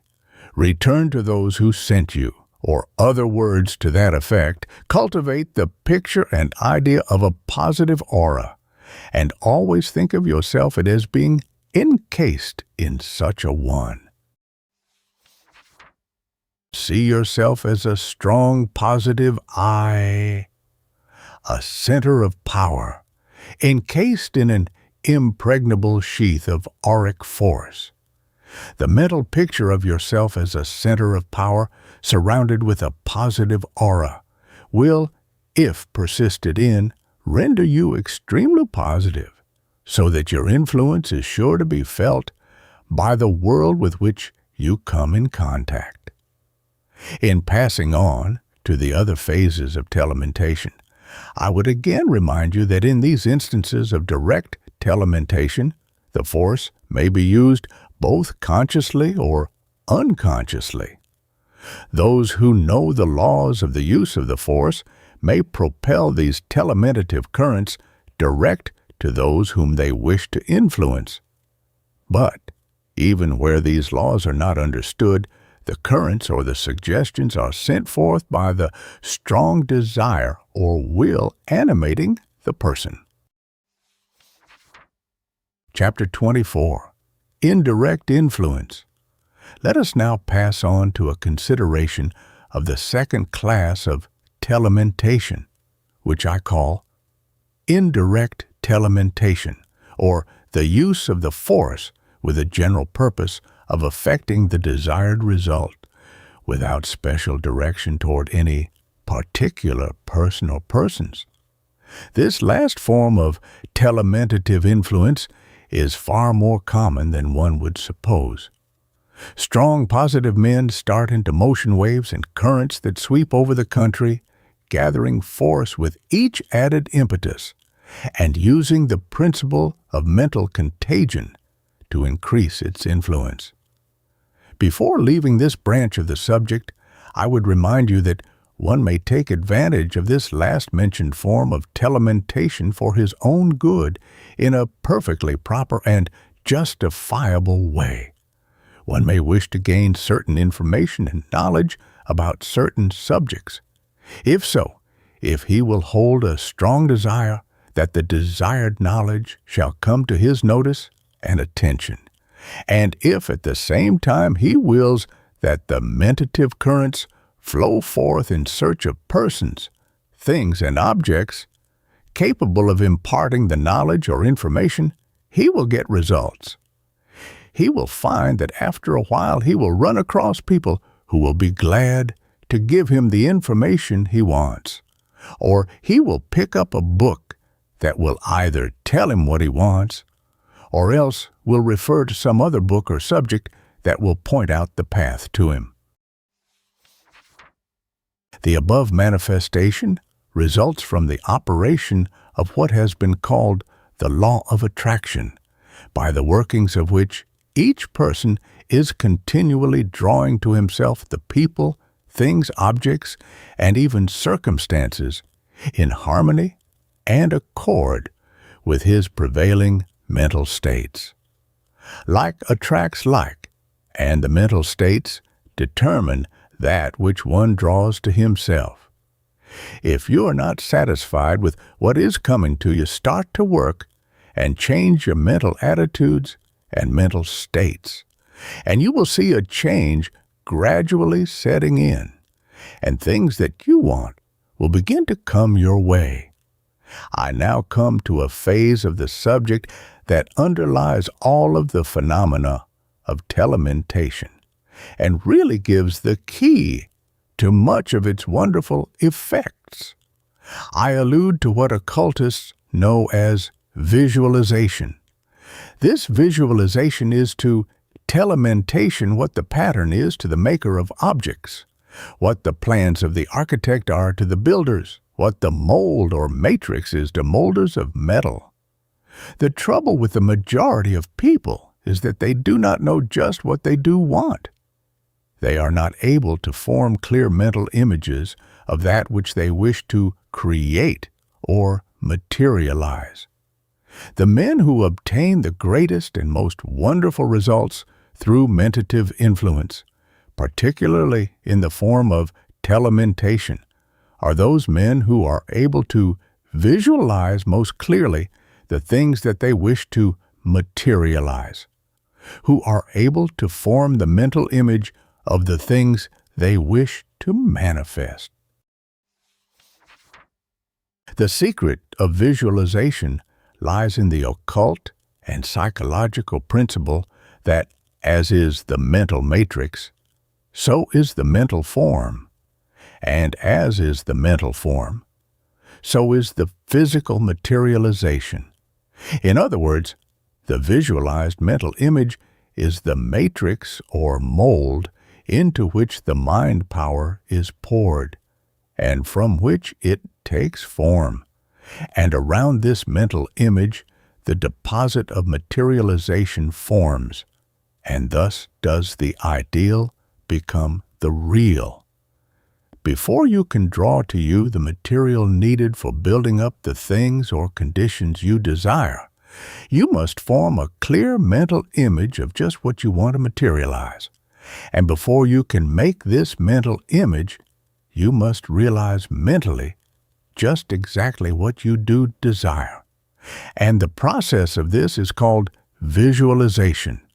That is, you build up a mental matrix or mold little by little until you have it before you clearly, until it stands out clearly formed as a mental image, just as you would see it if it were actually materialized. If you cannot see the whole thing at first as a mental image, that is, if you are not able to build up a complete matrix by visualization, then do the next best thing, which is the very best thing for the majority of people, and build a matrix of the first step toward the whole thing. That is, the first thing that is needed. Then concentrate upon this first thing until the mental image stands out sharp and clear, and you will find that things have been started in motion.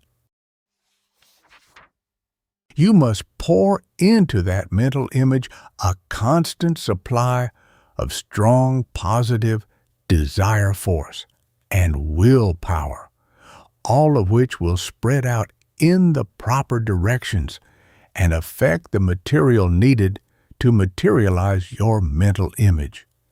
By so doing, you impart to the mentative currents the necessary impetus and direction, and they will operate along these lines, and will proceed to materialize your mental image for you.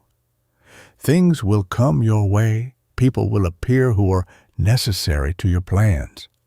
Information will come to you from strange sources, and in unexpected times and places. Opportunities will open themselves up to you. Underlying all of these wonderful manifestations of telementation, there is just the simple principle that I have pointed out to you: induction of mental states by desire force and willpower. There is no chance in these matters.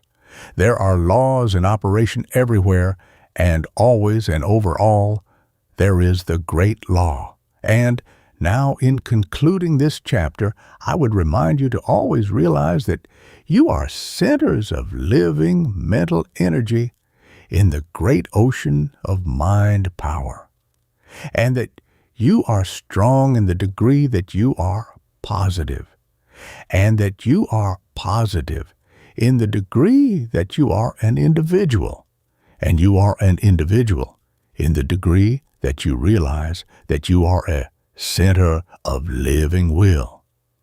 Assert the I and banish fear. Chapter 25. Mental Therapeutics. The history of mental healing extends away back into the past. The ancient Magi used their mental powers in the direction of healing the sick under and back of all these ceremonies and rites. The principle effecting the cure was the same principle that is being used today by all forms of mental healing. There is but one mental healing principle, and that has always been used.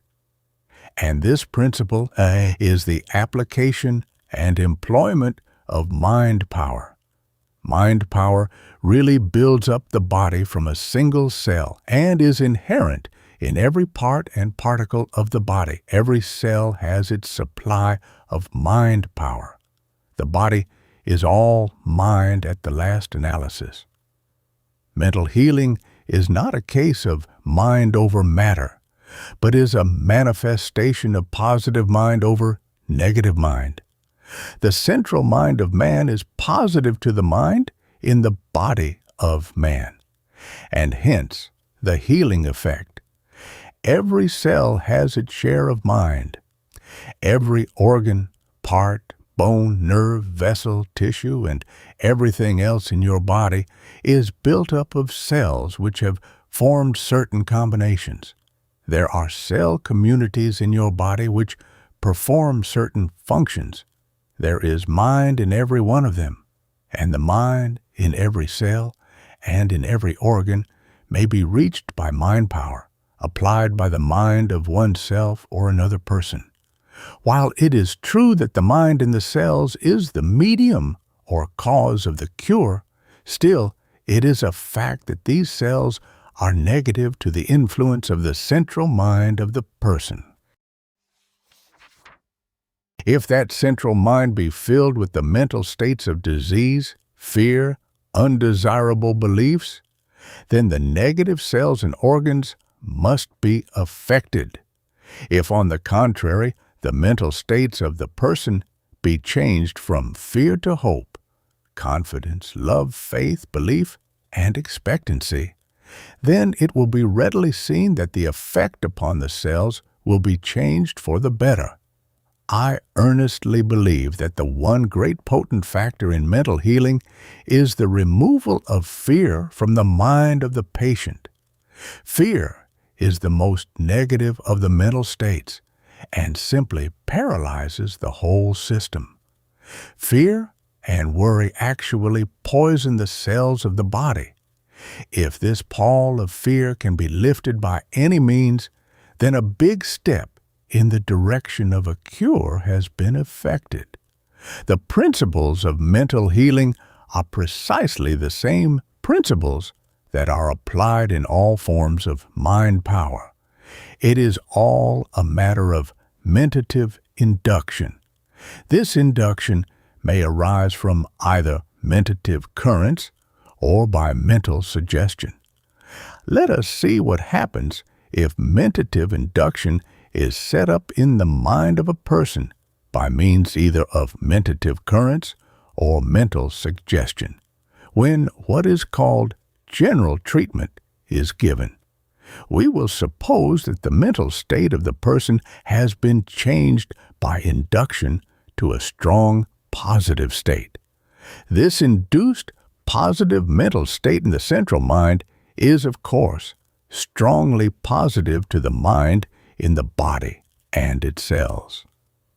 The mental image of a normal, perfect, healthy, well body being held in the central mind of the patient, it follows that the physical material of the body and cells will begin to materialize in accordance with the pattern set before the mind of the cells.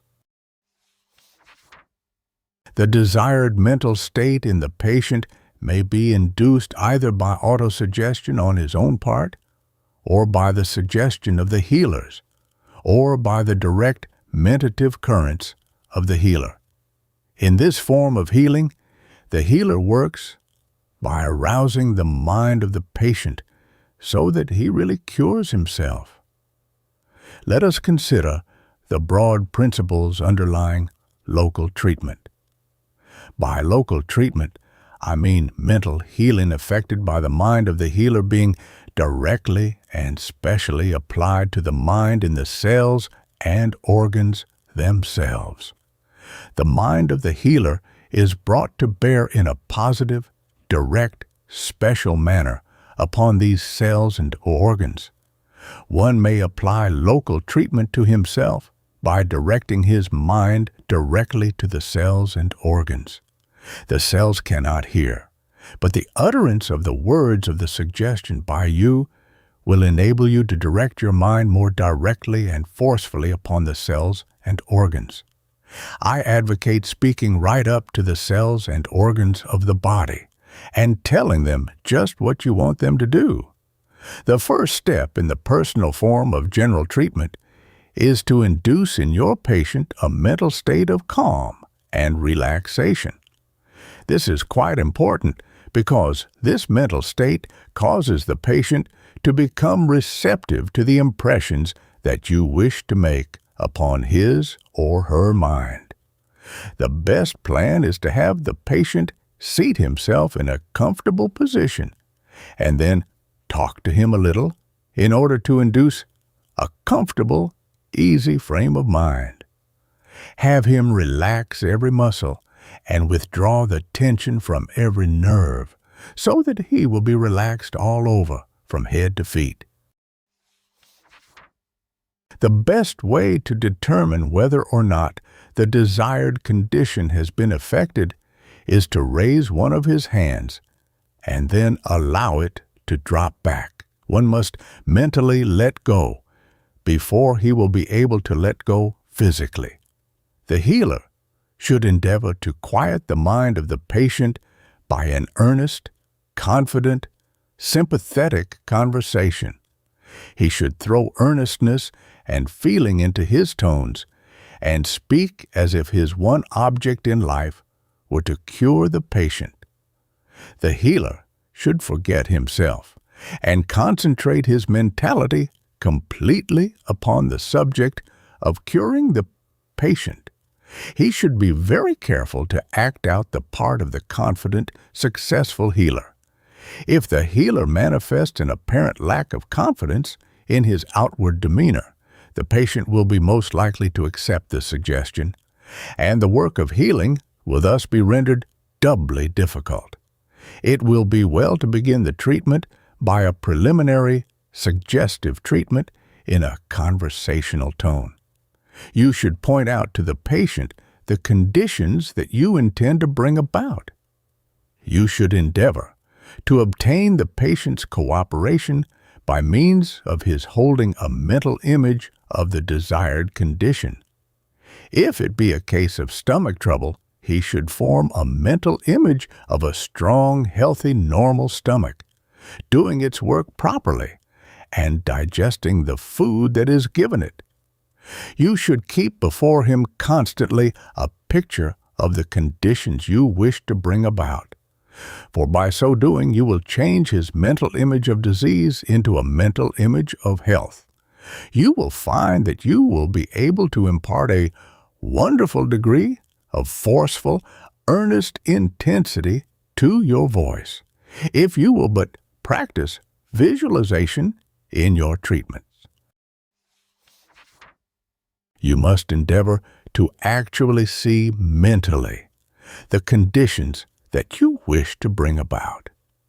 When you are able to do this, you will be able to hold the attention of the patient as his mind follows your words in your description of the successive steps of the cure that you intend bringing about. Always keep before you the mental image of the conditions that you wish to bring about. See them before you as actually existing right now, and your mind and actions and voice will conform to that mental image. Chapter 26. Mental Healing Methods. And now to the actual work of mental healing by mentative currents. Visualization is the keynote of this form of mental healing, and the healer should devote himself earnestly to acquiring the art of visualizing. You must be able to see the patient as healed, and the organs, parts, and cells as functioning normally and properly. All that you will have to do is to concentrate your full attention upon the mental image that you have visualized and earnestly desire that the picture materializes. And do not bother at all about the currents, for the latter will begin to flow freely without any voluntary effort on your part. The clear-cut mental image produced by the practice of visualization performs the work for you, as I have said, almost automatically. The more realistic your picture is made to appear to you, the greater the force sent forth, and the greater the degree of success will you have in your healing. Some excellent healers have found that they gained additional force if they would add to their mental picture or image the picture of the mentative currents actually leaving their minds and traveling toward the patient, and then enveloping and surrounding the latter. The above process of giving a mental treatment may seem very simple to those who have not practiced it, but you will find that it contains the real essence of the healing process without the fringe and trimming. And now for the absent treatments, along the lines of general treatment. There is practically no difference in the methods. The principal additional process is that of the healer endeavoring to form a mental image of the patient, as if he were right before him in person. Sit down in your chair after drawing up another chair right before you, but about 2 or 3 yards distant. Throw yourself earnestly into the idea of a personal treatment and endeavor to forget that miles are between you. This talk to the distant patient should consist of the same calming, quieting, soothing suggestions at first, followed by the positive, stimulating, forceful suggestions given afterward. There is no difference in reality between personal treatments and absent treatments. If you will remember this and act upon it, you will have the key to the matter. And then, after the suggestive talks, you should then give the same silent mentative treatment as indicated in my instructions regarding personal treatments. All that he needs to do is to open his mind receptively to the treatment that you are to give him some time during the day. That is, he should express his mental willingness, and thus take off the resistance of his will, which otherwise would have to be overcome. There is but one great law underlying all of these forms of manifestation, and if you understand the fundamental principle, you will be able to reproduce any or all of the manifestations of it. And now, just a word about self-healing along these lines. There is no difference between self-healing and the healing of others. All that is necessary for you to do is to imagine yourself as a patient coming to yourself for treatment. Suppose your name is John Smith, and you wish to treat yourself along the lines of the general treatment. All you have to do is to let the central mind part of you, or the I, proceed to treat the body of John Smith. Talk to John Smith just as if he were an entirely separate individual. Then give him the silent treatment just as you would another patient. And now for the local treatment methods of mental healing. These are very simple also. So simple that I fear some of you will undervalue them. So you see, the process is really the same at the last. That is, it is the application of the positive central mind upon the negative mind of the cells, organs, and parts.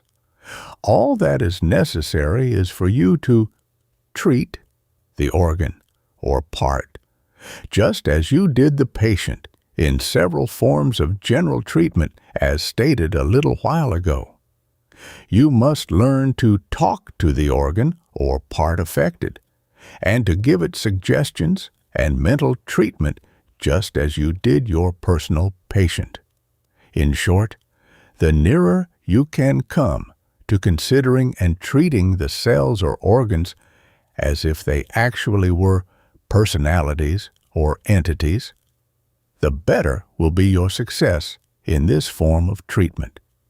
You must think of the mind in the affected parts as a person who is misbehaving. Tell it just what you expect of it, just what you intend it shall do, just what is right for it to do, etc., and it will obey. It is well to use the hands at the beginning of this form of treatment in the direction of tapping or patting the part of the body directly over the organ.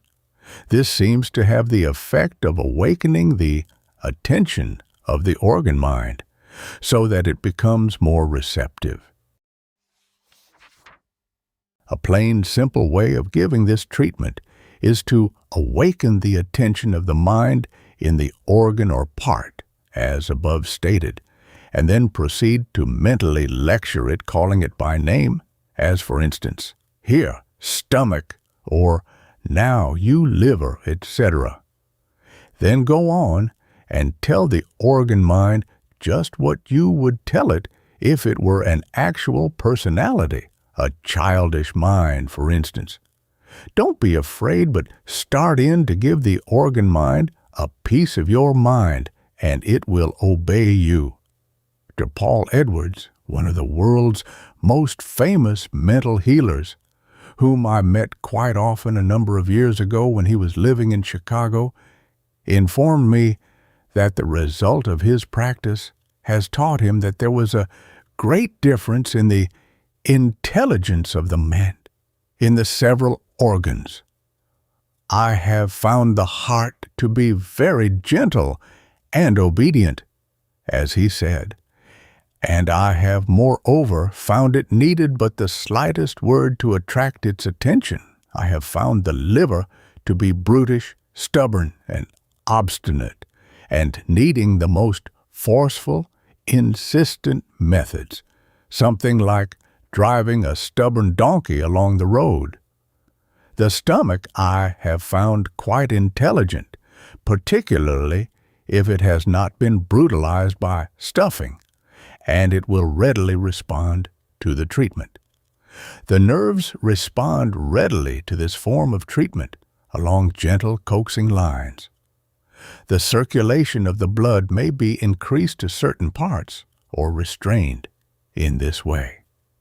You must acquire the knack by practice. The thing to do is to know what you want done, and then command the organ mind to do that thing using the same words that you would use in talking to a real person in the place of the organ. Remember always that you are mind talking to mind, not to dead matter. There is mind in every cell, nerve, organ, and part of the body, and in the body as a whole. And this mind will listen to your central mind and obey it, because your central mind is positive to it. The organ is negative to you. And also remember that the virtue lies not in the mere sound of the words that happen to reach the organ or cells. They do not understand words as words, but they do understand the meaning behind the words. They recognize the mental state of which the word is the outward symbol. While this local treatment is adapted especially to personal healing, still it may be also used to great advantage in absent healing by combining it with the regular general form of absent healing. And in case of self-healing, this local treatment acts with wonderful force. One can, of course, talk up to his own cells and organs just as he can to those of another, and with equal effect if he goes about it right. The methods and practice of local treatment in self-healing are precisely similar to those used in treating others. In fact, I believe that in this form of treatment of one's own body, there are possibilities as yet undreamt of by the race. Read it carefully, and do not let the simplicity of my methods lead you to ignore the wonderful possibilities open to those who will practice them. They embody the simplest, plainest, and yet the most effective methods known to the world of mental healing today. You will notice, I hope, that in order to practice these methods of mental healing, you are not required to join anything, nor asked to connect yourself with any new religion or semi-religion. There is but one healing power of the mind, and that is free and open to all. Take it and use it toward the healing of the nations, beginning with yourself. So Chapter 27, Mental Architecture. Architecture means the art or science of building or construction, and mental architecture means the art or science of mind building. By mind building, I, of course, mean brain building, for as I have told you in a previous chapter, the brain is the machinery of the personal manifestation of mind, or the converter or transformer of the mind power. The brain is composed of an enormous number of tiny cells which are the actual elements in the production and manifestation of thought, or mentation. And brain building is the development and growth of brain cells in any special region of the brain. For as you probably know, the brain contains many regions, each region being the seat of some particular function, quality, faculty, or mental activity. By developing the brain cells in any special region, the quality, activity, or faculty which has that region for its seat is necessarily greatly increased and rendered more effective and powerful. It is a fully demonstrated scientific fact that a man may make himself over mentally if he will but devote the same degree of attention, patience, and work to the subject that he would in the case of a desired development of some part of the physical body, some muscle, for instance. The mere use of affirmations, auto-suggestions, or even strong positive suggestions given by another forms only 1/3 of the work necessary in order to produce the best results. It is true that these affirmations and autosuggestions undoubtedly do stimulate and develop mental faculties and brain centers and play an important part in character building. But in order that they be used to the best advantage, there must be visualization, and there should be a certain physical acting out of the mental suggestions or affirmation. There must be seeing and doing as well as saying. You will remember what I said in my lesson on mental suggestion regarding the fact that mental states take form in physical action, and it's twin truth that physical action produces mental states. It is a cause of action and reaction in both instances. For instance, if you will start in to feel angry and keep it up a little while, even though the emotion is assumed for the experiment, you will find that your brows will form into a frown, and that your hands will clench, and your jaws will fasten into a savage bite. But then, on the other hand, if you will assume the above-mentioned physical characteristics accompanying anger and will keep them up earnestly for a short time, you will find yourself actually feeling angry. Character is plastic and may be molded at will by intelligent methods. But it takes more than holding the thought to do it. One must learn to act out the part desired until it becomes second nature. Professor DeWim. James has this to say along the same line. There's no more valuable precept in moral education than this, as all of us who have experienced know. If we wish to conquer undesirable emotional tendencies in ourselves, we must assiduously, and in the first instance, cold-bloodedly, go through the outward movements of those contrary dispositions which we wish to cultivate. If you wish to cultivate a quality in which you are deficient, you must think about it, dream about it, concentrate upon it, live it out in your thoughts as a daydream or mental picture. Hold the visualized mental image of it always with you, and last, and equally as important, if not more so, act out the physical manifestations of it. Play the part out. Do your part earnestly, ardently, constantly, eagerly, steadily. On the other hand, if you wish to repress a quality, the best way to do it is to cultivate the opposite quality, and the undesirable quality will be crowded out. Kill out the negative by cultivating the positive. That's the rule. But don't forget to act out the part.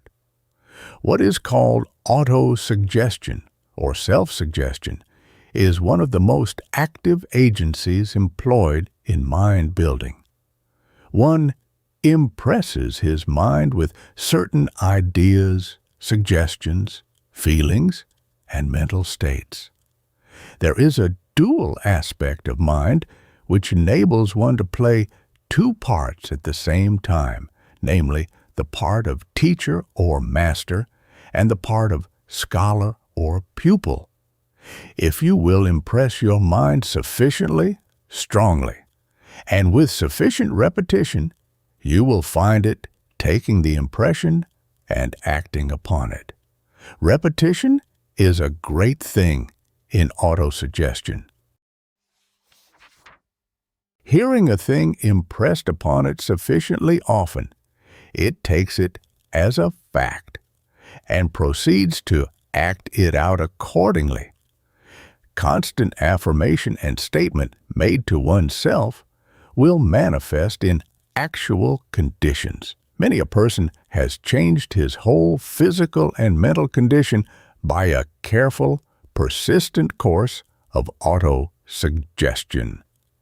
If one combines the mental image or visualization process with the autosuggestion, he will obtain a doubly efficacious result. And if, in addition to these two, he will practice acting out the part along physical lines, he will reap a tenfold harvest of results.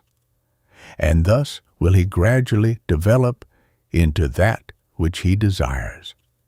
His ideal becomes real, his dream a fact, his feelings actions, his actions feelings.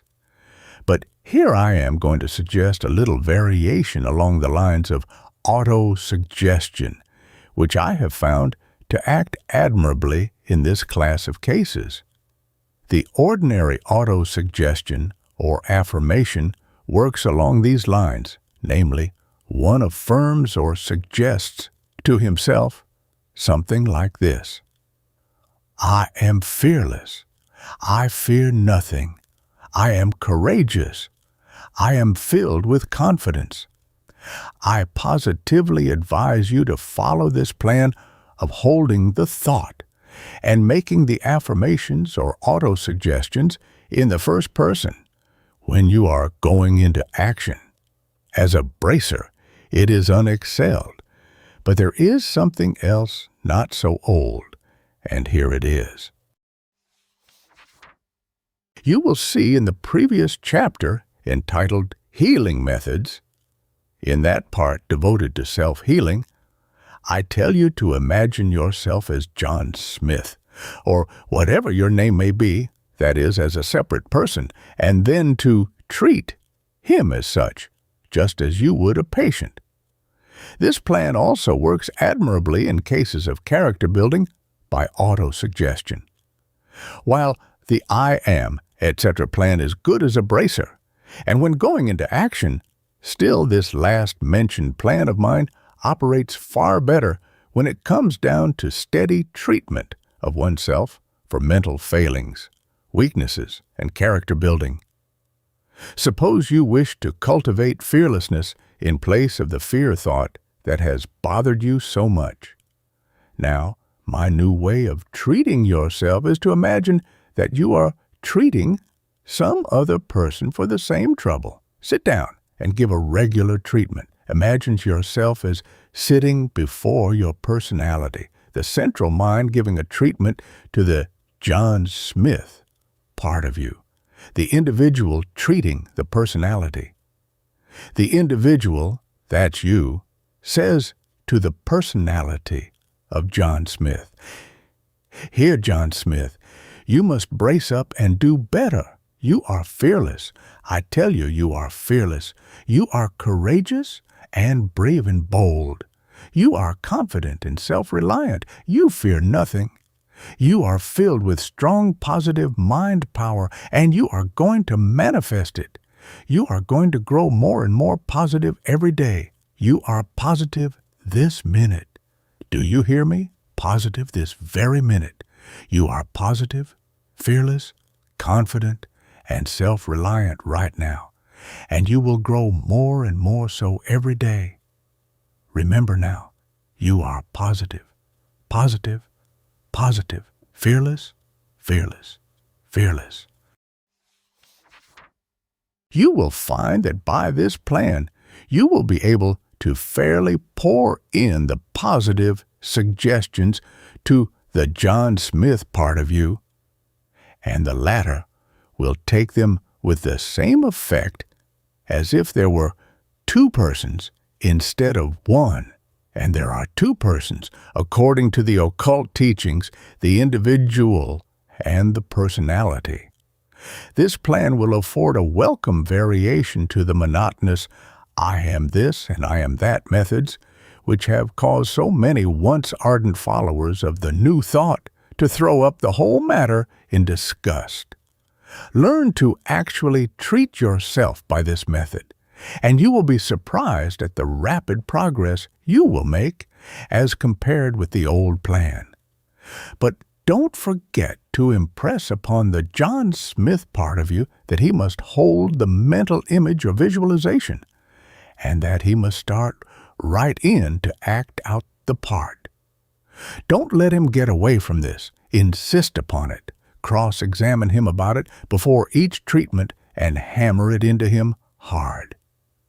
Now, please experiment with this method on yourself and find out its wonderful possibilities by your own experience. You will cultivate a sense of individuality, which will recognize the personality as a plastic something that can be molded and shaped at your will by this treatment. And best of all, you will learn to know that the individual is you, and you are the individual, and that the personality is merely something that belongs to you. When you have reached this stage, you will have called to your hand the forces of the great mind power, and will indeed have a right to call yourself positive and an active center of power in the great ocean of mind power. Then start in to make yourself over as you will. Chapter 28, Making Over Oneself. And now comes the question, in what respect shall I make myself over? This I cannot answer for you, because each of you would have to be answered differently. But each person who studies these chapters has a very good idea of his or her particular strong or weak points of character. Each knows what qualities need to be strengthened and built up, and which need to be restrained. If you are considering character architecture in your own case, I advise a strict self-examination with pencil and paper, in which you must set down the degree of development of each particular quality without fear or favor toward yourself. When you have done this, you will have given yourself a mental diagnosis and will know just how to proceed. I herewith give you a general list of qualities as an aid in this work of self-examination. In using it, ask yourself the question, what degree of this quality do I possess? Below, I give you a list of faculties which will aid you in preparing your report on yourself. Memory, firmness, faith, judging, human nature, stick-to-it-iveness, determination, self-esteem, observation, fighting qualities, integrity, originality, and agreeableness. Every one of the mentioned faculties may be increased or decreased by the practice of the methods given in this lesson. Auto-suggestion, visualization, and acting out the part, that triple method of character architecture, will enable anyone to make himself over in any of the above qualities. These methods act in the direction of stimulating the growth of the brain cells in the particular centers in which the quality is manifested. The immediate cause of the growth of the brain cells is the desire of the individual, coupled with that law of nature, which causes increased physical or mental growth in accordance with necessity or need. Earnest desire, heightened by visualization and autosuggestion, stimulates the brain centers manifesting the desired qualities, causing a more rapid production of new cells. Then, acting out the part creates a direct demand upon the brain for means of manifestation, and the brain responds by growing additional cells to meet the demand. There is in nature a law that tends to furnish to the organism that which is needed for its development and necessities. Animals constantly change as their environments alter, for nature always is ready to supply that which is demanded by the necessities of the organism. If a part of the body is brought into unaccustomed use, it becomes tired at first, and then nature sends to its relief increased nutrition and development so that in time it can meet the new requirements with ease. And so it is in this matter of the brain cells. Make a demand upon nature for increased power along certain lines, and she responds. The way to make the demand for new brain cells is to follow the methods given you herein: autosuggestion, visualization, and acting out the part. It is impossible to give detailed instruction regarding the development of each separate faculty of the mind, but I have given you the general principles. I shall, however, give you special directions for the development of the particular qualities most necessary to the dynamic individual. Before proceeding, I wish to say that not only may one make himself over by the methods given, but he may make over other people by the same methods applied in the forms of suggestive treatment. This is particularly true in the case of children, whose characters yield readily to constructive shaping and guidance. What I have said about treating the John Smith part of you is true when you are actually treating others. The same principles apply. You may advantageously use treatments by mentative currents, which will tend to induce in the mind of the other person the desired mental state, which in time will result in the production of the new brain cells needed to establish the mental character cure. In treating others for a change of character, proceed exactly as you would in treating them for a physical ailment. In both cases, you are treating mind. And now to the building up of the dynamic individual. We have seen what he was like, and now we must try to make ourselves over to resemble him. Let us form a mental picture of the dynamic individual and see what qualities he possesses, and then learn how to develop and cultivate those qualities.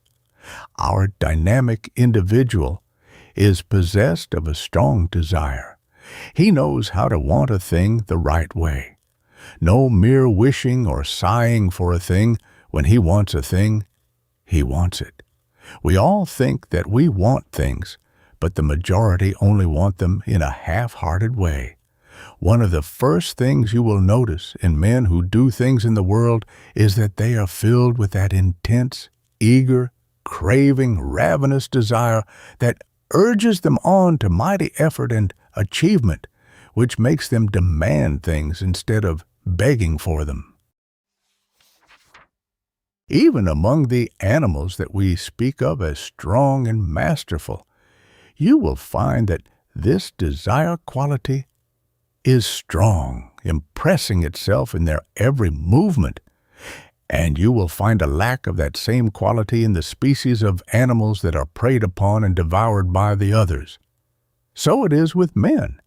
No one ever did anything or got anything unless he was filled with a strong, hungry desire for that thing.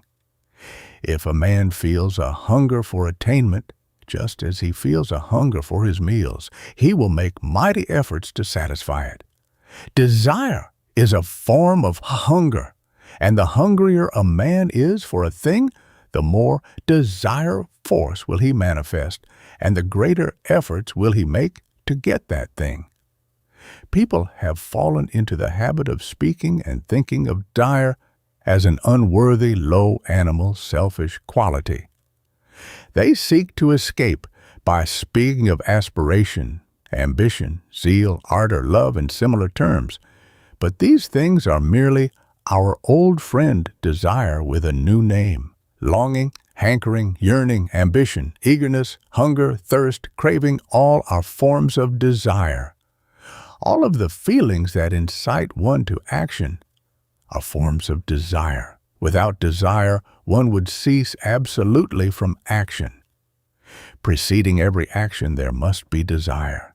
Even those people who make a virtue of renunciation of desire are acting in response to a more subtle form of desire, carrying out a desire not to desire certain other things. Desire is at the bottom of the renunciation, Not only in the doing of things is desire manifest, but also in the refraining from doing the same things. One man desires to smoke, another desires not to do so. Lack of desire to do a certain thing simply means a desire to pursue an opposite course of conduct. Nothing has ever been done, created, or manifested without desire. All the universe has been built up through the operation of the law of desire and the law of will, both of which are phases of the one law. Desire underlies all life, and the greater the manifestation of vitality, the greater the force of desire. But remember always that there are wise desires and unwise desires. The dynamic individual learns to distinguish between the wise and the unwise desires, and governs himself accordingly. He examines his desires, discards the bad and unwise ones, and proceeds to develop and build up the ones he has selected. And how does our dynamic individual develop his desire when desire in itself is not a separate mental faculty, but manifests through each faculty? He proceeds to hold up to it the mental image of the things to be desired, and the desire force within him flows forth. Desire force is always inherent in the person, just as is willpower, but both need an incentive to action. Desire flows out and manifests itself in response to an object. This object of desire is always something that affords pleasure, satisfaction, or content to the individual, or else that will rid him of pain, discontent, or dissatisfaction. The clearer the mental image of the object of desire, the greater will be the degree of desire manifested. A child may want something but does not know what it wants. Then the child sees a toy, and its want becomes intense. One may feel hungry in a degree, but when he sees some particular object of taste, the hunger becomes far more intense. If one will keep presenting to his desire the mental image of the object, the desire will begin to burn more fiercely and may be cultivated to almost any degree. You know how one may awaken desire in another by means of suggestion and by presenting the mental image of the object. The sight of an unthought of thing makes us begin to hanker after it. The book agent plays upon this trait in us, and so does the window display. This idea underlies all forms of suggestive influence. By auto-suggestion, you may arouse the same degree of desire in yourselves that others arouse in you. The threefold method, auto-suggestion, visualization, and acting out the part, will develop desire in you. In auto-suggestion, you must treat yourself for desire. Tell the John Smith part of you how much he desires this or that. How strong is his ambition. Then visualize the object until you can see it plainly and clearly. See yourself in possession of it, or as having attained it. Keep this mental image always with you, for it will act powerfully in arousing your desire force. Then act out the idea of gaining headway and moving on to the possession.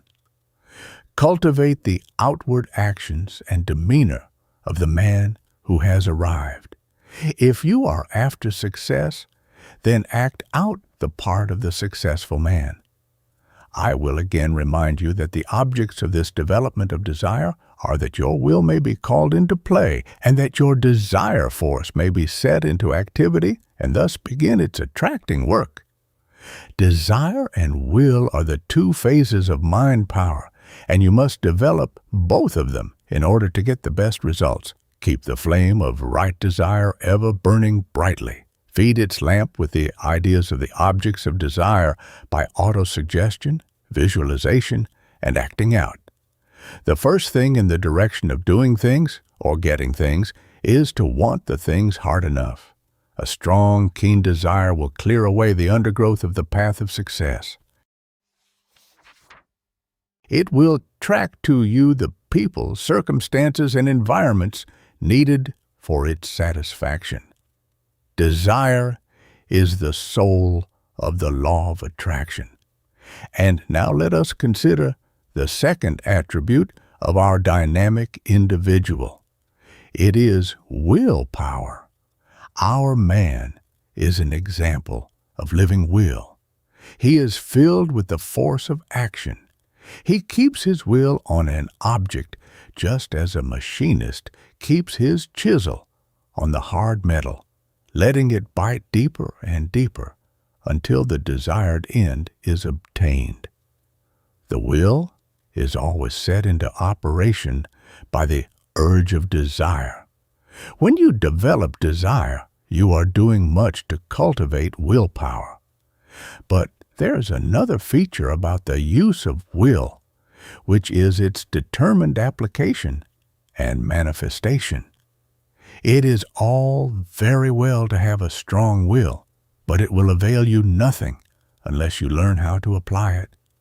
The secret of the resolute will lies in determination and persistency.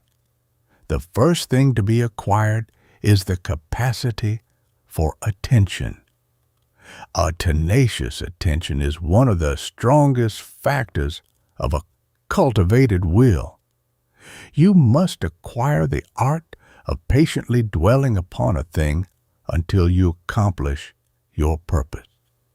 You must learn to concentrate your will upon a thing and not allow it to be distracted or to wander off until you do what you set out to do. You must cultivate stability, decision, perseverance, and tenacity. You can do all of these things by the triple method given in these chapters. First, stir up your desire to accomplish the task. Then will that you shall do it, then do it. Thousands of others have done these things, and so may you. I shall now give you some advice regarding will development. The first obstacle to be overcome in cultivating willpower is to overcome the old habits of weak will and to replace them by new habits of strong will. Habit is second nature, which is often much stronger than our ordinary natural impulses. In order to develop the dominant will, you must cultivate new habits. The following rules for the development of new habits will prove of great benefit to you. Rule 1. Get control of your physical channels of expression and master the physical expression connected with the mental state you are trying to develop. If you are trying to develop self-reliance and fearlessness, get a perfect control of the muscles by which the expressions of those feelings are shown. Get control of the muscles of your shoulders that you may throw them back manfully. Get control of the muscles by which you hold your head up, with eyes front, gazing the world fearlessly in the face. Get control of your legs to walk firmly as the positive man should. Get control of the vocal organs by which you may speak in resonant tones which compel attention and inspire respect. Manifest these outward forms of will, and you will clear a path for the mind power to manifest itself. Keep your attention on these outward forms of expression until you acquire the habit and make it second nature. Rule 2. Learn to concentrate. Focus your will upon any object desired to get the greatest effect. Have for the object of the will some one main object and focus the will firmly upon it. Cast from your mind all ideas and thoughts not in harmony with the one idea upon which you are concentrating. In the beginning, avoid all persons and environments calculated to distract you. After a bit, you will be able to interpose a resistance to these distracting things and banish them from you by a mental command. It often takes even more will to turn away from these outside objects than to follow your main object. Rule 3. In acquiring a will habit, use every occasion in order to repeat the effort of the will along the lines of the habit. Give your will much exercise. Every time you do a certain thing, the easier does it become to repeat it, for the habit becomes more firmly established. Habit is a form of impression, and the oftener you sink the dye of the will into the wax of the mind, the deeper is the impression. Practice, practice, practice. Rule 4. The greatest struggle is at the beginning of the formation of a new will habit. Here one has to fight with all his might, but the first battle well won. The after-fights moderate and finally become mere skirmishes. Stop smoking or drinking, for instance, and you will find that 3/4 of the entire struggle is condensed in the first week. Beware of a single slip at the start, for such slips weaken one more than he can regain in a whole day of success. A single slip is like a ball of cord which one is endeavoring to wind. Each drop unwinds more than many windings can replace. Rule 5. Endeavor to fix the habit as a strong mental impression by every means that suggest themselves to you. When this habit becomes firmly impressed upon your mind, you will find it easy to act along its lines, and most difficult to act contrary to it. You are building second nature. Rule 6. Look before you leap, and be sure you are right, then go ahead. Take a good look at a thing before plunging in. Give it the benefit of your judgment, and do not be carried away by the judgment of others. But after once having decided a thing is right for you to do, then you must learn to go ahead to the finish. Learn to place your hand upon the plow and look not backward. Learn to control your willpower, and do not let it leap into action until you're sure it is right to do so. Guard yourself against yourself, and guard your desires from the influences of others. Children and undeveloped individuals manifest little or no mastery over their descent, but allow themselves to be affected by every little wave from within or without, and then let their will fly into action in response thereto. The individual learns to check and restrain emotional states and feelings. By so doing, he holds his willpower under control for use when it is advisable. Pull the trigger of your willpower yourself after you have taken deliberate aim at some object worthwhile. Do not allow others to pull it for you, nor pull it in response to a whim or unrestrained feeling. Restrain the physical action, and the feeling does. Rule 7. Keep the mind filled with mental pictures of the thing which you wish to become a habit, for by so doing you are constantly adding oil to the flame of desire, and desire is the cause of the manifestation of will. Rule 8. Act out the habit as often as possible and as well as possible. Learn to go through the motions until the part becomes perfect and easily performed. Rule 9. Practice doing disagreeable things. This will strengthen the will wonderfully. What would be the condition of your muscles if you never had to use them? And what will be the condition of your will if you never have to exercise it by doing something unpleasant or disagreeable? Anyone can do a thing along the lines of non-resistance without opposition. But it takes a true individual to do things against resistance from without or from within. When one has learned to master his own moods and feelings, then he is able to master the outside world.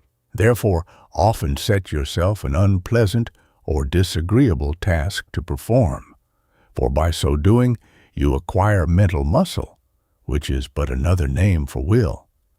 The eminent psychologist advised his readers to systematically exercise themselves in the direction of doing some particular things for no other reason than that they would rather not do it.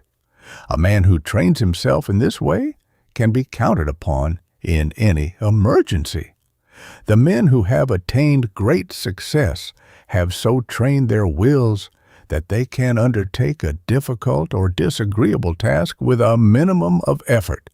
They have acquired the habit. When one learns to say yes or no to himself, he can say yes or no to others with the greatest force. Rule 10. Cultivate fixity of purpose. The man of strong will must learn to see an object ahead of him and then to want it hard enough, and then to fix his will upon it and hold it there, while he moves to it in as straight a line as possible.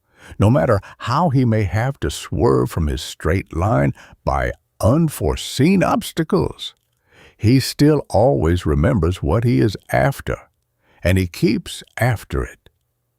The shifting, changeable sort of men manifest but little will and accomplish little or nothing. Successful men are those who know what they want and never forget it. When once they find it out, they hold firmly to it to the end with an invincible determination and unswerving purpose. And these qualities always win in the long run because so few possess them, and the majority of men get tired of the struggle and drop out of the race. Concentrate and cultivate stick-to-itiveness. Chapter 29. Mind Building.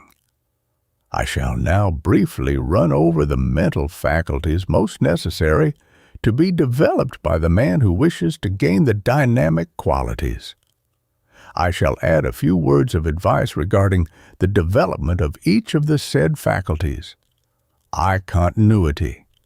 This faculty has been so named by the phrenologists and defined as the faculty that enables a man to stick to it until it is done, that gives him patience to complete his task, that gives him stability. Its lack makes a man restless, changeable, shifting, disconnected, scattered, unstable, and unreliable. To cultivate this faculty, follow the threefold method in the direction of concentrating, dwelling upon, and sticking to a matter once undertaken, doing thorough work, and fighting to make a change. 2. Vitality. This faculty is defined by phrenologists as the one that makes a person tenacious of life, and which causes him to fight off death, sickness, or weakness. This is a necessary faculty for the dynamic individual to develop, for by so doing he not only becomes stronger, but also imparts a certain quality of strength and resistance to his personality that will be felt by others. As an example, contrast the fight for life in an animal of the cat family, and then the lack of it in a sheep or rabbit. Then think which of them is more respected and regarded in the world of animals. By all means, cultivate that resolute fight for life that is manifested by all strong creatures. Try the threefold method along the lines of holding on to life and manifesting the will to live. 3. Combativeness. This phrenological faculty manifests in the direction of resistance, opposition, courage, boldness, defensiveness, defiance, spirit, self-protection, determination, let me alone and get out of my way. It goes with all strong characters. It is true that its perversion renders one a nuisance and a quarrelsome and brawling person, and such state is to be avoided. But its absence makes of one a human doormat, and the world proceeds to wipe its feet on him. The dynamic individual must have this faculty well developed and also well controlled. The world loves the brave man and hates a coward. By all means, learn to stand up like a man and look in the world firmly and calmly in the face.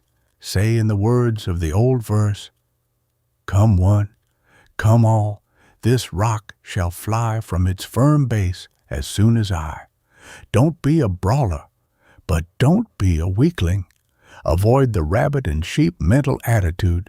Develop this faculty by the threefold method along the lines of debate, argument, mental conflict, mental resistance, asserting your individuality, insisting upon your rights, self-confidence, and self-assertion. 4. Destructiveness. This name is used by phrenologists to indicate the faculty that manifests in determination to overcome obstacles, beating down resistance, brushing away barriers, making headway, pushing to the front, clearing away underbrush, pushing through the crowd, and holding your own.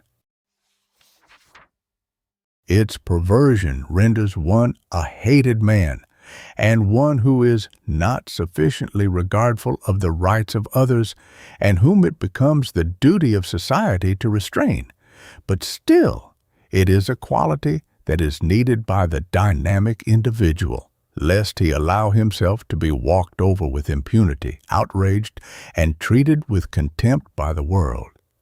Its absence also causes one to be overcome with impotence when obstacles confront him or resistance shows itself. Its absence causes one to be a whining person, too much subject to precedence and pretended authority, and kills off his originality. To develop this faculty, use the threefold method along the lines of breaking new mental ground, striking out into new paths, breaking down barriers, overcoming restraint, holding your own, and pushing to the front, even if you have to elbow the crowd. V. Acquisitiveness. This term is used by phrenologists to indicate that faculty which manifests in getting, acquiring, possessing, drawing to oneself, obtaining and securing desired things. It may be perverted into miserliness, penuriousness, meanness, and hoggishness, but nevertheless, its proper use and development is necessary. Unless one has a desire to have and hold, he will not be apt to make any progress in the world. One must want to get things before he will act energetically. And so far as money is concerned, a man must possess a certain amount of this money, wanting quality, in order to make him an active center of force. Money stands for nearly all that is necessary for a man's well-being and sustenance. Money in itself is nothing, but it is also a symbol of almost everything else, and without it he can get practically nothing else. So just as I think it justifiable and proper for a plant to desire and seek and draw to itself the sustenance of the soil, air, water, and sunlight, so do I think it proper, desirable, and praiseworthy for a man to desire and insist upon drawing to himself the proper sustenance of life. And money means just that. Develop a normal degree of acquisitiveness if you wish to amount to anything in the world's work. To be sure, while you are getting, get all you can, but give the other fellow a chance. Live and let live. 6. Secretiveness. This is the name given by the phrenologists to that faculty that manifests as policy, tact, concealment, self-repression, and self-restraint. Its perversion leads to deceit, double-dealing, duplicity, and lying. But a certain amount of it is necessary, lest one fall into the error of wearing his heart on his sleeve. Loose-mouthedness, lacking ordinary prudence and indiscretion. Develop this faculty by the threefold method along the lines of tact, diplomacy, reticence, cautiousness, and politeness, the main object being to acquire the faculty of keeping your own secrets, keeping your affairs to yourself, and avoiding that leakiness that has ruined so many men and women. 7. Cautiousness. This faculty manifests in carefulness, prudence, watchfulness, foresight, and judgment. Perverted, it leads to timidity and irresolution, but a certain amount of it is necessary. One should learn to use judgment and reason to be sure he is right before going ahead. If deficient in this quality, develop it by the threefold method along the lines of care, prudence, watchfulness, thought, use of judgment, and by looking before you leap. If you have too much of it, restrain by similar methods along the lines of boldness, daring, taking a risk on it, and a general spirit of not crossing a bridge until you come to it. 8. Approbativeness. This faculty manifests in a desire for approval, praise, flattery, fame, show, and ceremony connected with one's personality. It is seen frequently in a perverted sense. Very few of us need to develop this quality. We have enough or more than enough of it already. If you wish to restrain this faculty, you may use the threefold method along the lines of indifference to public approval or opinion. Learn to live your own life and stand upon your own feet. Pick out a right object, follow a right course, and let the crowd mind its own business. If it will, and if it won't, forget it.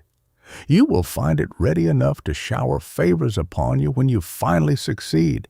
And do not be deceived by its praise or flattery. The same people who are singing your praises today will damn you tomorrow if occasion offers. Don't be a slave to the crowd or its opinions. Make yourself master of it if you would rule it. Shake off the crowd from your heels. You mind your own business and tell it to do the same. Ix, self-esteem.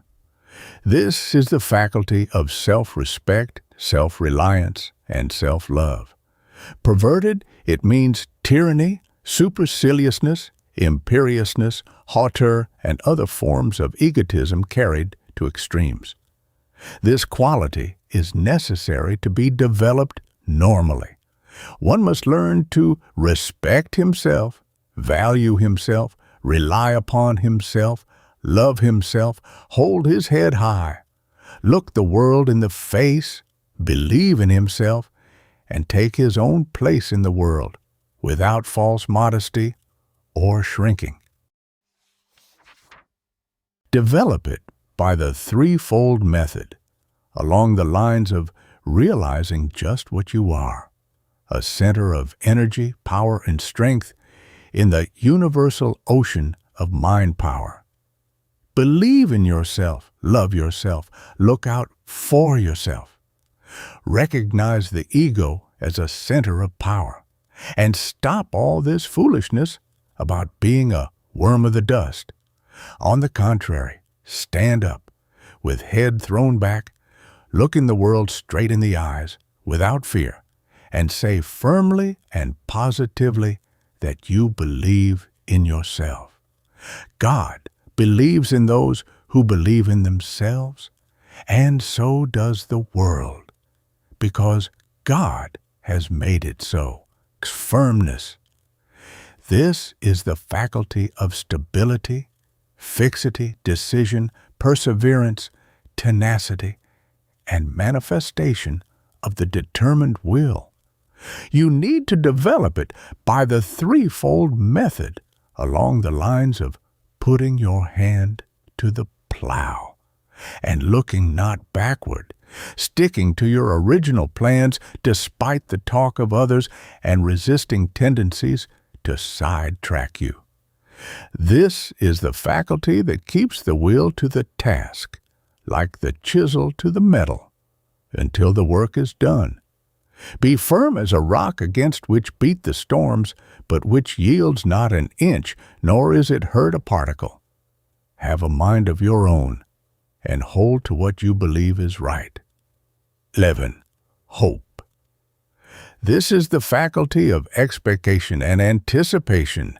It gives us one of the three features of success: earnest expectation. You must believe in your success and must earnestly expect it. Cultivate hope and earnest expectation by all means. Be not a mere dreamer or visionary through excessive hope, but cultivate desire, then develop earnest expectation, then will to act. Develop it by the threefold method, along the lines of looking on the bright side, visualization, looking aloft, not worrying, and belief in the efficacy of earnest demand accompanied by earnest work.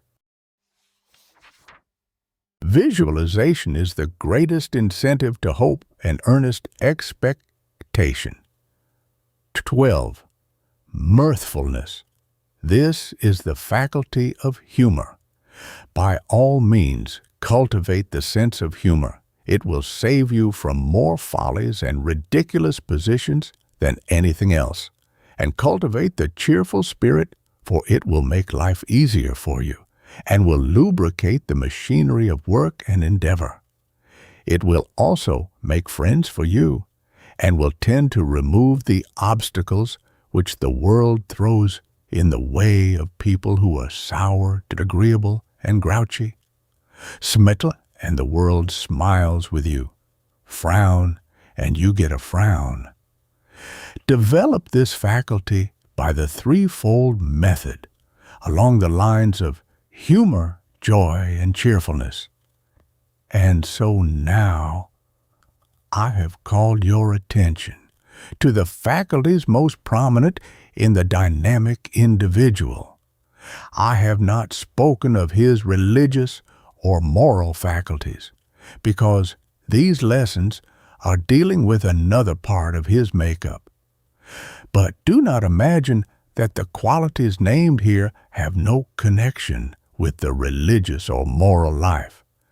There is nothing that I have recommended here that will not apply as well to the minister as the businessman, to the priest as well as the salesman. The same mental qualities that make a bad man strong will make a good man strong. Morals are one thing, and degrees of strength another. And in the degree of strength will be the degree of influence, for good or evil, that a man will manifest. In closing this chapter, let me remind you that these mental states cultivated and developed as I have shown you, will manifest themselves in your outward manner and demeanor as mental suggestions to those with whom you come in contact. They will also manifest in the shape of currents of desire, force, and willpower, which will sweep far and wide, influencing and affecting those within their field of induction. From these mental states will flow a strong stream of power, which will tend to draw to you that which you demand and desire, and which will also tend to force and compel the things that you so will. You are a great center of power, which radiates from you continually. Realize this and endeavor to charge that force with the best qualities and properties, that while you are asserting your own individual rights, you will still be doing something toward the great work of strengthening the race. Nature's law is toward producing strong individuals. Fall in with it, and nature will come to your aid. Fall in with the law of evolution. Do not run contrary to it. In the one case, you are nourished, supported, strengthened, and encouraged. In the other, you are relentlessly crowded out by the operations of the law. If you are an individual, this teaching is just what you want. But if you are a weakling and prefer to remain so, instead of rising and claiming your birthright of strength, your heritage of power, then by all means remain as you are. Leave these teachings for the others of your brethren, who will not sell their birthright of power for the mess of pottage of negative content and sheep-like passivity, but who are boldly claiming their own, these strong brothers of yours, the individuals who are the coming inheritors of the earth. I have tried to infuse my words with the strong vital energy which I feel surging through me as I write out this message of strength to you. I trust that these words will act to so fill you with the mind power that gave them birth, and will thus awaken in you a similar mental state, desire and will, to be strong, forceful, and dynamic, determined to assert your individuality. I send to you this message charged with the very dynamic vibrations of my brain, to the end that it may pierce your armor of indifference, fear, and doubt, and that reaching into your heart of desire, it may fill you with the very spirit of individuality, conscious egohood, perception of reality, and realization of the ego, so that from hence on your battle cry will be changed, and you will plunge into the thick of the fight, shouting your positive cry of freedom, and you will mow your way clear through the ranks of the horde of ignorance and negativity and reach the heights beyond. This is my message to you, the individual,